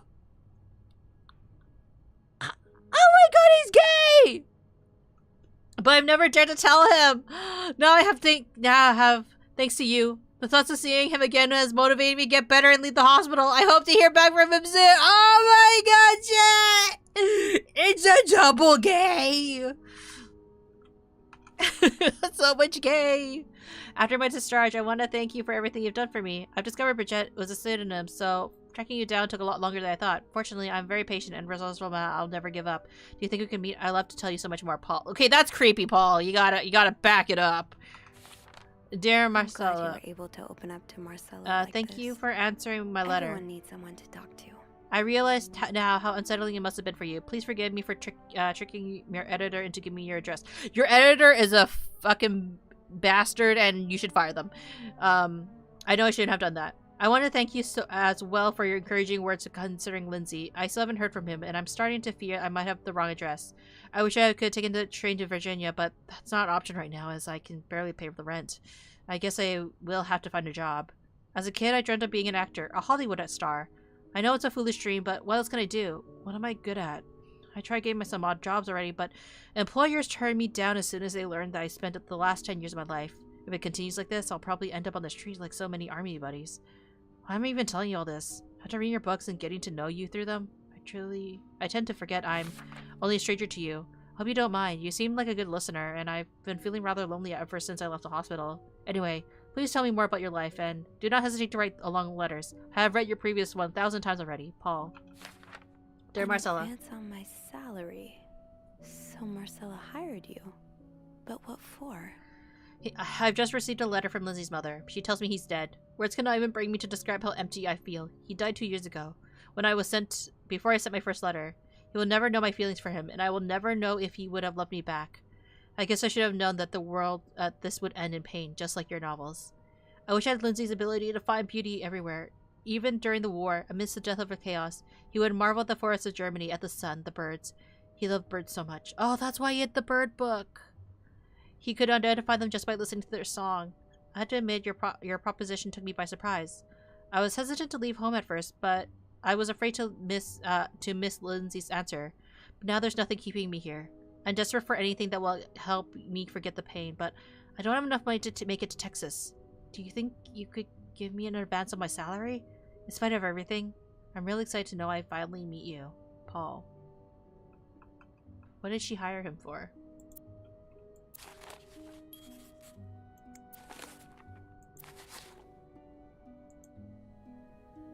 So, let me get this straight. Mrs. Beaumont and Mrs. Cruz are some kind of star-crossed lovers? Seems like it, yeah. But I'm not sure whether they chose to meet here just to reconnect for a few days, or if there's something more to it. Well, I may be able to help with that. Really? How? Oh, some mail arrived earlier for Mrs. Beaumont.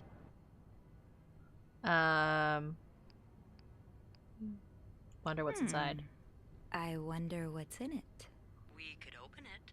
I mean, that's kinda illegal. Kinda is. Oh, is it? Yeah, I think it is. Well, too late. I've always known I would end up in prison one God day. damn it, Beth! So? It's 3 train tickets. And, there's a tourism pamphlet for California. California? Well, it makes sense. It's much more progressive there than it is here. They're gonna run away to California together. Anne and Marcella want to go there to live their love freely. Anne and Marcella, huh? You 3 are best pals now? Well, after reading so much of their correspondence, I kind of feel like I know them, you know? Yeah. But what about Mr. Morgan, though? I mean, Paul. How does he fit into all of this? How does he? He's a fan of Marcella. Marcella hired him. Turns out he's a big fan of Marcella. Is she a celebrity or something? Remember that Pulp Fiction I found in Paul's room? Well, she wrote All the it leaves under are a pseudonym. brand. I think her books gave Paul a chance to get out of his own head while he was staying in a psychiatric hospital. Huh, I see. He's still kind of a creep, though. It's Couldn't kind you of gay. have stuck to fan mail? Stalking her like that. That's going too far. And why did he have those pictures of you, anyway? I guess we'll never know for sure, but I don't think it was ever about me. It's always been about Anne and Marcella. Exactly. Well, it feels a tad anticlimactic, but who needs drama, right? At least it made our day pretty interesting. It sure did. You know, after today, I think I get why you're so interested in the lives our guests lead. I try to forget they exist as soon as I'm done interacting with them. But once in a while, it's nice to remember that, well, even the most put-together person could be an absolute mess on the other side of the door. And who are you? And who are you behind closed doors? What about you? Who is Beth Lambert when no one's looking? I like to think that with me, what you see is what you get. But maybe an extra Snoopy super sleuth could uncover a few more layers. Maybe ones I didn't even know I had. Challenge accepted. Come see me when your shift ends, all right? We could leave together if you want. Sure. If we're able to. With all that snow, I'm thinking maybe we'll have no choice but to spend the night here. Ooh, a sleepover. We could set up a pillow fort on the mezzanine. A pillow fort? We do work in a hotel, you know. There are actual beds here. I know, but isn't my way so much more fun? Well, we could take a page out of Michael's book and decorate it, and then spend the night throwing stuff at Bernard whenever he comes through the lobby. Oh, now you're talking. Damn. Okay. I just have to finish my tasks for the day, and then I can leave.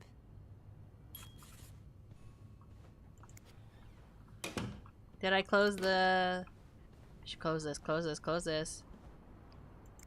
No one shall know.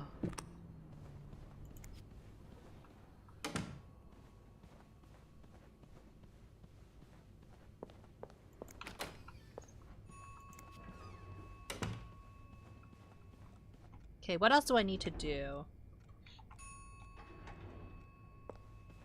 Huh? There's blood. That's going to take a lot of cleaning solution.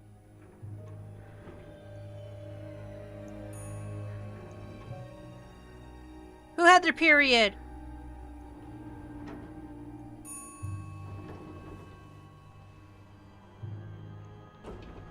Better not be one of the lesbians.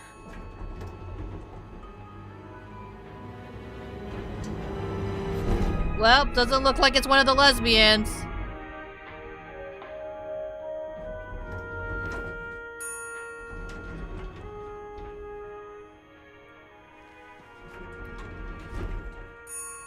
Call someone! Find the closest phone!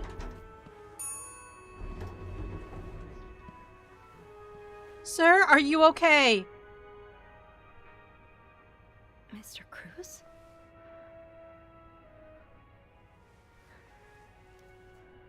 I wonder if he's alive. Mr. Cruz. Oh God. Oh God. What happened? Is this about Paul? Dear Mr. Cruz. Thank you for reporting the Gust's unacceptable behavior. We will look into it as soon as possible. However, I must regret to inform you that we cannot divulge Gust's personal information regardless of the Gust's behavior. I'm sure you will understand we are very concerned with our guest privacy, and staff prides itself in its discretion. Please contact us so the guest won't bother you again. Yours sincerely, Bernard. Okay. Mr. Cruz's life insurance policy. Why did he have this on him? Well, shit. Data commend. Well, he was an insurance broker. Coverage is $10,000. Monthly premium is $11.53. Damn, that's cheap. Data comments. So it was only like a couple days, cause they were going to do their vow renewal.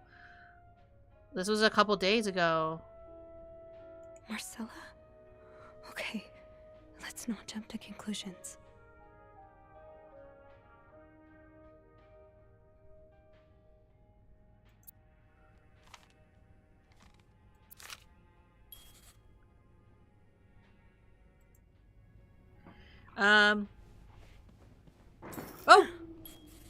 Oh, that scared me. I have to get the power back on. Okay. No one try to murder me.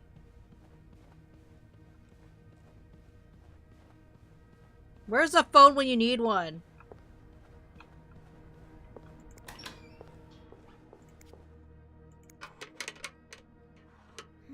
It's too big. I guess I'll need something pointier.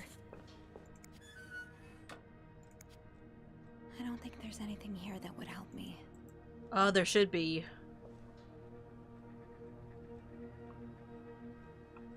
What's pointier?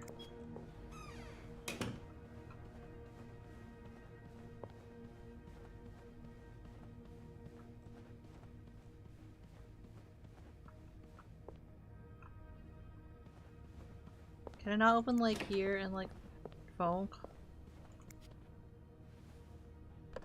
Is there just no power? There's no power!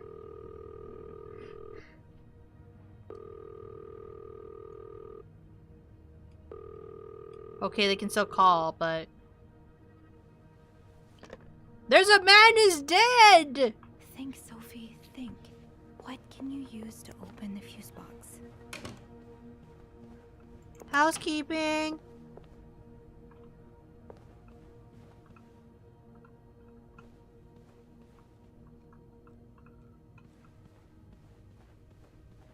A knife?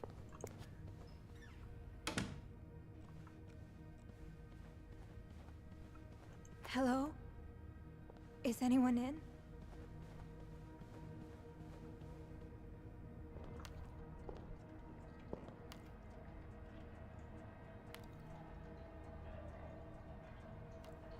An ice pick, perfect! Is there another body in there? Jesus Christ. Okay. This looks like something I can use to open the fuse box. It's a fucking camera. Is someone's dead body in there? Poor Paul. Lindsay's death really hit him hard. He hasn't been in the best headspace.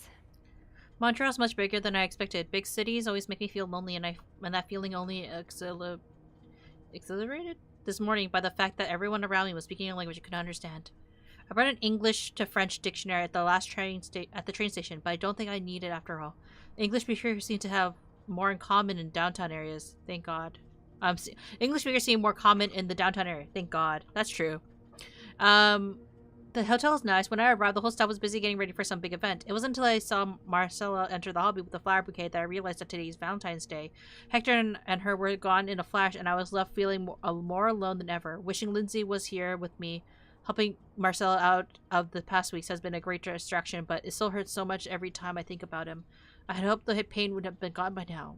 I'll probably need a double dose of melatonin to sleep tonight. Today, So Paul just needed to pass the time while Marcella was away. That's why he was observing us. Today I wanted to follow Marcel and Hector out of the hotel, but the sidewalks were packed with people. I started having a panic attack. I tried taking a cab, and that's when I realized I was out of money. It's been a while since Marcel's last payment, and the hotel room was more expensive than I had anticipated. I couldn't resort to selling the camera, so I decided to pawn my victory medal instead. It was hard letting it go after so many years, yet it felt strangely liberating. Maybe it's a sign I shouldn't be holding on to the past so much. To fight boredom until Marcella and Hector's return, I have started looking at the hotel staff. I heard Andrew and Beth at the reception desk discussing books and movies. They both seem like nice people. I wish I had found the courage to join their conversation. When you look at people all day and they never look back, you start feeling invisible. I noticed Sophie, the maid in charge of cleaning the 5th floor, seems to share my interest for other people's lives. Maybe I should try talking to her. Paul was hiding out right here. Did he ever find the person who was sneaking out at night? Who's sneaking out of the room every night? The question has been driving me crazy ever since my first night at the hotel. So I decided tonight I decided to investigate. I found a hiding spot near the ice machine with a nice view of the whole corridor. My camera's at the ready. Now there's been no movement for the last 3 hours, and I'm fighting not to fall asleep. No need for a melatonin tonight. I thought being a detective would be more exciting. Maybe Marcel's right. Maybe it's time I let go of Mr. Spade. 9:45? So Anne and Marcella met here this morning while I was busy cleaning room 504. I woke up around 9:30 a.m. and realized I'd fallen asleep at some time in the early morning. I was about to go back to my room when I said a guest from 507 come to sit on one of the chairs close by. She's been here ever since, and I don't dare leave my hiding spot in front of her. Marcel joined the guest from 507 around 9:45. Apparently she had told Hector she didn't love him anymore, and he's now convinced he's been cheating on him.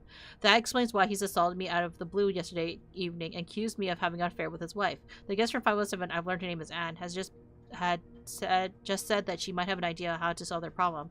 I think I'm revealing myself. I don't want to anger myself. The longer I wait, the more awkward it will be when I do come out. Maybe I should.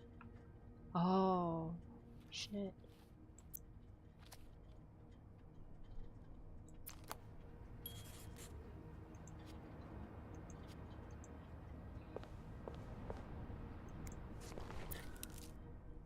My necklace.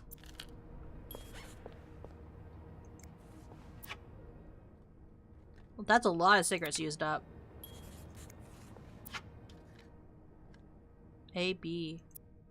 A.B. and Beaumont.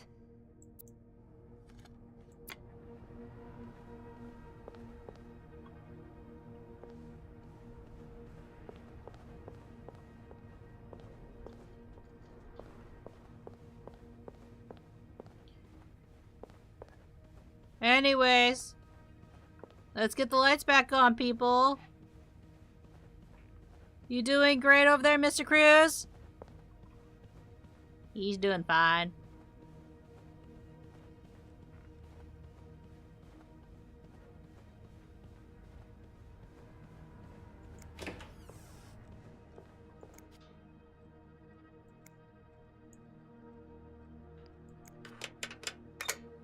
That worked, thank God. Now, to get the power back. Oh my fuck. How did this end up here?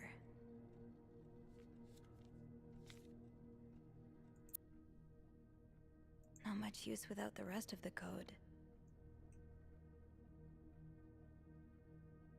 Save combinations.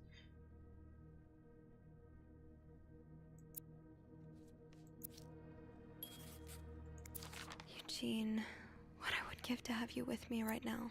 If there's a power outage, I'm busy preventing another part of the hotel You from know, collapsing. we'll have Here's to what to make do. do. Check the fuse box required for the crane bridge for each socket. Remove all the brown fuses from the sockets. Tip, brown fuses are usually blackened. Screw in the new fuses in sockets. Make sure amperage is correct. Flick big lever to restore power, Eugene.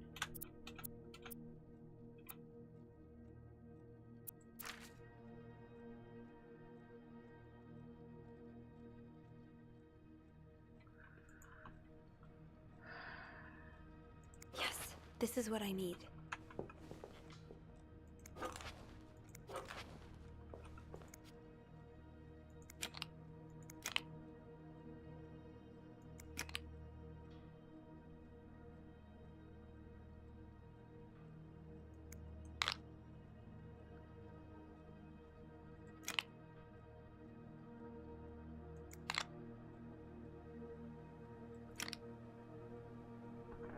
What is this type, though? E.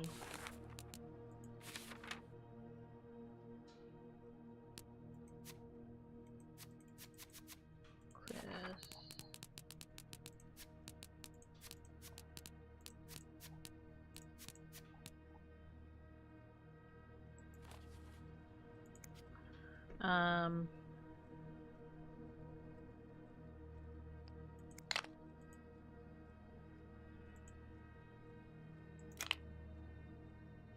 Oh, I have to screw it.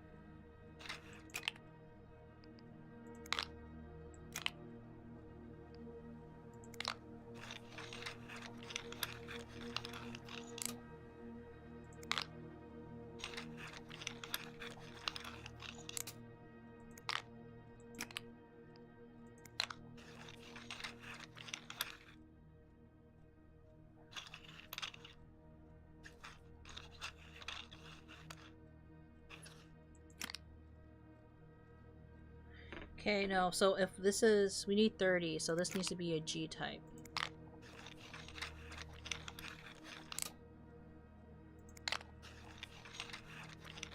Good thing I double checked! Hell yeah!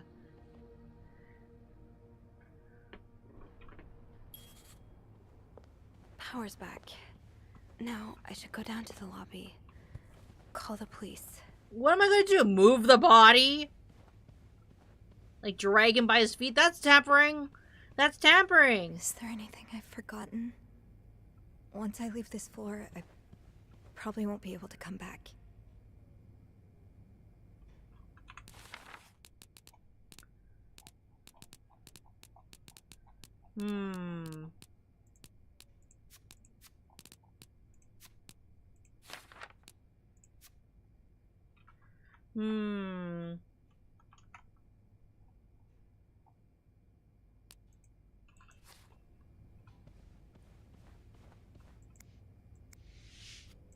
We're gonna leave. I'm sorry. I need to get out of here, please. I'm sorry. I'm so sorry.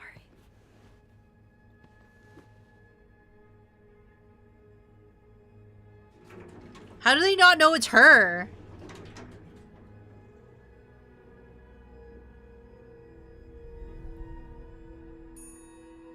There's been a murder! She's way too calm. Babe! Babe! There's been a murder!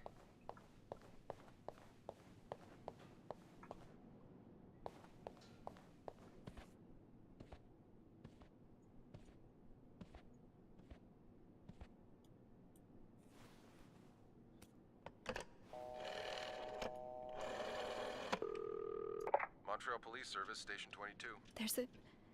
There's a man dead.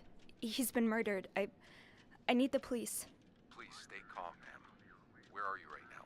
The lobby, but the body, it's upstairs. Can you give me the address, please? Oh, 1178 Drummond Street. All right, ma'am. Officers are on their way. Thank you.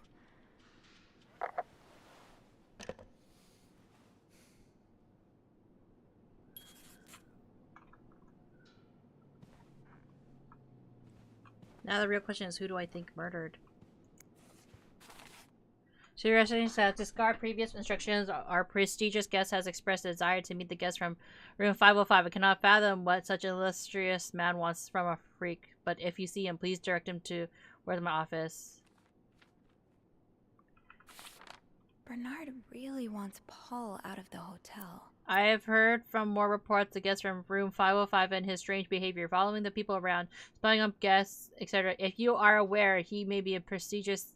We have a very prestigious guest in 602, and I would hate for his state to be distinguished, essentially to be tarnished because of some other undesirable guest. Inform the guest at 505 that he must vacate his room as soon as possible. To invent an excuse if you have to. Also note, from now on, our if you can pay, you can stay policy no longer applies. Guests who do not fit the hotel's new elevator standard should be denied a room. Damn, what a jackass. Is this the brochure Beth was talking about? The one that came in the mail for Anne? So Anne and Marcella really are planning to run off together. Was what happened to Hector part of their plan?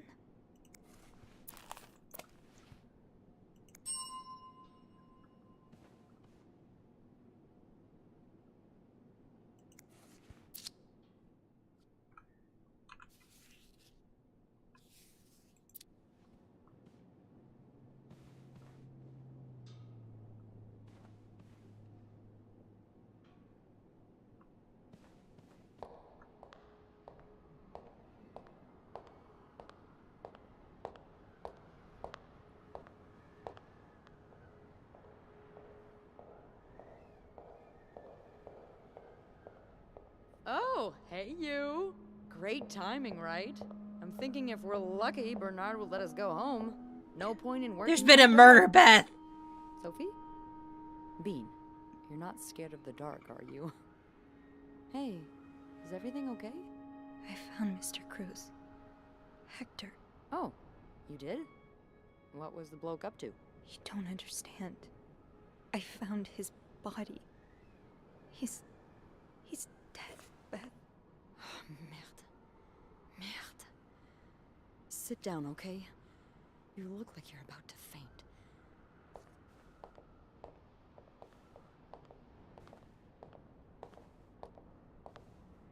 Who do we think murdered him, chat?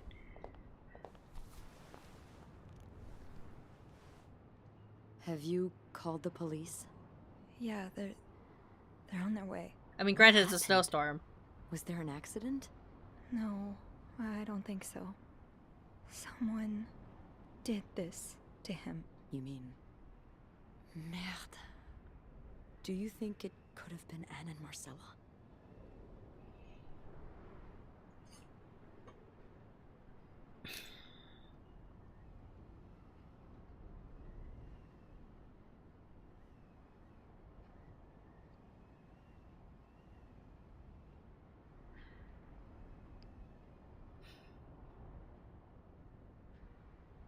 I don't think it's them.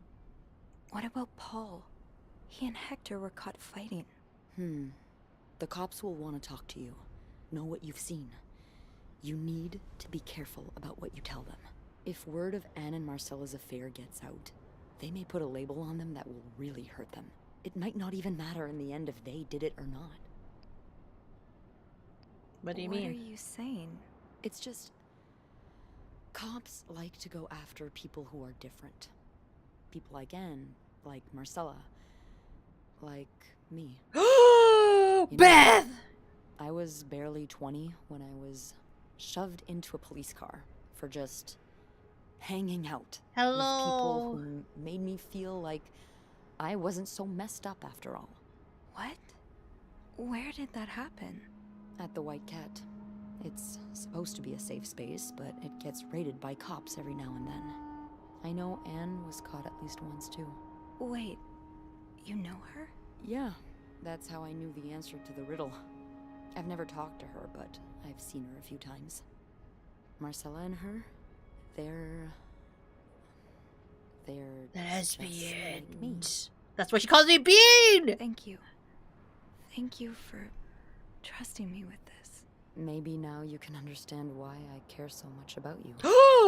I don't know if I'm feeling inspired by Anne and Marcella, or if it's the shock of being so close to an actual murder, but, I'd really like for us to be more than just friends. Oh my gosh! Hell yeah. Yeah. I'd like I that just found a too. dead body, but you know what? Let's start our lesbian romance. The police is here. Just be mindful of what you tell them, okay? Yeah. Yeah, of course.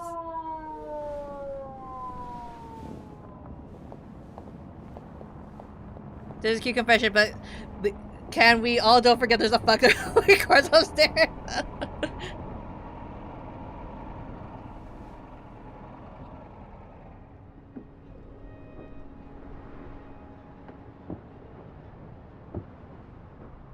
Miss Roy? Miss Roy? Miss Roy! Oh, sorry. I was distracted. I really need you to focus right now. I don't want to be here all night, and I'm sure you don't either. No. No, I don't.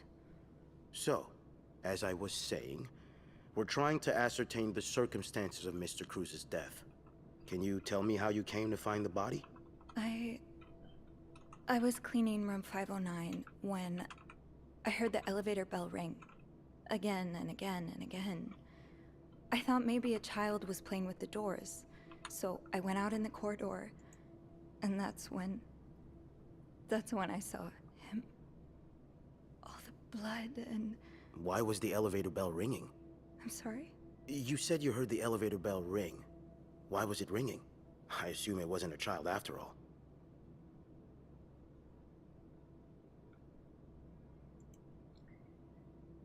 You said the bell ring. Was it ringing? I assume it was a child. Miss Cruz was blocking the... Well, Mr. Cruz's body was preventing the doors from closing. Really? When we found the body, it wasn't that close to the doors. Oh, I had to move it. The stairs are blocked because of the renovations, so the elevator's the only way out of the 5th floor.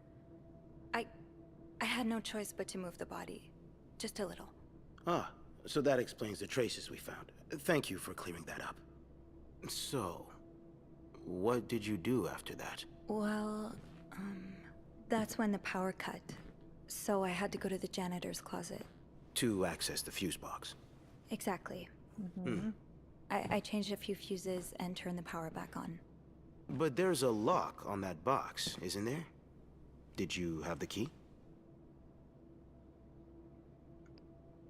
I used an ice pick. No, I didn't. Only Eugene does. But I thought an ice pick might do the trick, so I went to the ice machine to get one. You're a size 7, I suppose. Yes, I am. Why? What did you see when you went to the ice machine? There was blood. A lot of it. Did you touch anything?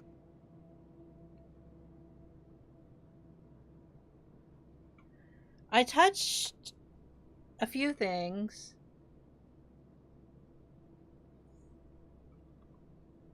I can't... It feels like I'm gonna get accused of the murder.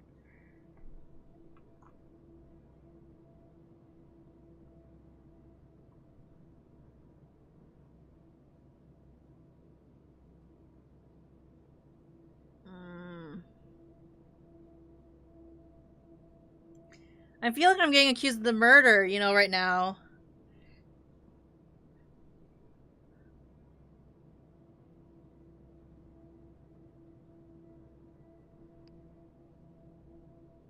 No. No, nothing. Good. You wouldn't believe how many idiot witnesses accidentally compromised the evidence. Anyway, what did you do after restoring the power? I took the elevator down to the lobby. That's where I called the police. Which is true. Do you remember what you said to the operator? The exact words. No, I'm afraid I don't. You said, there's a man dead. He's been murdered. That's possible. What makes you so sure it was murder? I've been snooping around. It was an assumption.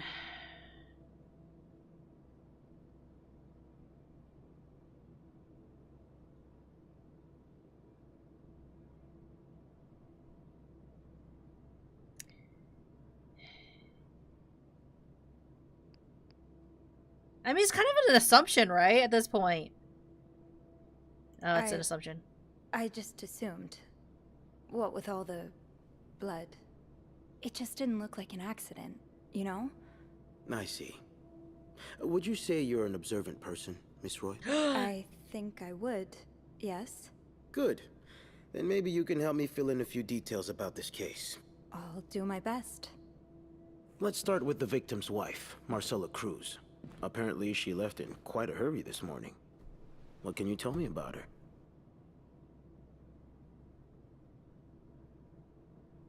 I don't know anything about her. I don't really know anything. She just looks like a loving, caring wife. Really? That's odd, because we learned a lot about Mrs. Cruz when we went through her room. And let's just say that loving, caring wife are not the first words that would come to mind. Oh? She's a lesbian, involved in some sordid affair with the guest from room 507, Mrs. Beaumont. Have you ever witnessed them engaging in immoral behavior? What do you mean? I'm asking if you've seen them being, you know, intimate. No, I haven't. No. And did you hear them discuss their deviant ways in front of Mrs. Beaumont's son? Perhaps? Why would I know all Imagine this? what kind of effect such perversion can have on a young child. No, I didn't hear anything. Did you hear them express their hatred of men? Did they ever talk about using violence against men? Did you hear them speak ill of Mr. Cruz?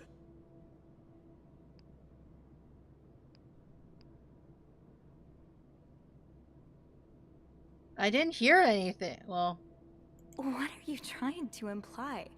That Mrs. Cruz killed her husband because she hates men? I've seen it before from lesbians. What? This That's has wild. nothing to do with hate. It's about love. Not that you'd understand. Oh, and you think you do? Then please, enlighten me. She's brave enough to be with the one she loves. That doesn't make her a criminal. That doesn't mean she killed her husband. I'm starting to worry you may be one of them, Miss Roy, since you're so eager to defend And these I deviants. worry about your ability to do your job, Detective, since you seem to be such a— Enough! One more word, just one more word, and you'll be spending the rest of your night in a cell. Now get the hell out of here. I've had enough of you. we didn't solve the murder. Seems like we were missing a couple things, Kat.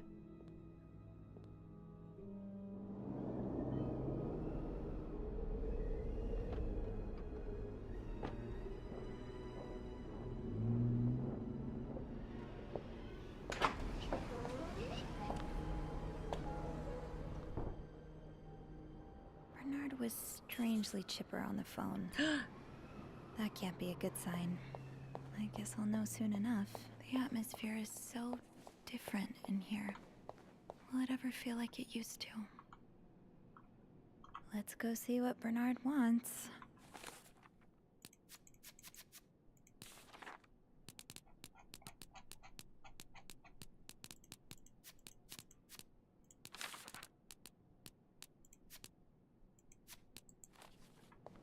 It'll probably be a while before the hotel reopens. Is he gonna be mad at me because I found the— Go to hell. Beth, Hey, are you okay? I'm out of a job. But other than that, yeah, everything's just peachy. What? No. Why? I hope you're luckier than I am. Is he firing everybody? Come join me when he's done with you, all right? I'll be questioning my life choices on the mezzanine. Yeah. Yeah, okay. Well, it's a bedtime for me. Have a nice game. No worries, Liliano. Thank you for joining us with all this. Ah, Miss Roy. Come in.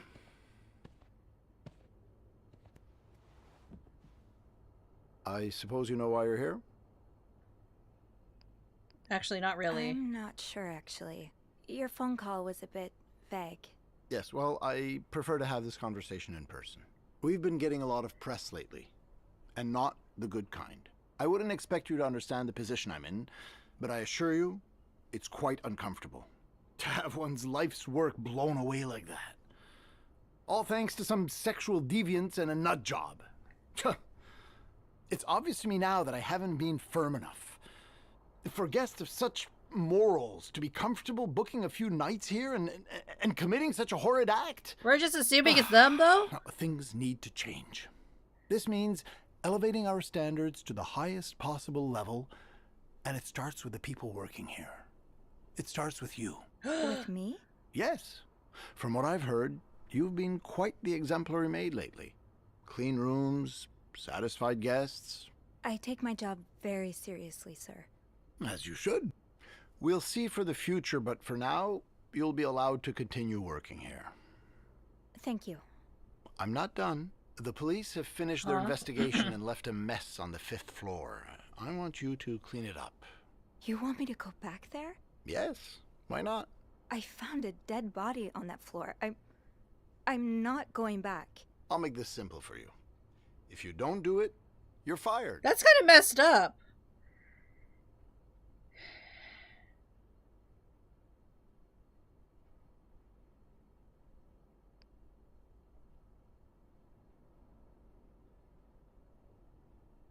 You can't fire me because I quit. Because you can't force me to clean the button. Sure. I fire you, you quit. It's all the same to me. Just make sure to empty your locker before the end of the month. That'll be all. Bastard.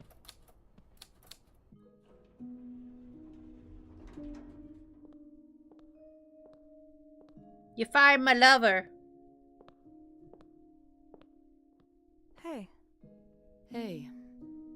What a week. Yeah. So, what did Bernard want with you? Well, he was being kind of a jerk, so I quit. You what? I quit. I figured there was no point in staying if you were leaving. I appreciate the solidarity, but you really didn't have to do that. I think it's for the best. Did Bernard say why he was firing you? Ugh. He was going on and on about keeping deviants out of the hotel, so I may have lost my cool a little. A little? I told him I was one of those deviants he was so afraid of. He froze for a moment, then showed me the door. I'll know you bounce back. I'm not one bit worried about you. I know you'll be just fine. Yeah, I do have a cat-like ability to land on my feet. And think of all the good times you'll have away from Bernard. I'll miss annoying him. He turns into a particular shade of red that only I can get out of him. But no, you're right. It's time for new challenges. I could see myself owning my own establishment, one that caters to the right kind of crowd. Believe it or not, I do enjoy the company of people, just not, you know, the stuck-up, entitled clientele of this prestigious hotel. But maybe if I were behind the counter of, say, a bar, instead of a reception desk. I don't know. Is that silly? No, it's not. In fact, you'd be perfect. She gets for so it. many tips. You're the most charming person I know. Thank you. I'm really glad you're in my life. Me too. Can I kiss you? I don't want to lie like Anna Marcel. What do you think will happen to our guests? Can I kiss you? Can I? We always go for the kiss option. I thought you'd never ask. 1950 lesbians! Power!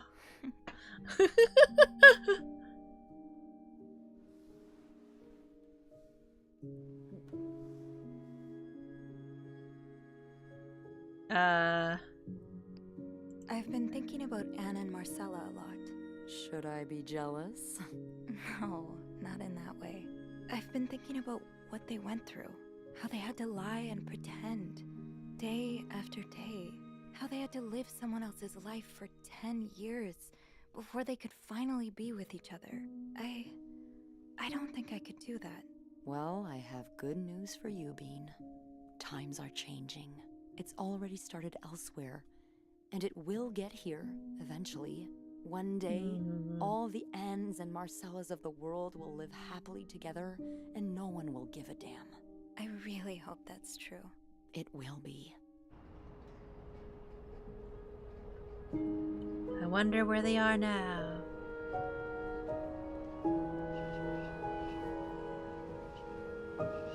What a bittersweet ending. I know that wasn't the good ending, though, according to when I looked it up a little bit.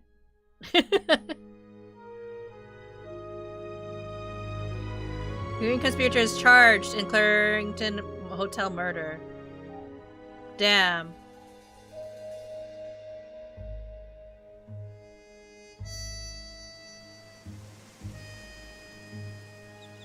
The bad ending.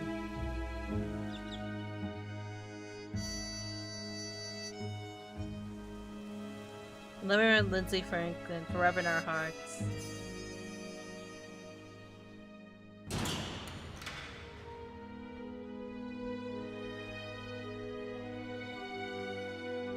Well, I wasn't accused for murder though, it's that, like, you know...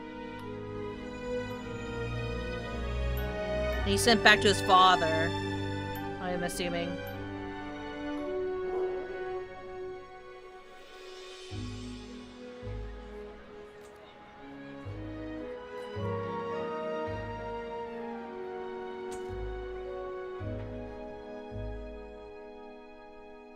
So I got like the worst open. You chose stand up to Bedard and quit. But now you have... Now apparently I'm gonna struggle. But I do have a girlfriend, so it works out in some ways.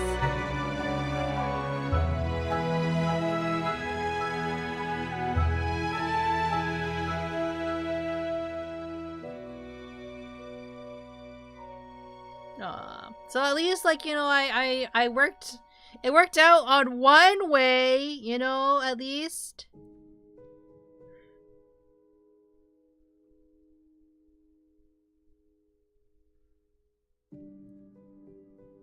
Half of it worked out.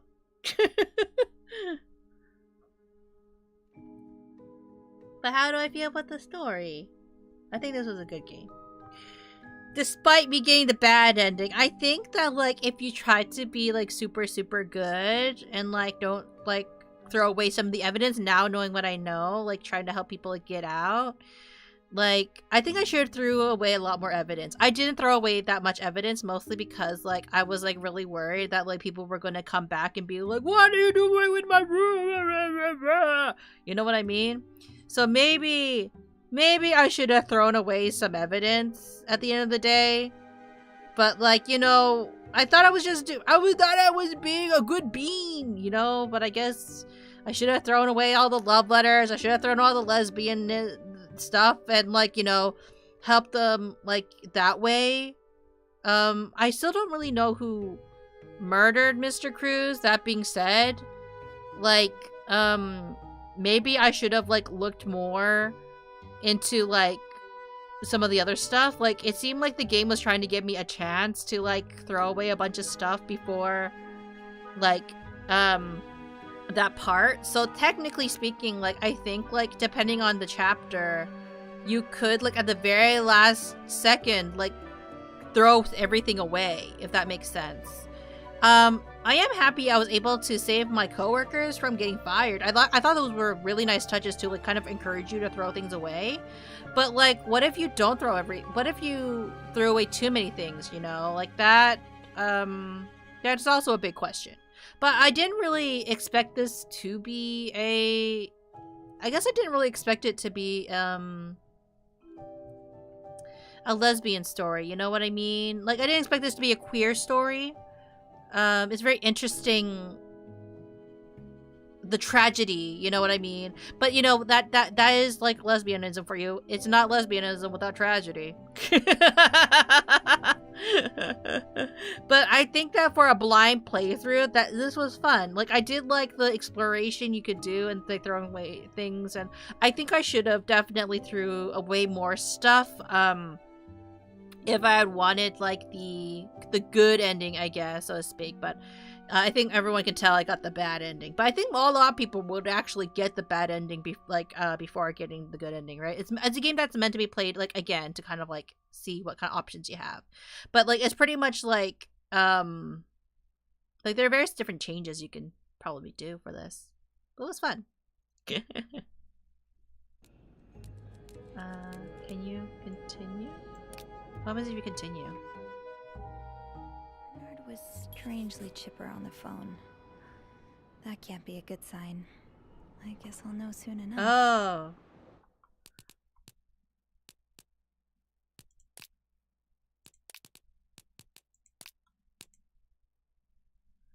I mean, I guess, like, let me see.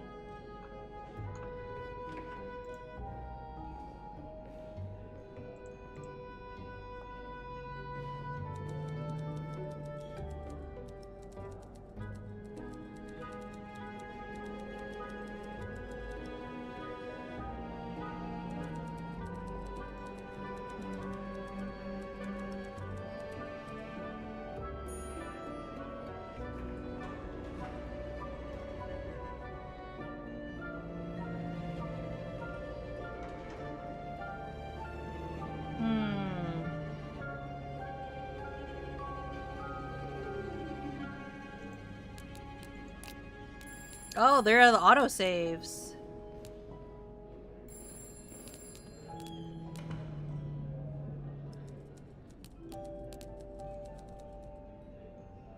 That's a very interesting autosaves. Let's see if we do this.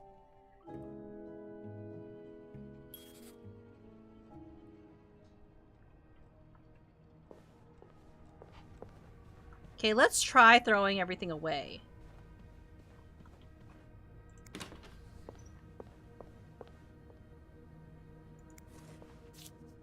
That's fine.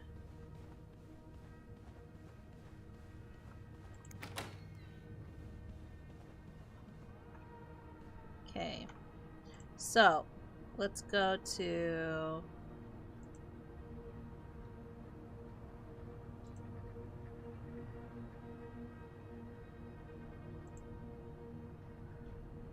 $507.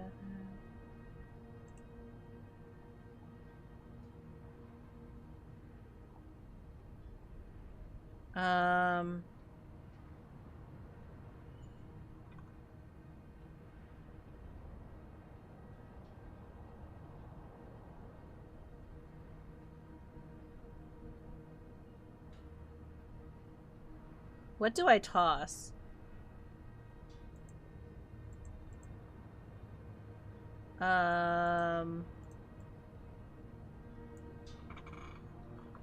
Good ending walkthrough.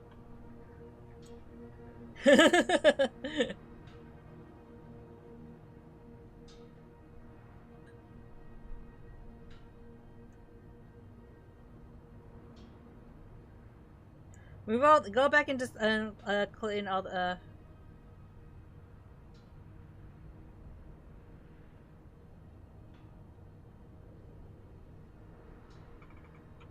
How can you do that? Okay.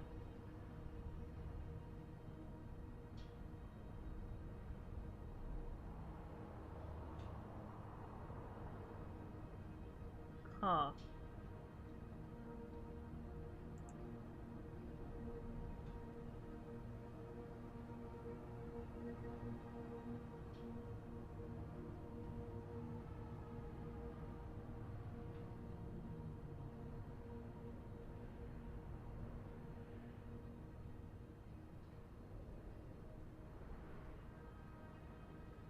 Hmm.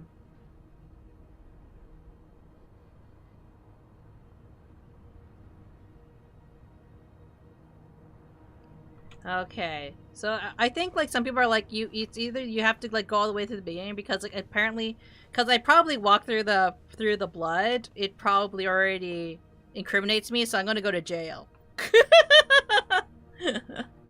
So let's. Well, you know what happened? What we can do is we can start a new game, but new game and throw everything, all the evidence away. Will probably could be what we do, and then we can also like have a different accolade, which would be the one with the other guy where we're no longer lesbian. But I'm not sure. Should I just for the next stream to be kind of like be really careful and properly solve the mystery? Probably, right? Like we can do that for next week. But I do think, like, you know, overall, this was a really fun game, and, like, lots of mystery to it. Let me just check something really quick.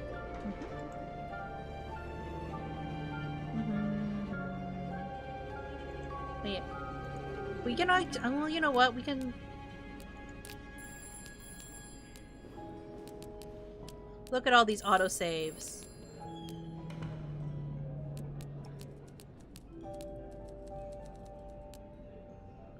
I guess it's like before. Damn, it really goes back far. Was this before the murder? Because if it's before the murder, maybe we can get the good ending.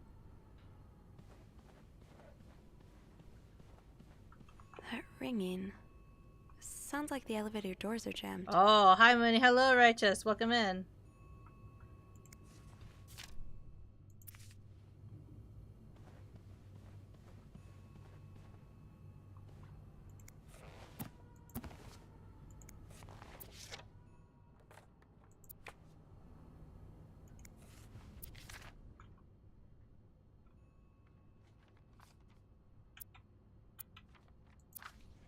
Okay, let's try this. What do we need to toss away?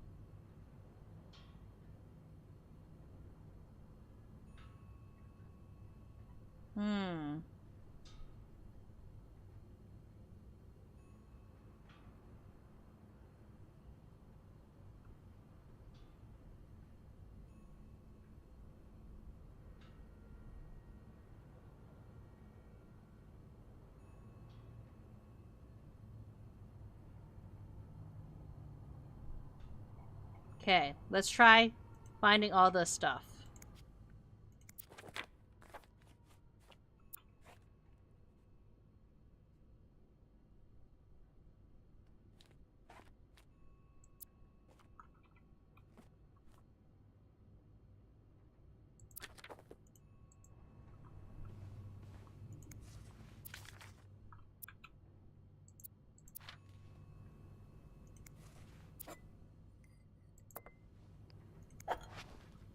Put that away.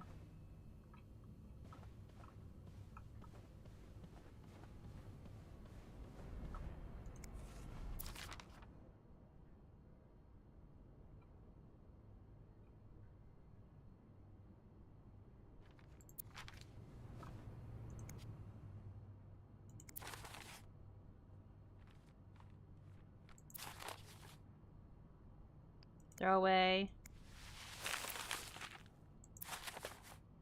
Throw away.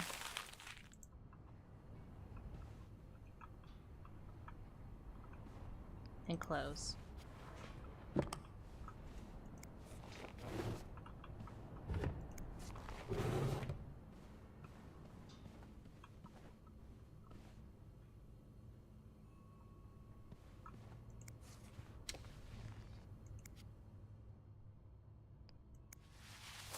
Get out of the way.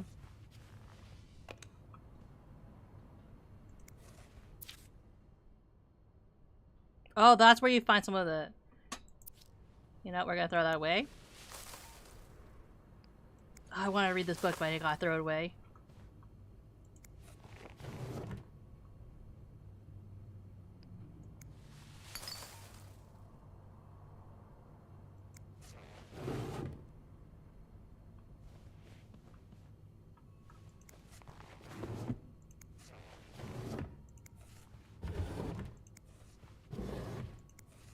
Was there anything in here I need to throw away?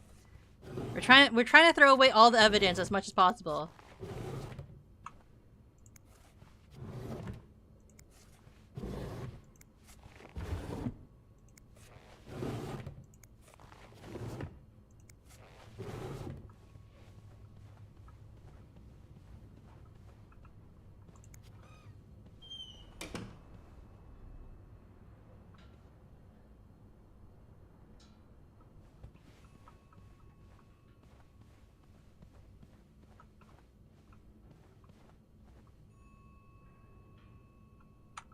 That should be fine.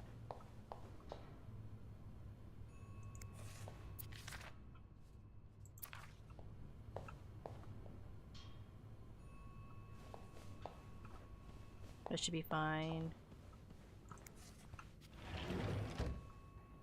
No combination, no entry.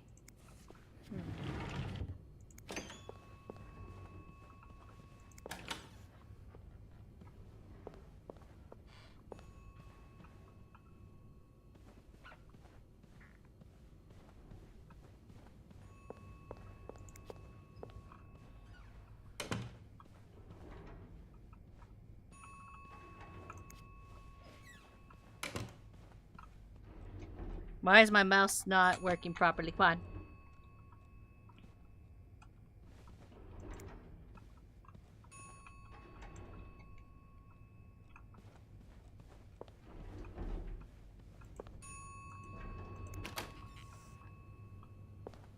There we go.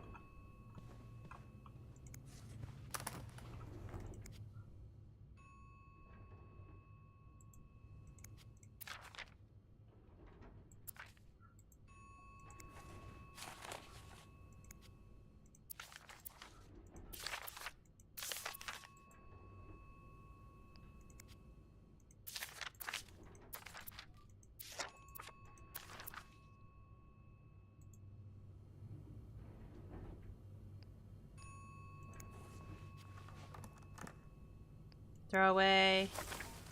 They're not lesbians. Definitely straight people here.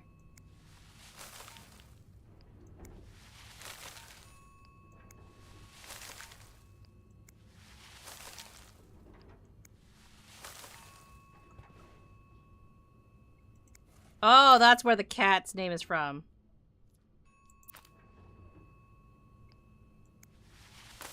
Throw that away.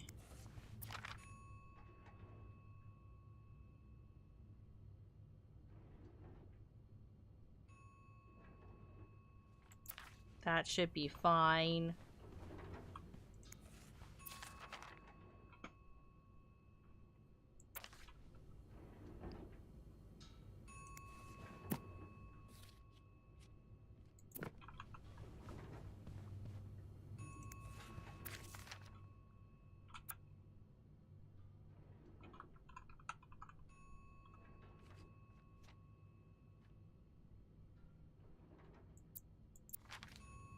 Throw away.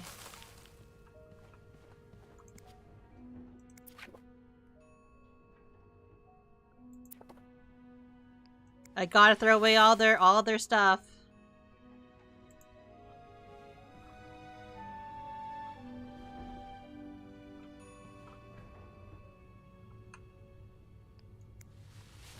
Gotta throw it away. Gotta throw it away. Gotta clean it as much as I possibly can. I'm just doing my job.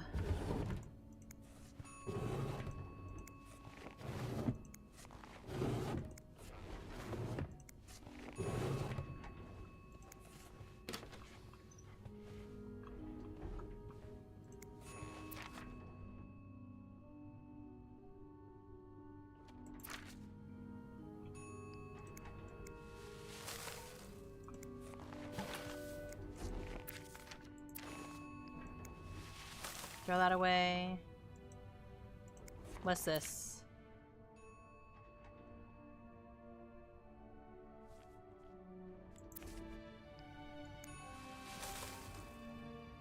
Throw away. Those few coins in my tip jar were getting pretty lonely. They'll appreciate the company.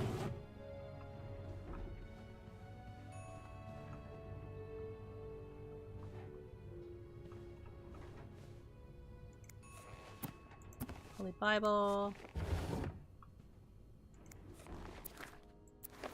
Throw away.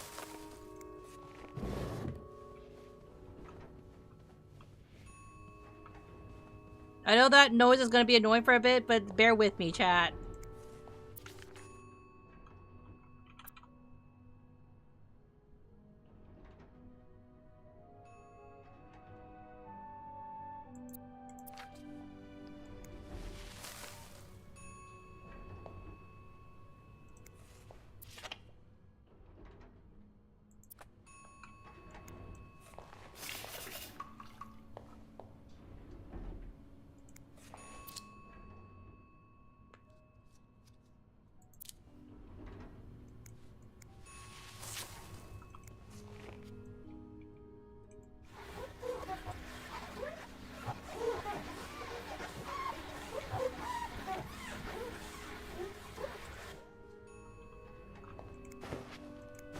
Oh, I left the clean towels on my cart. Come on. We're just doing a really good job making sure everything's nice and clean.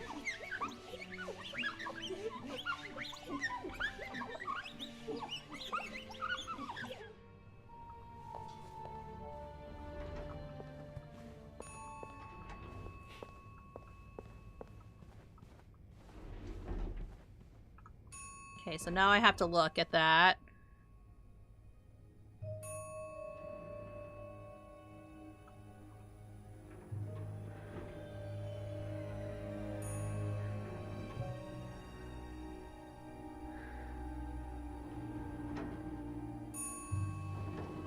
Maybe I didn't step in the blood last time, like the pool of blood.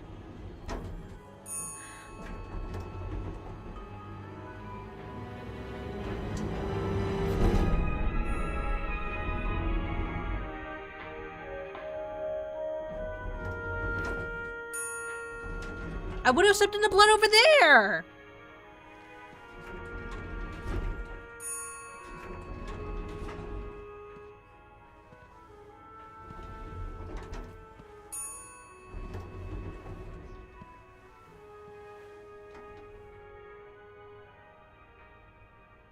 Mr. Cruz?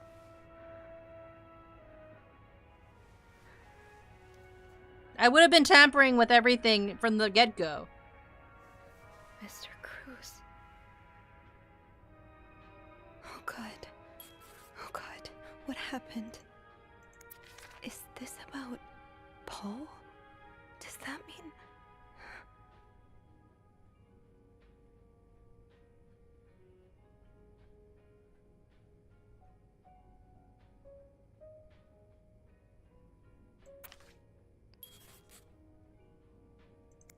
Mr. Cruz's life insurance policy. Why did he have this on him?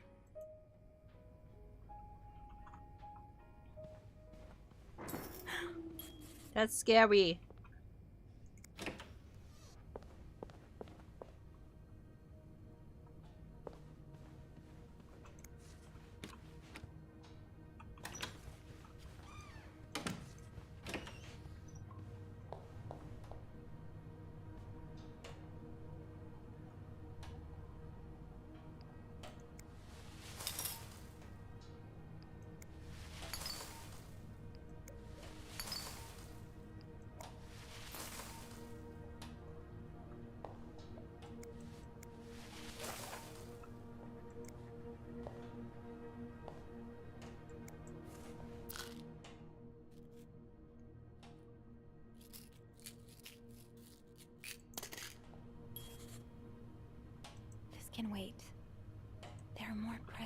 matters right now, Sophie.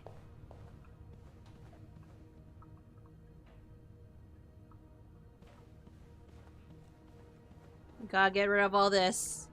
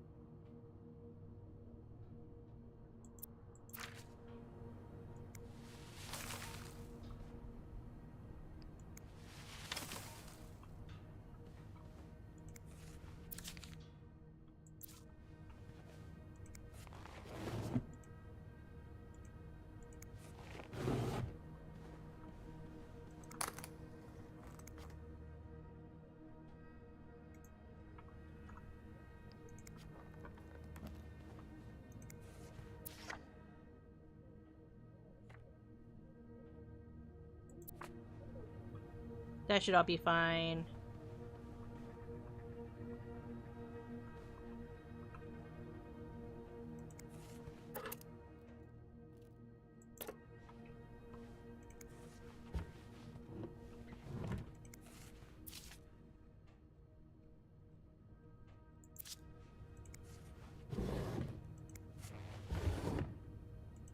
What's this? Trying to find all the things. I might go to jail. But it's worth it for lesbians.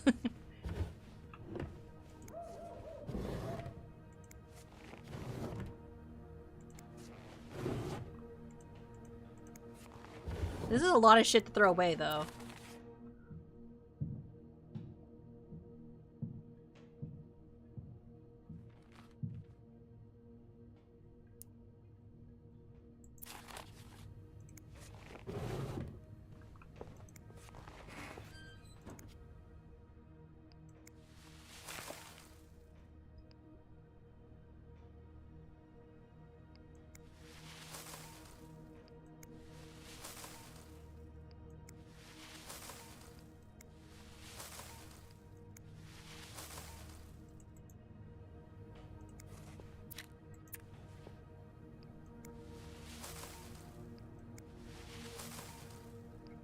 Gotta get rid of the evidence.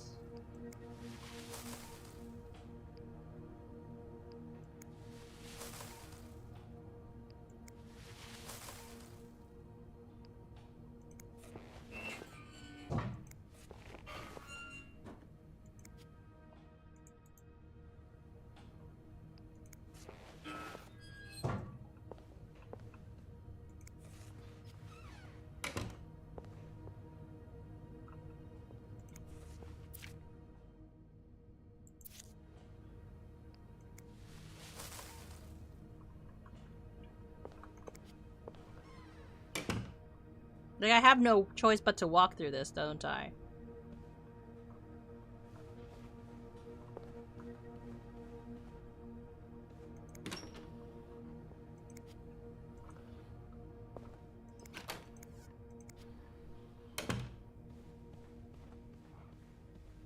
Hello?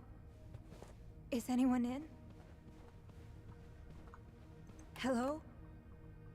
I need help.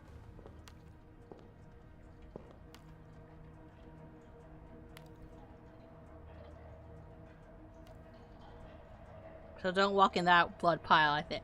Blood.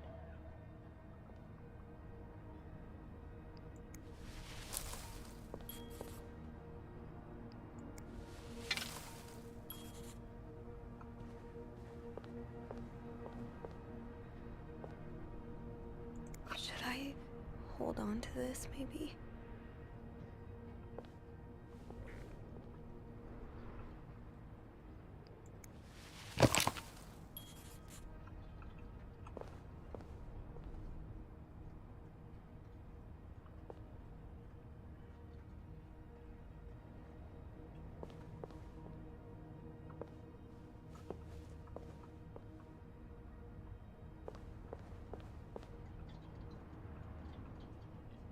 How can I pick that up, though?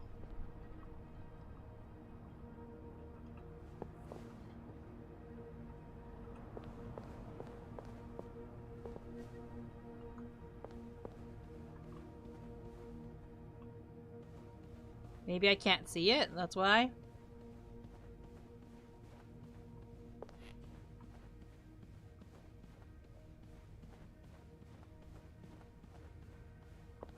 This can wait.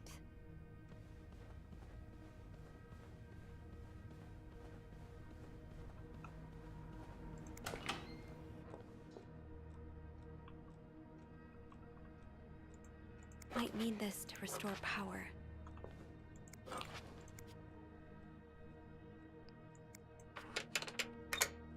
That worked, thank God. Now, to get the power back.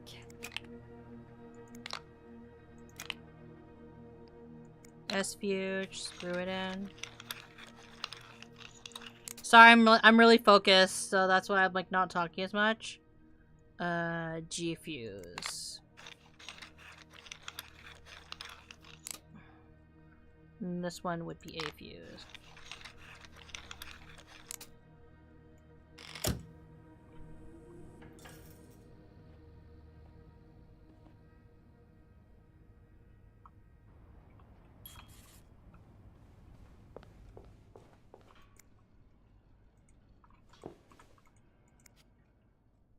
How did this end up here?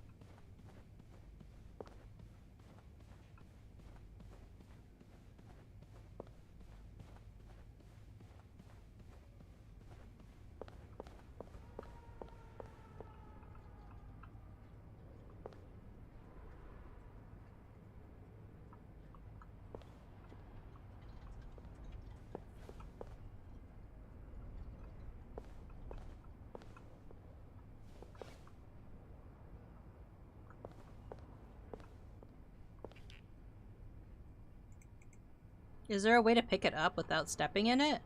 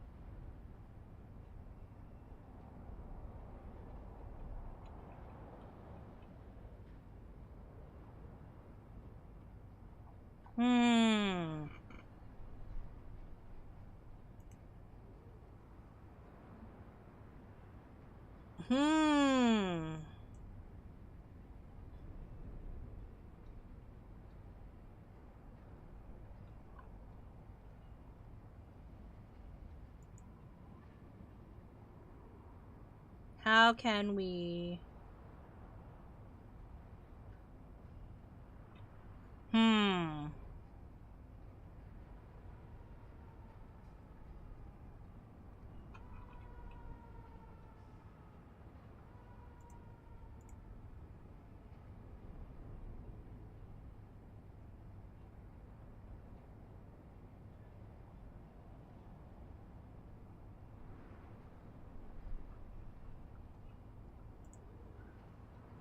Well, like, it looks like I have to step in it. Maybe I can, like, save.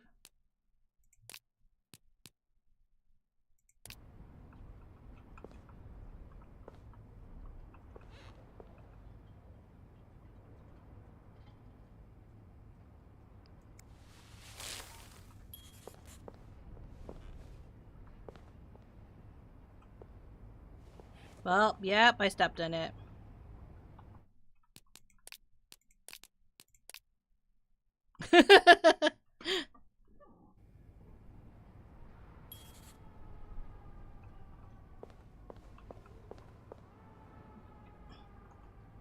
How to avoid stepping in the blood?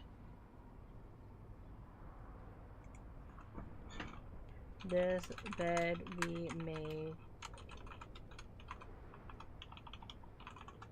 Stepping in blood.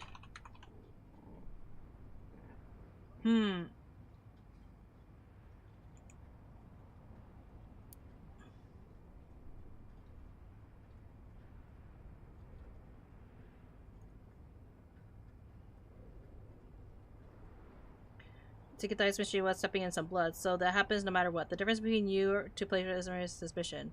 Gross, more suspicious if you leave traces of your snooping and throw away a lot of evidence. So that's why he is suspicious of you on your first playthrough. What makes you suspicious in your second? You cannot throw out all evidence without his suspicions. Ah.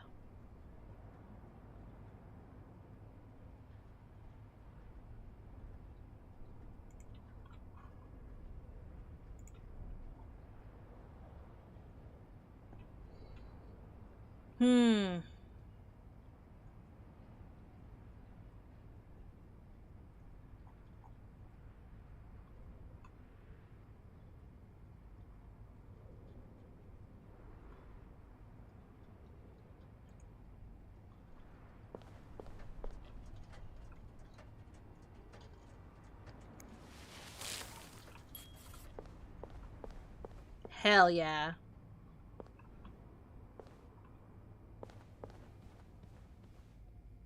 Hello? Is anyone in? Hello? I need help.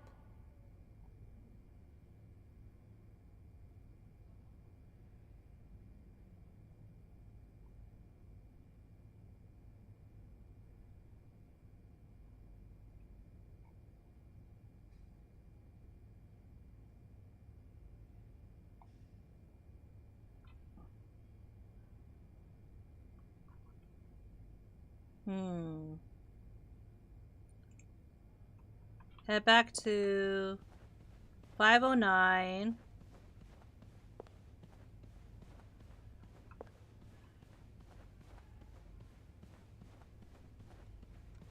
I just managed to, like, I guess, not step in the blood without even realizing it.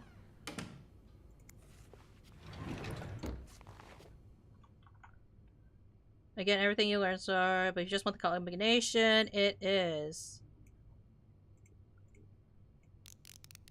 23.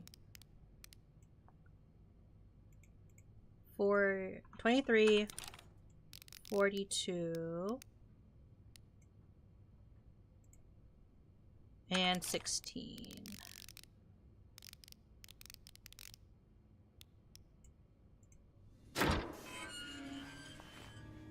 Oh shit. You ruined my life, you fucking moron. I lost my home, my house, my family, everything, and now you refuse to pay the money you owe me? For years I gave you my hard-earned money. It was all for nothing. I hope you, all America, rot in hell. One killed 3 fire. 4 members of the family died in a residential fire. According to police, firefighters' flames were being seen from the Toy Story house, her house by the neighbor around 3 a.m. Took firefighters at 1 hour to extinguish the blaze. The bodies of the woman and 3 children were found in the house. Police identified victims as Meredith Williams, 32, and her children of Thomas, 12, David, and Alma Williams was the husband, managed to escape the house unharmed. Oh, shit.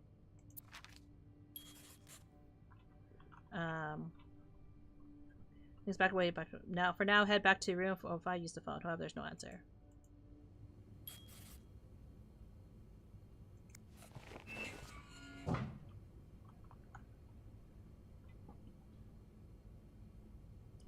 And close the front door too before interacting with the elevator.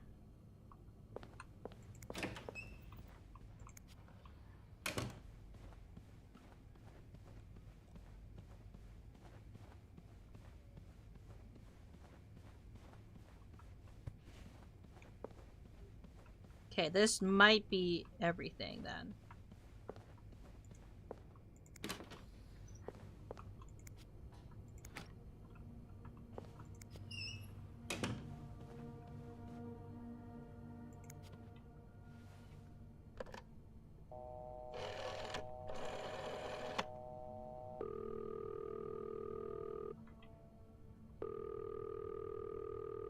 I'm not sure if I did correctly, but we'll see, right?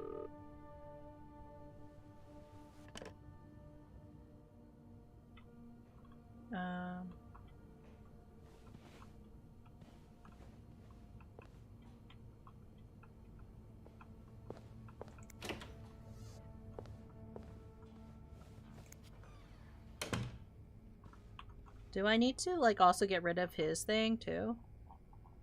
His notes?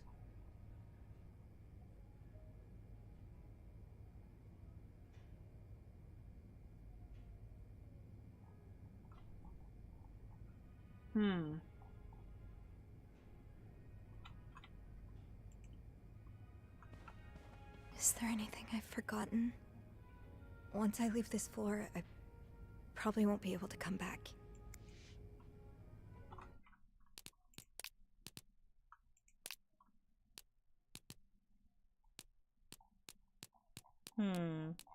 So many autosaves.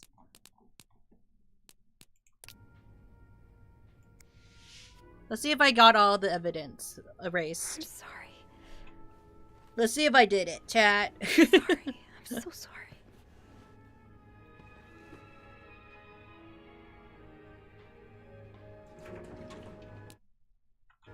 Okay, so we can't skip over some of the cutscenes.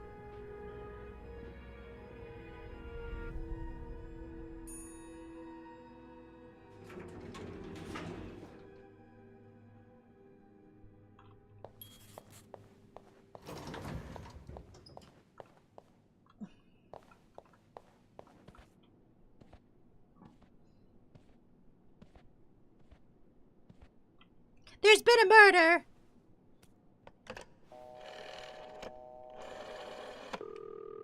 Montreal Police Service, Station 22. There's a man dead. He's been murdered. I need the police. Please, stay calm, ma'am. Where are you right now? The lobby. But the body, it's upstairs. I wish there was a skip after you watch a scene, you know? That's one thing I probably would have added. 1178 Drummond Street. All right, ma'am. Officers are on their way. I do appreciate that the game can let you, like, kind of, like, gives you a second chance. Like, if you didn't get it quite the ending you wanted. Is this the brochure Beth was talking about? The one that... So Anne and Marcella really are planning to run off together. Was what happened to Hector part of their plan? Bernard really wants Paul out of the hotel.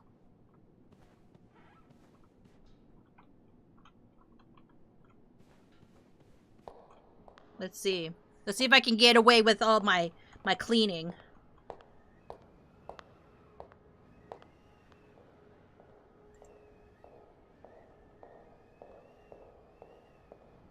Oh, hey you. Great timing, right? I'm thinking if we're lucky, Bernard will let us go home. No point in working in the dark. Sophie? Bean, you're not scared of the dark, are you? Hey, is everything okay? I found Mr. Cruz. Hector. Oh, I missed it. I missed one of the things.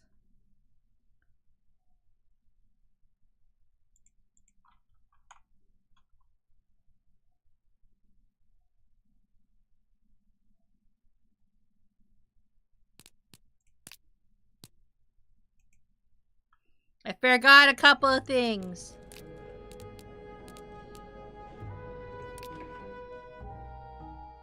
If I want the good ending.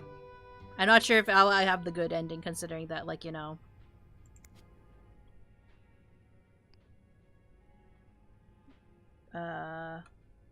Back pocket.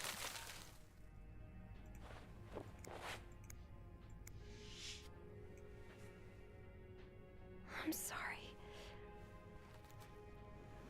I'm sorry. I'm so sorry.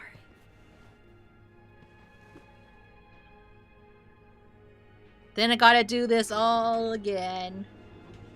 With the other love interest.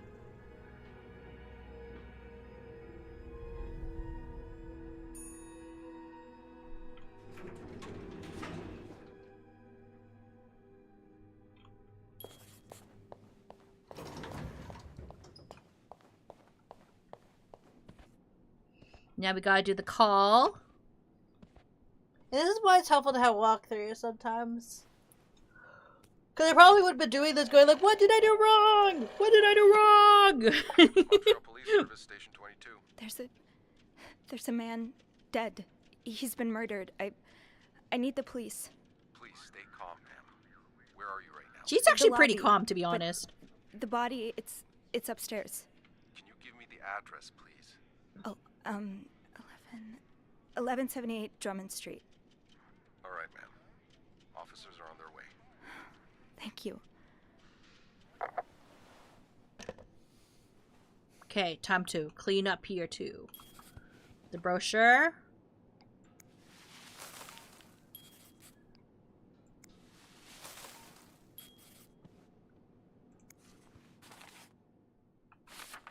Bernard really wants Paul out of the hotel. Throw that away. Okay. Okay, that should be everything. Unless I fucked up everything else. Which is a possibility. That I threw away too much stuff.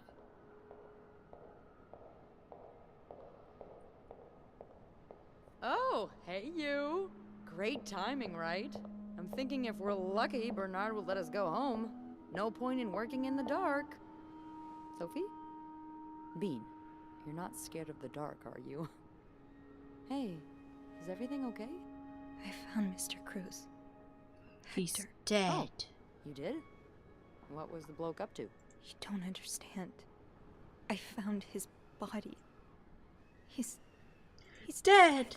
Merde. Merde. Sit down, okay? You look Maybe I should play this in French, you know?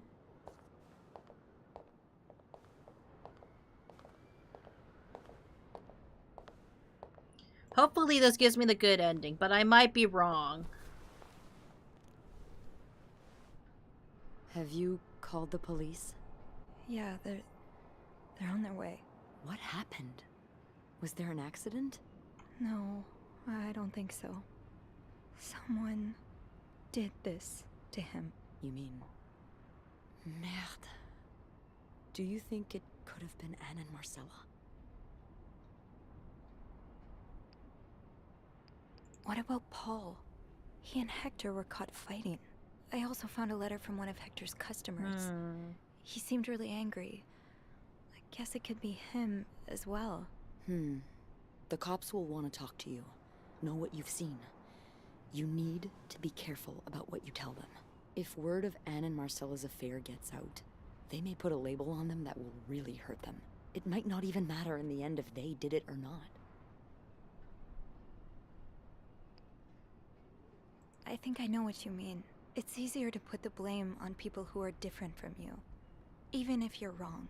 I'm glad you can see that. It makes the world a little safer to have people like you in it. You know, I was barely 20 when I was shoved into a police car for just hanging out with people who made me feel like I wasn't so messed up after all. What? Where did that happen? At the White Cat. It's supposed to be a safe space, but it gets raided by cops every now and then. I know Anne was caught at least once, too. Wait, you know her? Yeah, that's how I knew the answer to the riddle. I've never talked to her, but I've seen her a few times. Marcella and her, they're just like me. Thank you. Thank you for trusting me with this. Maybe now you can understand why I care so much about you. I don't know if I'm feeling inspired by Anne and Marcella, or if it's the shock of being so close to an actual murder, but, I'd really like for us to be more than just friends. No, yeah. Yeah. We're gonna continue with having a relationship. Like that too. That's... That's great. The police is here. Okay, let's see if I can answer these questions correctly. Just be mindful of what you tell them, okay? Yeah. Yeah, of course.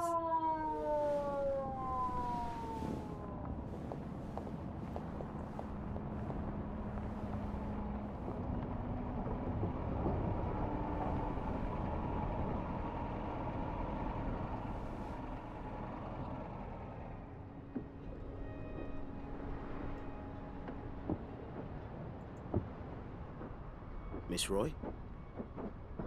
Miss Roy? Okay, let's see. Miss Roy! Oh, sorry. I was distracted. I really need you to focus right now. I don't want to be here all night, and I'm sure you don't. If I fail to do this correctly, I'm gonna have to do this off stream.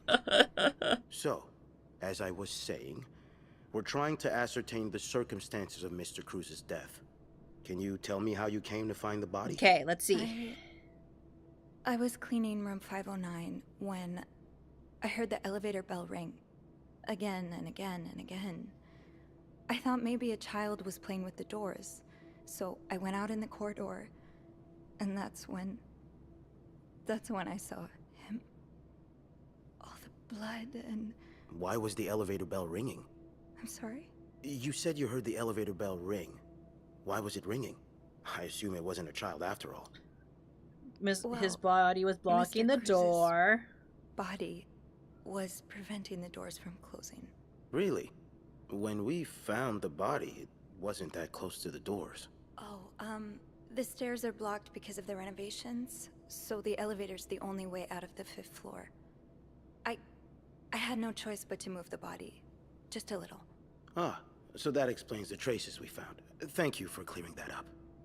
So, what did you do after that? Well, that's when the power cut. So I had to go to the janitor's closet. To access the fuse box. Exactly. I changed a few fuses and turned the power back on. But there's a lock on that box, isn't there? Did you have the key? I used an ice pick. I didn't. Be honest. Only Eugene does. But I thought an ice pick might do the trick, so I went to the ice machine to get one. You're a size 7, I suppose. Yes, I am. Why? What did you see when you went to the ice machine? There was blood. A lot of it. Did you touch anything? No. No, nothing. Good. You wouldn't believe how many Yeah. idiot witnesses accidentally compromised the evidence. Anyway, what did you do after restoring the power? I took the elevator down to the lobby. That's where I called the police. Do you remember what you said to the operator? The exact words. No, I'm afraid I don't. You said, there's a man dead. He's been murdered. That's possible. What makes you so sure it was murder? He received some death threats. I know about Mr. Cruz's angry customer. The one who sent him death threats. Oh, yes, we found those. But the customer in question lives back in Texas, so there's no way he could have killed Mr. Cruz. And anyway, how do you even know about that? Mr. Cruz told me. Mr. Cruz told me the other day. Was he in the habit of talking about his personal life with hotel mates? I really really can't say what his habits were, but he seemed to like me. Then maybe you'll be able to answer one or two of my questions. Okay. I'll do my best. Let's start with the victim's wife, Marcella Cruz. Apparently, she left in quite a hurry this morning. What can you tell me about her? I don't know much about. I don't really know anything. She just looks like a loving, caring wife. That's not much to go on now, is it? I'm sorry. Let's try something else then. We've learned from one of your colleagues that the victim had a fight with a guest named Mr. Spade. Mr. Spade. What can you tell me about him? I don't know much about him. I don't know much. Only that he seems nice. Nice. I wouldn't be so sure. Oh? We found out that Mr. Spade is fresh out of a madhouse. When we called the place, they painted quite the picture. Was I supposed to take care of his... Did you ever see him display odd behavior in or around the hotel? No. I mean, we've all got our little quirks, don't we? Did he seem obsessed with Mrs. Cruz? A little, maybe, but... Obsessed enough to kill her husband? No, nothing like that. Was supposed to get rid of the hospital stuff? Me, for instance. I'm obsessed with celebrities and gossip magazines, and... You don't seem to understand, Miss Roy. Mr. Spade is not like you and me. He may look like us, but he's not. He's dangerous and needs to be taken off the streets. I didn't take enough of his stuff away. So tell me, did you ever see him be violent or aggressive? Deny. No, I didn't. All right, then.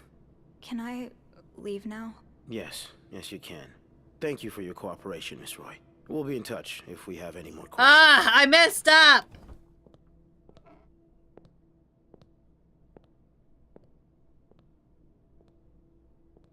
I need to get rid of his hospital stuff, too.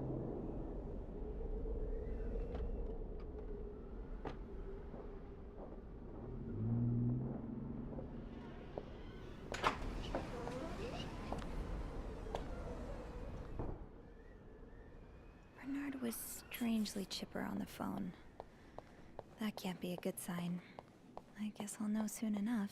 It'll probably be a while before the hotel reopens.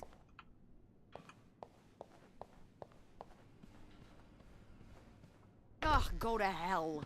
Beth! Oh, she got fired again. Are you okay? I'm out of a job. But other than that, yeah, everything's just peachy. What? No, I hope you're luckier than I am. Come join me when he's done with you, all right? I'll be questioning my life choices on the mezzanine. Yeah, okay.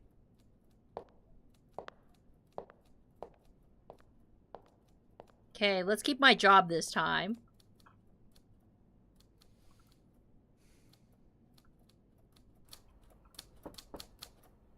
Miss Roy. Come in.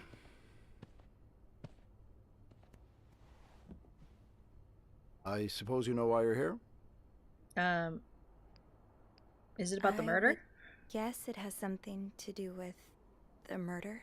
Well, you'd be right about that. We've been getting a lot of press lately, and not the good kind. I wouldn't expect you to understand the position I'm in, but I assure you, it's quite uncomfortable to have one's life's work blown away like that. All thanks to a nut job. It's obvious to me now that I haven't been firm enough. For guests of such morals to be comfortable booking a few nights here and committing such a horrid act? Things need to change. This means elevating our standards to the highest possible level, and it starts with the people working here. It starts with you. With me? Yes. From what I've heard, you've been quite the exemplary maid lately. Clean rooms, satisfied guests. I take my job very seriously, sir. As you should. We'll see for the future, but for now, you'll be allowed to continue working here. Thank you. I'm not done. The police have finished their investigation and left a mess on the 5th floor. I want you to clean it up. Again, that sounds so inappropriate, but okay, sure, whatever, I boss. found a dead body on that floor. I'm not going back. I'll make this simple for you. If you don't do it, you're fired. Okay, that'll do it. Okay. I'll take care of it. Good.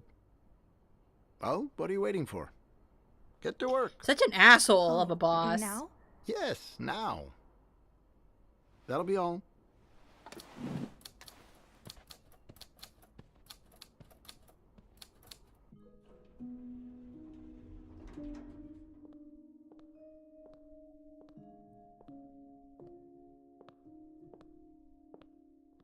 Hey.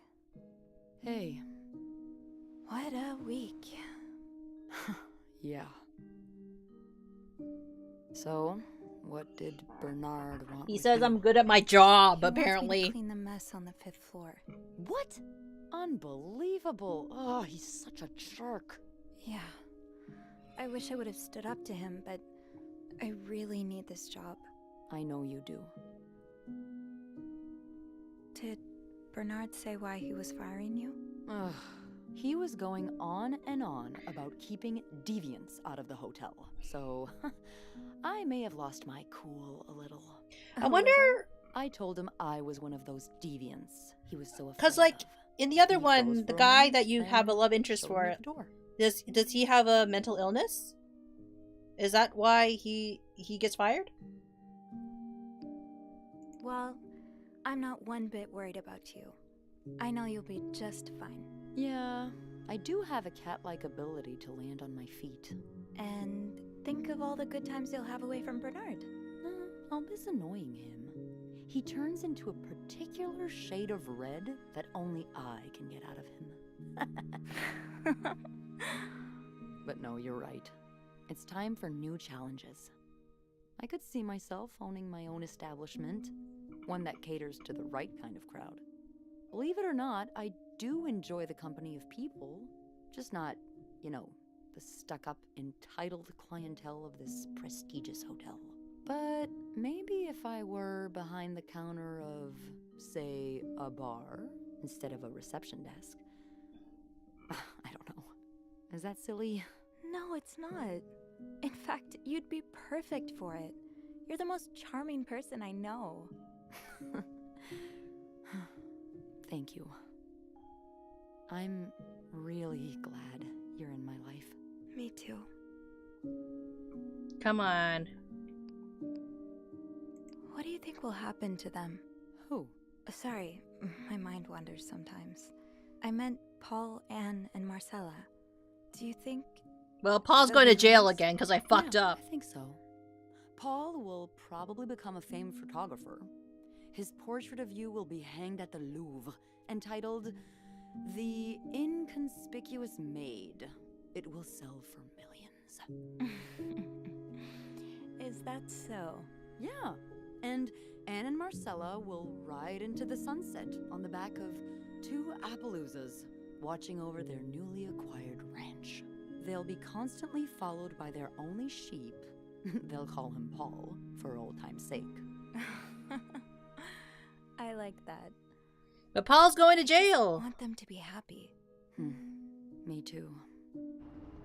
Isn't he? Or like it's just like we don't know who the murderer is.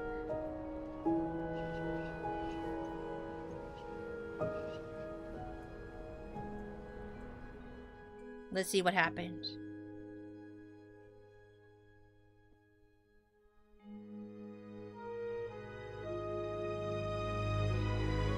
Time power charged up. It really did. They really did charge him, unfortunately. I'm sorry, Paul!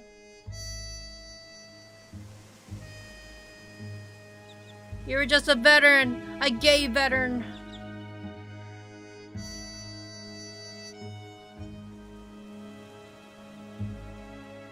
Lindsay waiting for his love.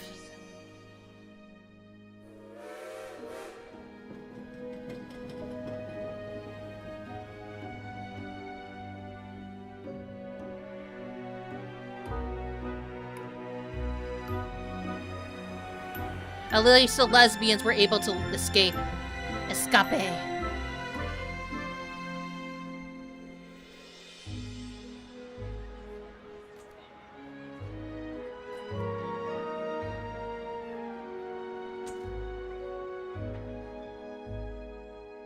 Most of us got pretty good jobs, I guess. Well, I guess I've got a pretty disappointing career, but at least I have money.